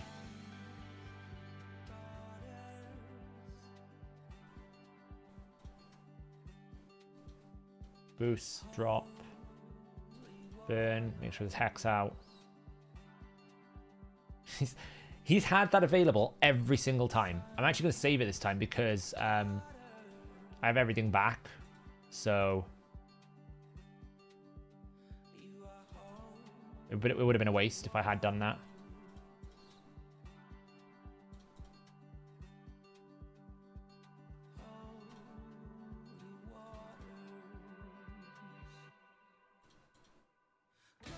This is so much different. Look how much it's like cycling. Look how much more I'm cycling because of these sets.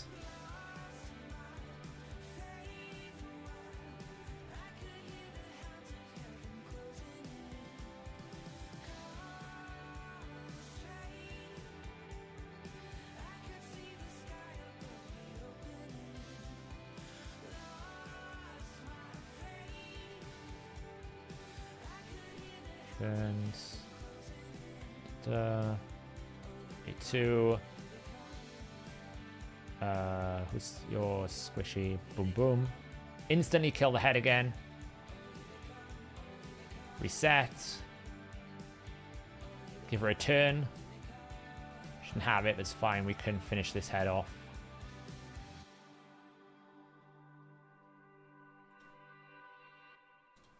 Take his defense weaken. Reset.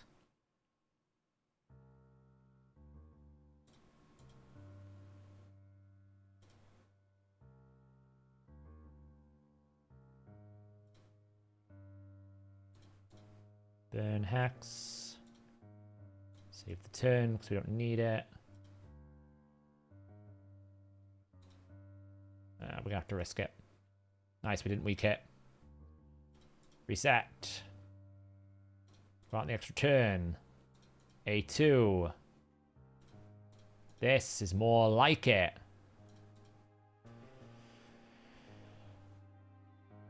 Reset. Drop increase.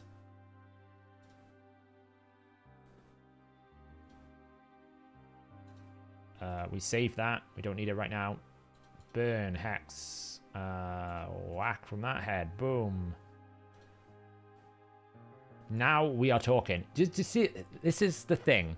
This is the difference between... This is why when we were saying when they were announcing Merciless sets, how absolutely broken Merciless. Sometimes it's not about the damage component. We're not using Merciless set to do damage here, but we are. Because we've put it on abilities that we need to get the cooldowns on. So we are constantly cycling these abilities twice as fast as we were before. Now, this one's a little bit awkward because... well, you know... We only have one decapitated head right now, and it's a very strong possibility we will not have enough damage here, but we'll find out in today's episode of, do we one-shot the head? We do! There we go. And that is the key. You have to keep killing the heads. If you want to build this team, you have to keep killing heads, because if you can't, then that is the problem. So we can slow them down. We're going to have to wait a turn. So I'm going to just grant her a turn right now so that she can AoE. And then I'm going to drop that to get some reduction going on, which is great. I'm going to put that out. Hopefully we get this. And now we should have a huge hit right now. Just make sure she definitely got it. This should be a huge hit. Because everything is dead. Nothing is alive. We can pick the weakest head, which is always Mischief Head. There's no point picking Suffering Head. Suffering Head has got a lot of defense. Mischief Head, boom. And that's the damage. We can grant an extra turn again. We can't necessarily reset it. But we can just A1.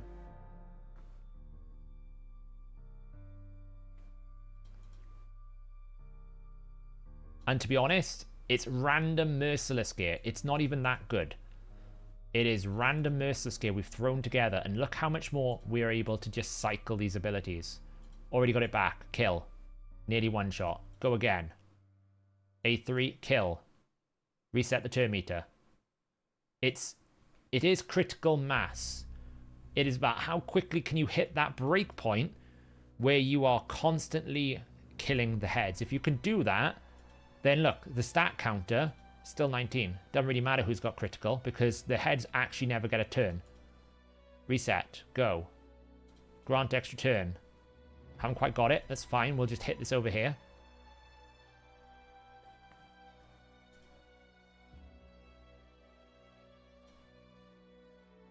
Decrease defense weaken. We'll have it next turn.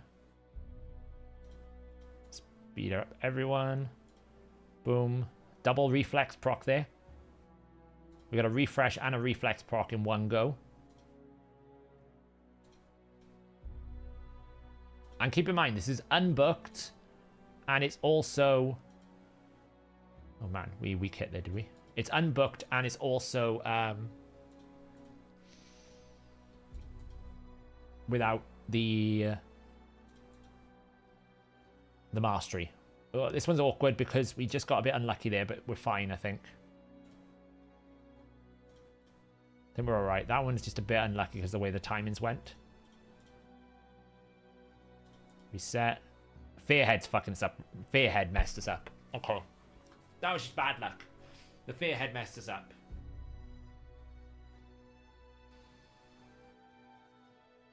The Fearhead just messed us up. We lost a few too many resets. So that's what I mean about critical. If you let them take turns, then you're in this situation now where you've got to kill them again, you know? So now we've lost one of our resets. It's going to slow right down.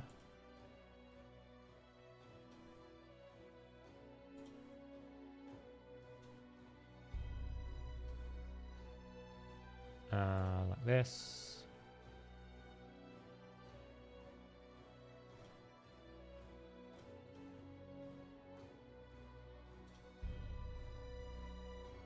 I probably should have sacrificed some RNG to basically get unkillable to make sure I stay alive.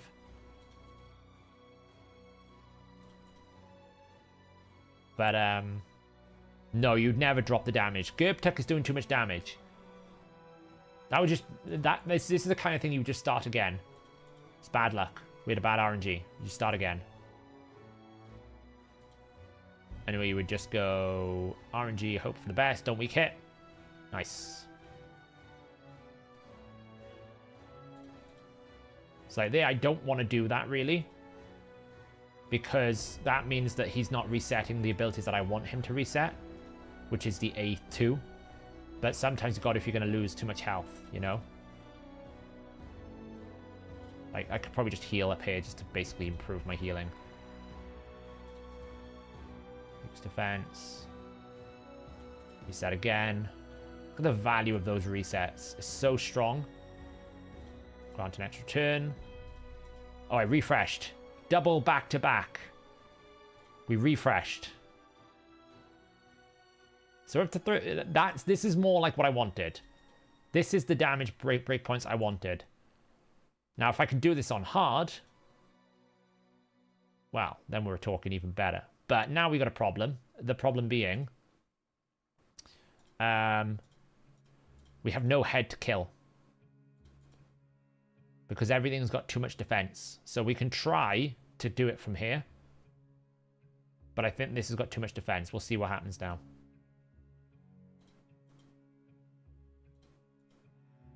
Oh, no, it's fine. The Fearhead is what we really want to get rid of, because that's the one that's going to affect the team more.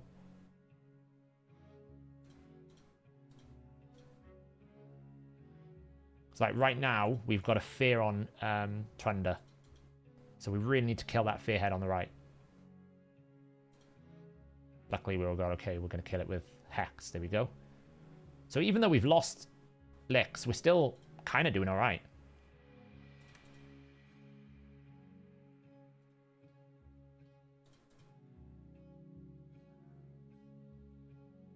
We're still kind of doing all right.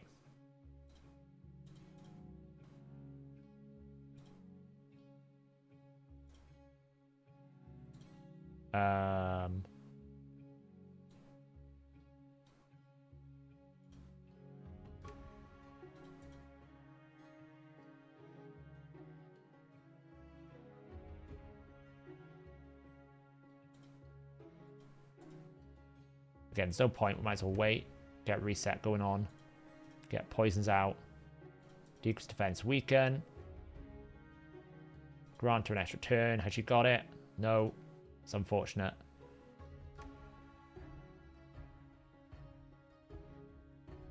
Reset. Now we're in trouble. Because now we have no heads to kill. So now we kind of need... That was the best case scenario. That was absolutely the best case scenario because now I can grant a turn and actually kill heads.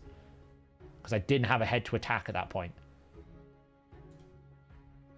So this build here that you're seeing is the build that I think you could potentially run for Rathalos, the build that Emic is running, where instead of you having ignore defense, you basically turn off his A3, you put him in reflex, refresh, and merciless, and try and reset the A2 of Rathalos every single time. So that you get this like constant A2 cycling. It's like here, for example, I might as well do this, grant her extra turn, cool, boom, dead. But what's making this possible is the artifact sets. Because before, as you saw before, without the extra turn cycling, I couldn't really get the same amount of damage. But look what happens when you put some skill cooldowns.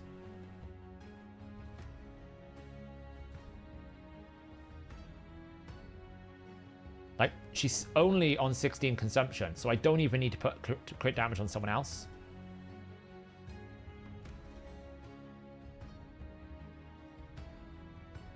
And we're basically running a 5-man for the last 5 minutes.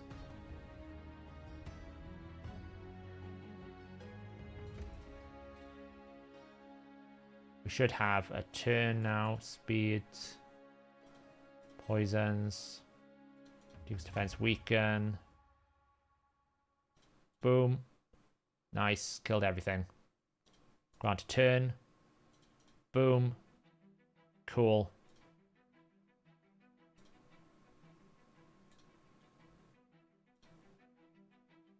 Reset.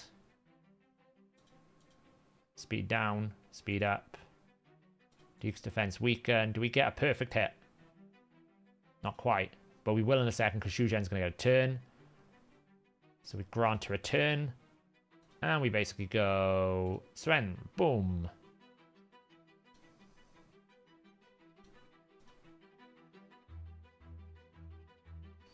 Well, I mean, it's not that I don't need licks. Licks is better because we get more resets. It's just that this just kind of shows how utterly broken strong it can be if you get the right setup here. Like right now, for example, Shugen's going to give her another turn in a moment. I'm going to put decreased defense out here. Okay, if I didn't do that, it's fine. And we're just going to go boom, boom. I'm going to reset her, get rid of the fear because I don't want to get feared.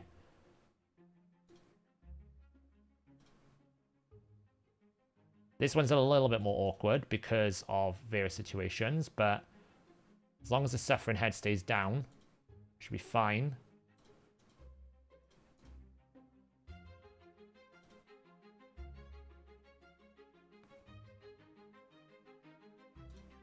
I need to grab that.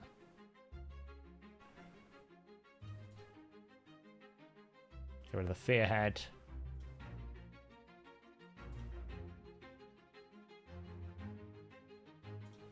And this is where protection set on Gurptuck would be big, because look how many continuous heals and stuff he's putting out. It's a lot.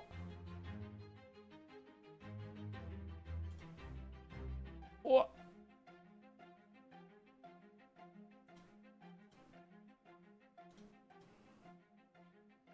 Ah, there we go. And that's just because I lost track of the extra damage from licks. So, I mean, it's a very good start. I can refine this before I commit the key this week. I can go and get those extra masteries. I can book her up in CVC. I might even book her outside of CVC, to be honest. I can basically start refining the other builds as well. I can, hopefully we can get some sort of, you know, bonus damage. But yeah, I mean, I can make the rest of the team tankier so that if that situation did happen, it wouldn't be a problem.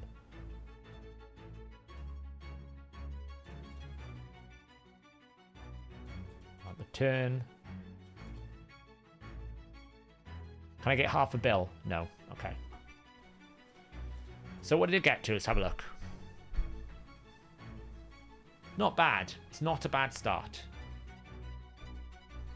It's not a bad start. It's not a bad start, not at all. That other one was an hour and 12 minutes for 4.9 billion on hard, so...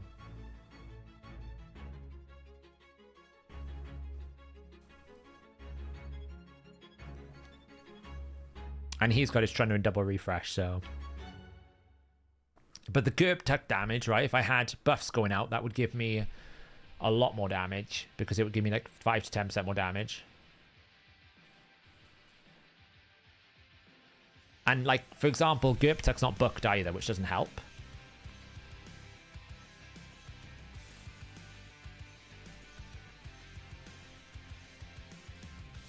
I really hate that it doesn't show recently used here if you don't save the key. It's really annoying because you've got to go find everything.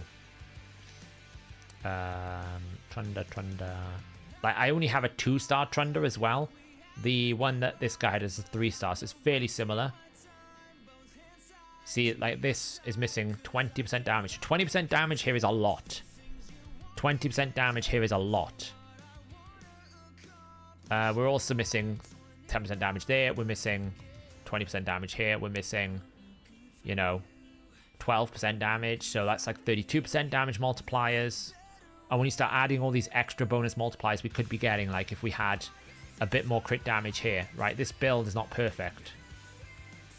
This build is not perfect because it could be 360% crit damage. It could be an extra 600 attack.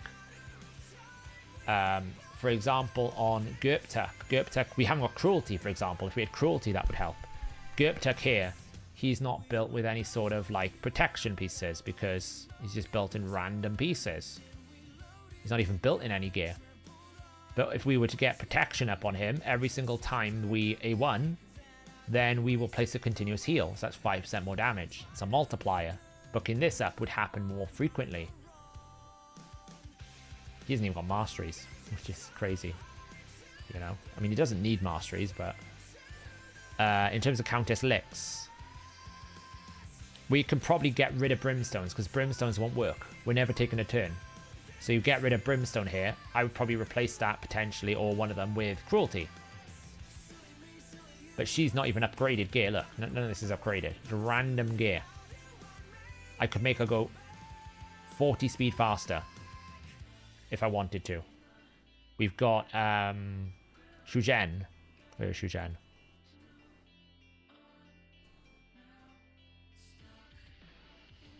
Currently going 357 speed, 473 accuracy. A lot of this could be improved. Like, this could be speed. This can be upgraded to full max. This can be upgraded to accuracy, full max. We've got... Who else was in there? Emic. Like, he's in Life Harvest at the moment. But again, random pieces. 241 speed. Just, you know, built that way. I don't have Bad L. I mean, I don't have Bad L anyway, so... But that's probably... Even on... I don't know how successful it would be on hard. Because that's kind of like where I would like to be, is hard. I don't know how successful it would be on hard to set up. Let's find out. Poison up. Reduce defense weaken. A1. A1. Grant extra turn. Strong affinity. Like that. Kill the head.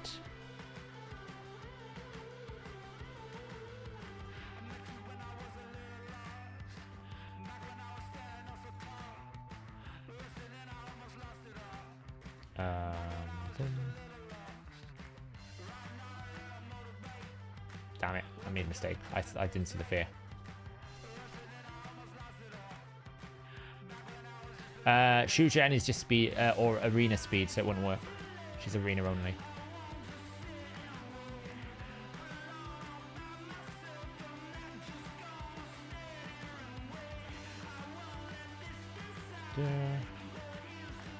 Very extra turn.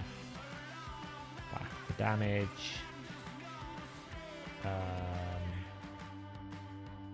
Cleanse that away. Burn. Reset. 1.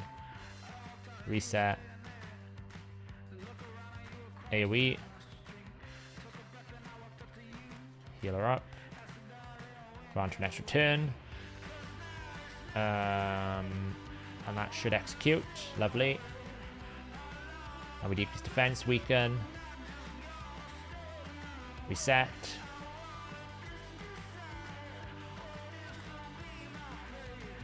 Decrease speed, increase speed. Poisons out.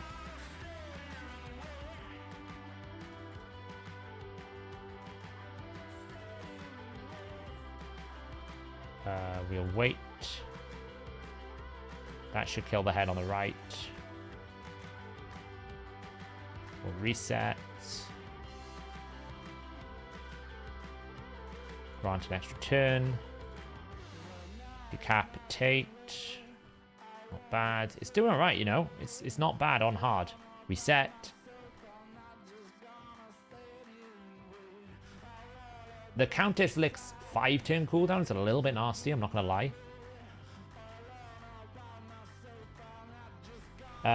So, I mean, do we think there's any advantage of having Countess Licks over Painkeeper? Or is it just better to have a Painkeeper here? Because I don't think she's necessarily doing more damage. I wonder if it's better just to have a Painkeeper, you know? Because the 5-turn cooldown is hurting her. I know it's a backup A1 weaken, but we don't really need it with the Venus.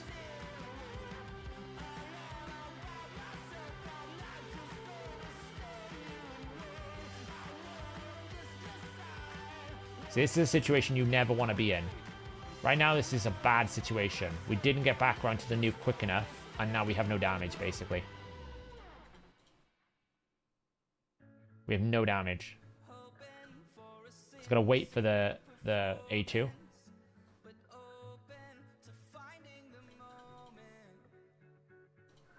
So we're kind of like waiting and treading water. You know, I could probably try it without decreased defense, but it's never going to be enough, see?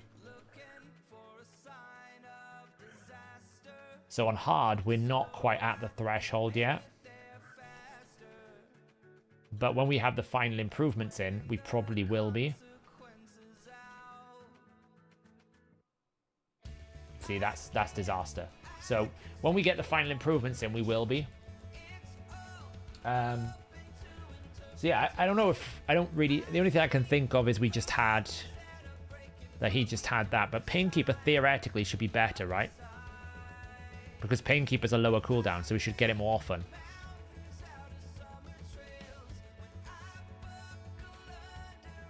Six-star Leaker.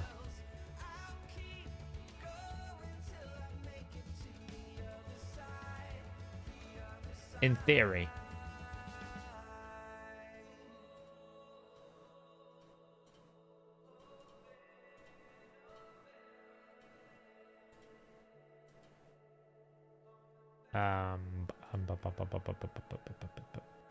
Well, no. We build it in the same way. Reset the ability, because I'm pretty sure you can reset Painkeeper's A3. So... I'm pretty sure you can reset this ability cooldown.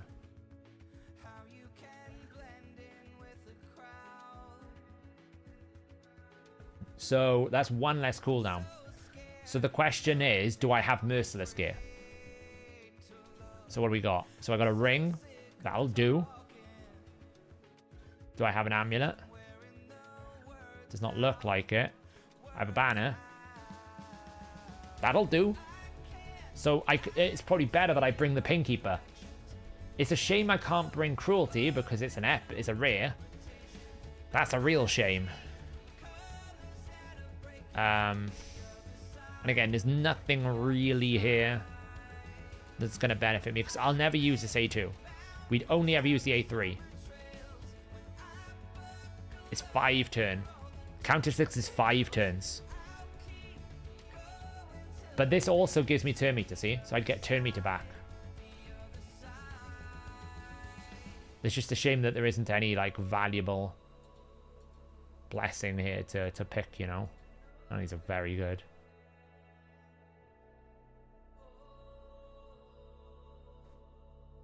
I wonder if Survival Instinct works with Gurptuk. It's an interesting question. Let's test that theory. Does Survival Instinct work with Gurptuk?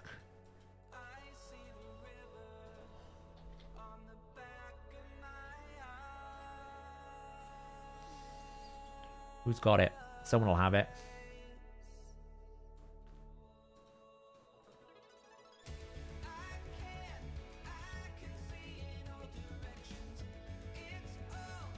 Looking for a lightning bolt. Here we go.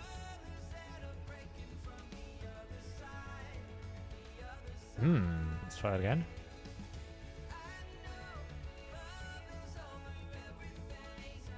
I only get one boost though. Even though I place 3 poisons, I only get 1 boost. But I suppose it's like one instance of a debuff, not individual instances of a debuff. Right? It's definitely given a boost. But it's only one instance of a boost. Which is interesting. I'm curious to see this one now.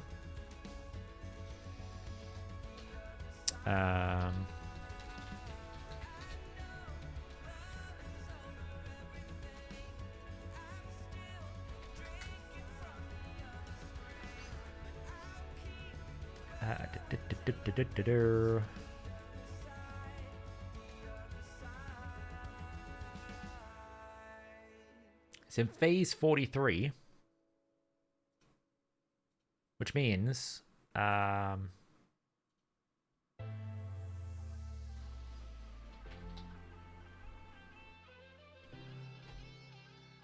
after the effect is applied on the target. So after the effect is applied on the target, it will give you 10% turn meter. So it's not per individual effect, it's per overall. So yeah, I mean, that could work, right? So, well, it has a 6-turn restriction. Yeah, I don't know if I've got a 6-star survival instinct already. Let's have a look. Only awakened. I wish there was a way to do it by star level.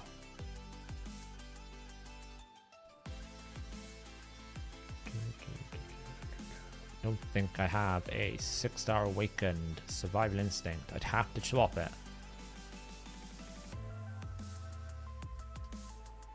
Would have to swap it over.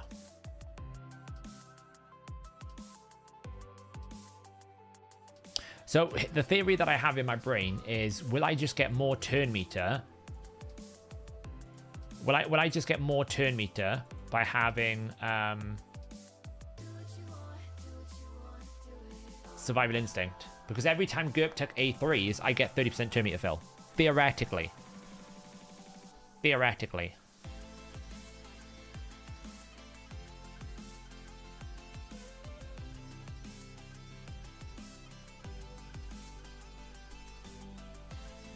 Because it's not like she's going to be doing much damage with Phantom Touch anyway, so that doesn't really matter. Let's try it.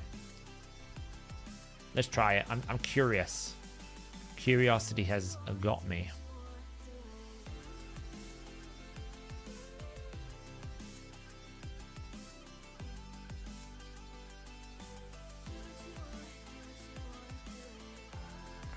Okay, so do we get 3 instances? We do. That could be good. So we basically do this. Reset. Okay, it's going to die, but, you know. So, theoretically, I can get 30% turn meter every single time Gurptuk places debuffs. Every single time. So it means that Painkeeper can go significantly faster, which means that if I run it with Merciless, Reflex, and Refresh, and Survival Instinct, and the A1 turn meter boost, I can get her going like effectively 400 speed plus, which means we get more cycling, and it's all happening 1 turn sooner, which is probably better than Countess Licks, because Countess Licks is a 5-turn. We're not really using Countess Licks as A2. We don't need the A1 weaken because we got Venus, so there's no reason why I wouldn't use Painkeeper. It's also 6-star as well, so we get better stats. So I guess that is the next step for improvement, is essentially on this hard build here, we would drop Countess Licks, bring the Painkeeper, because we're not using it for anything. Bring the Painkeeper. I kind of want to swap out, like, if we can get a cruelty in here at some point, that would be great.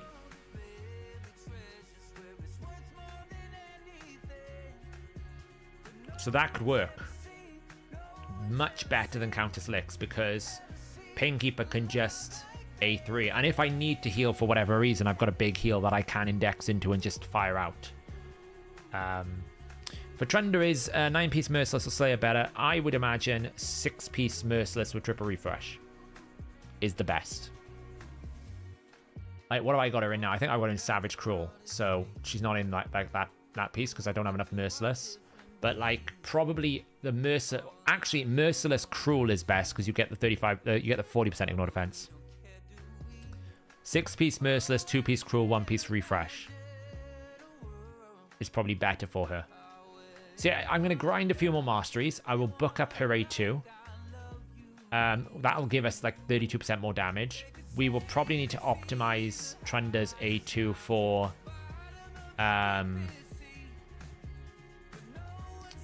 where's she gone now? She's vanished. We'll need to optimize Trunda's gear a little bit. Try and get these into a little bit better state. Because these are not great like that. Really needs to be attack percentage. Attack percentage. This needs to be attack. We can go farm some Sand Devil quickly to see if that's going to give me what we want in terms of... is this going to give me some smaller ones? It's not a problem. Like the protection is fine. That's what I would keep. I would keep Emic because the protection is better. Emic is better than Pinky because it's a 3-turn cooldown. So Emic has it more available because that's what you really want is the availability of the cooldown. So in essence, 2 Emics is better than Painkeeper. The priority would be Emic, Painkeeper, then Licks. Obviously with Yumako's being like preferable over both. But that would be the priority you would have is the cooldown duration. So because Emic can do it on a 3-turn cooldown and can be reset, it effectively becomes a 2-turn cooldown, and then you have his reflex. It means that technically Emic can go over and over and over again. It's better. He also provides you some shield, so that's an effective, you know, as healing. Where's she gone now? Ideally, this is attack percent. 1 in 3 chance. Attack! It's going to cost me loads of dust. Yeah, it's the shield. I mean, it's the shield. This needs to be changed more than anything else. So it's fine. You know, so... And obviously, like, maxing out the top row, this adds a lot of value. But I'm trying to keep my dust for the arena regearing, so... But hey, we achieved what I wanted to, which was to actually gear out a Trunda team. It works. Even if it only works on normal, it works. So, you know, people in the clan... For Hydra Clash, I have a team now that I can literally just flex with if I need to. You know, and this is going to go alongside my other team, so... My Brutal team we will keep as this team when we build it out and finish it up. This is the type of team. We might be able to move some people away as well, so we can probably bring Nekmo in or something. I'm getting to the point that I don't have a space for Nekmothar. Like, I don't know if we have a space for Nekmothar anymore. It's shocking to say.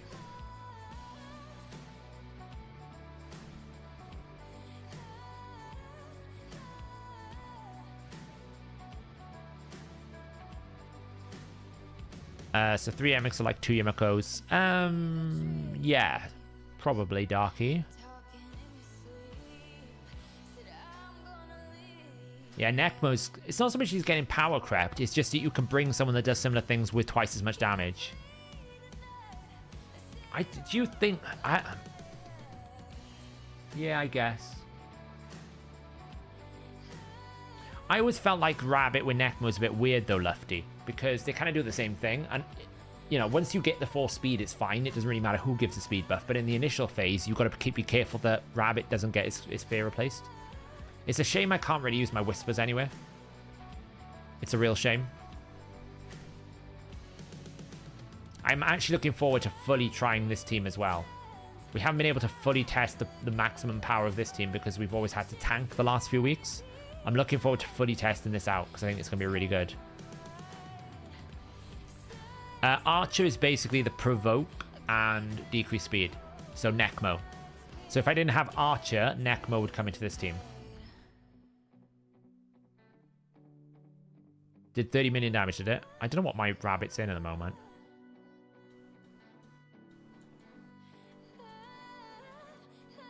Where is Razorvarg? My rabbit's in Savage at the moment, probably because I didn't have 9-piece Slayer. But I might have 9-piece Slayer now when I finish the missions. Like, what do we got for daily missions today? Win 3, Force, that's easy enough.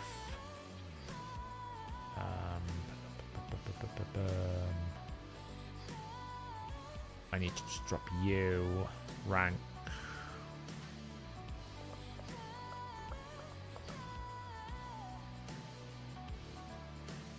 Rank 2. Yeah, I feel for everyone who went for Archer and didn't get it. I wish I could give it to everyone, but can anyone replace Makage in Team 3? Pedreig, maybe. It's kind of hard, really, because she's so good in Hydra. She's such a good champion to pick for Hydra.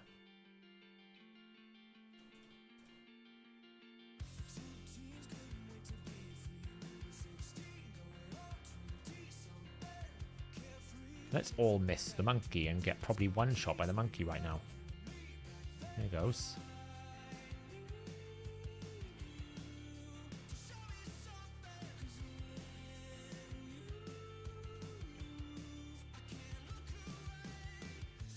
There we go, nice.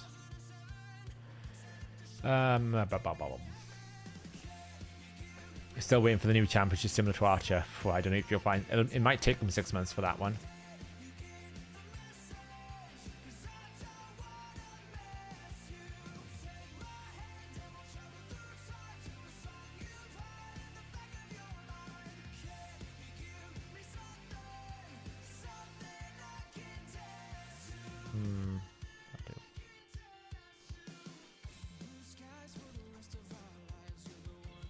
I mean, Archer's great, don't get me wrong. Really, really crazy good for Hydra. But she is very much like a Hydra specialist. And it's not like you can't build powerful teams without her.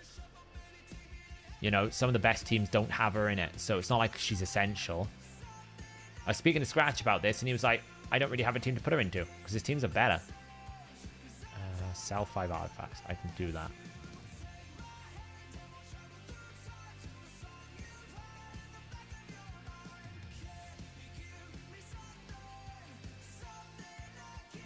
Right, what we got? That's a good piece. That's pretty terrible.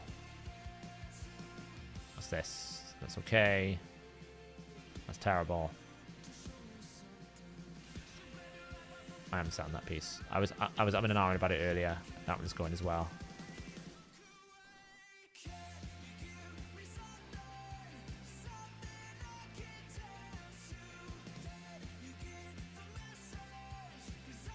That might be alright. See how it rolls.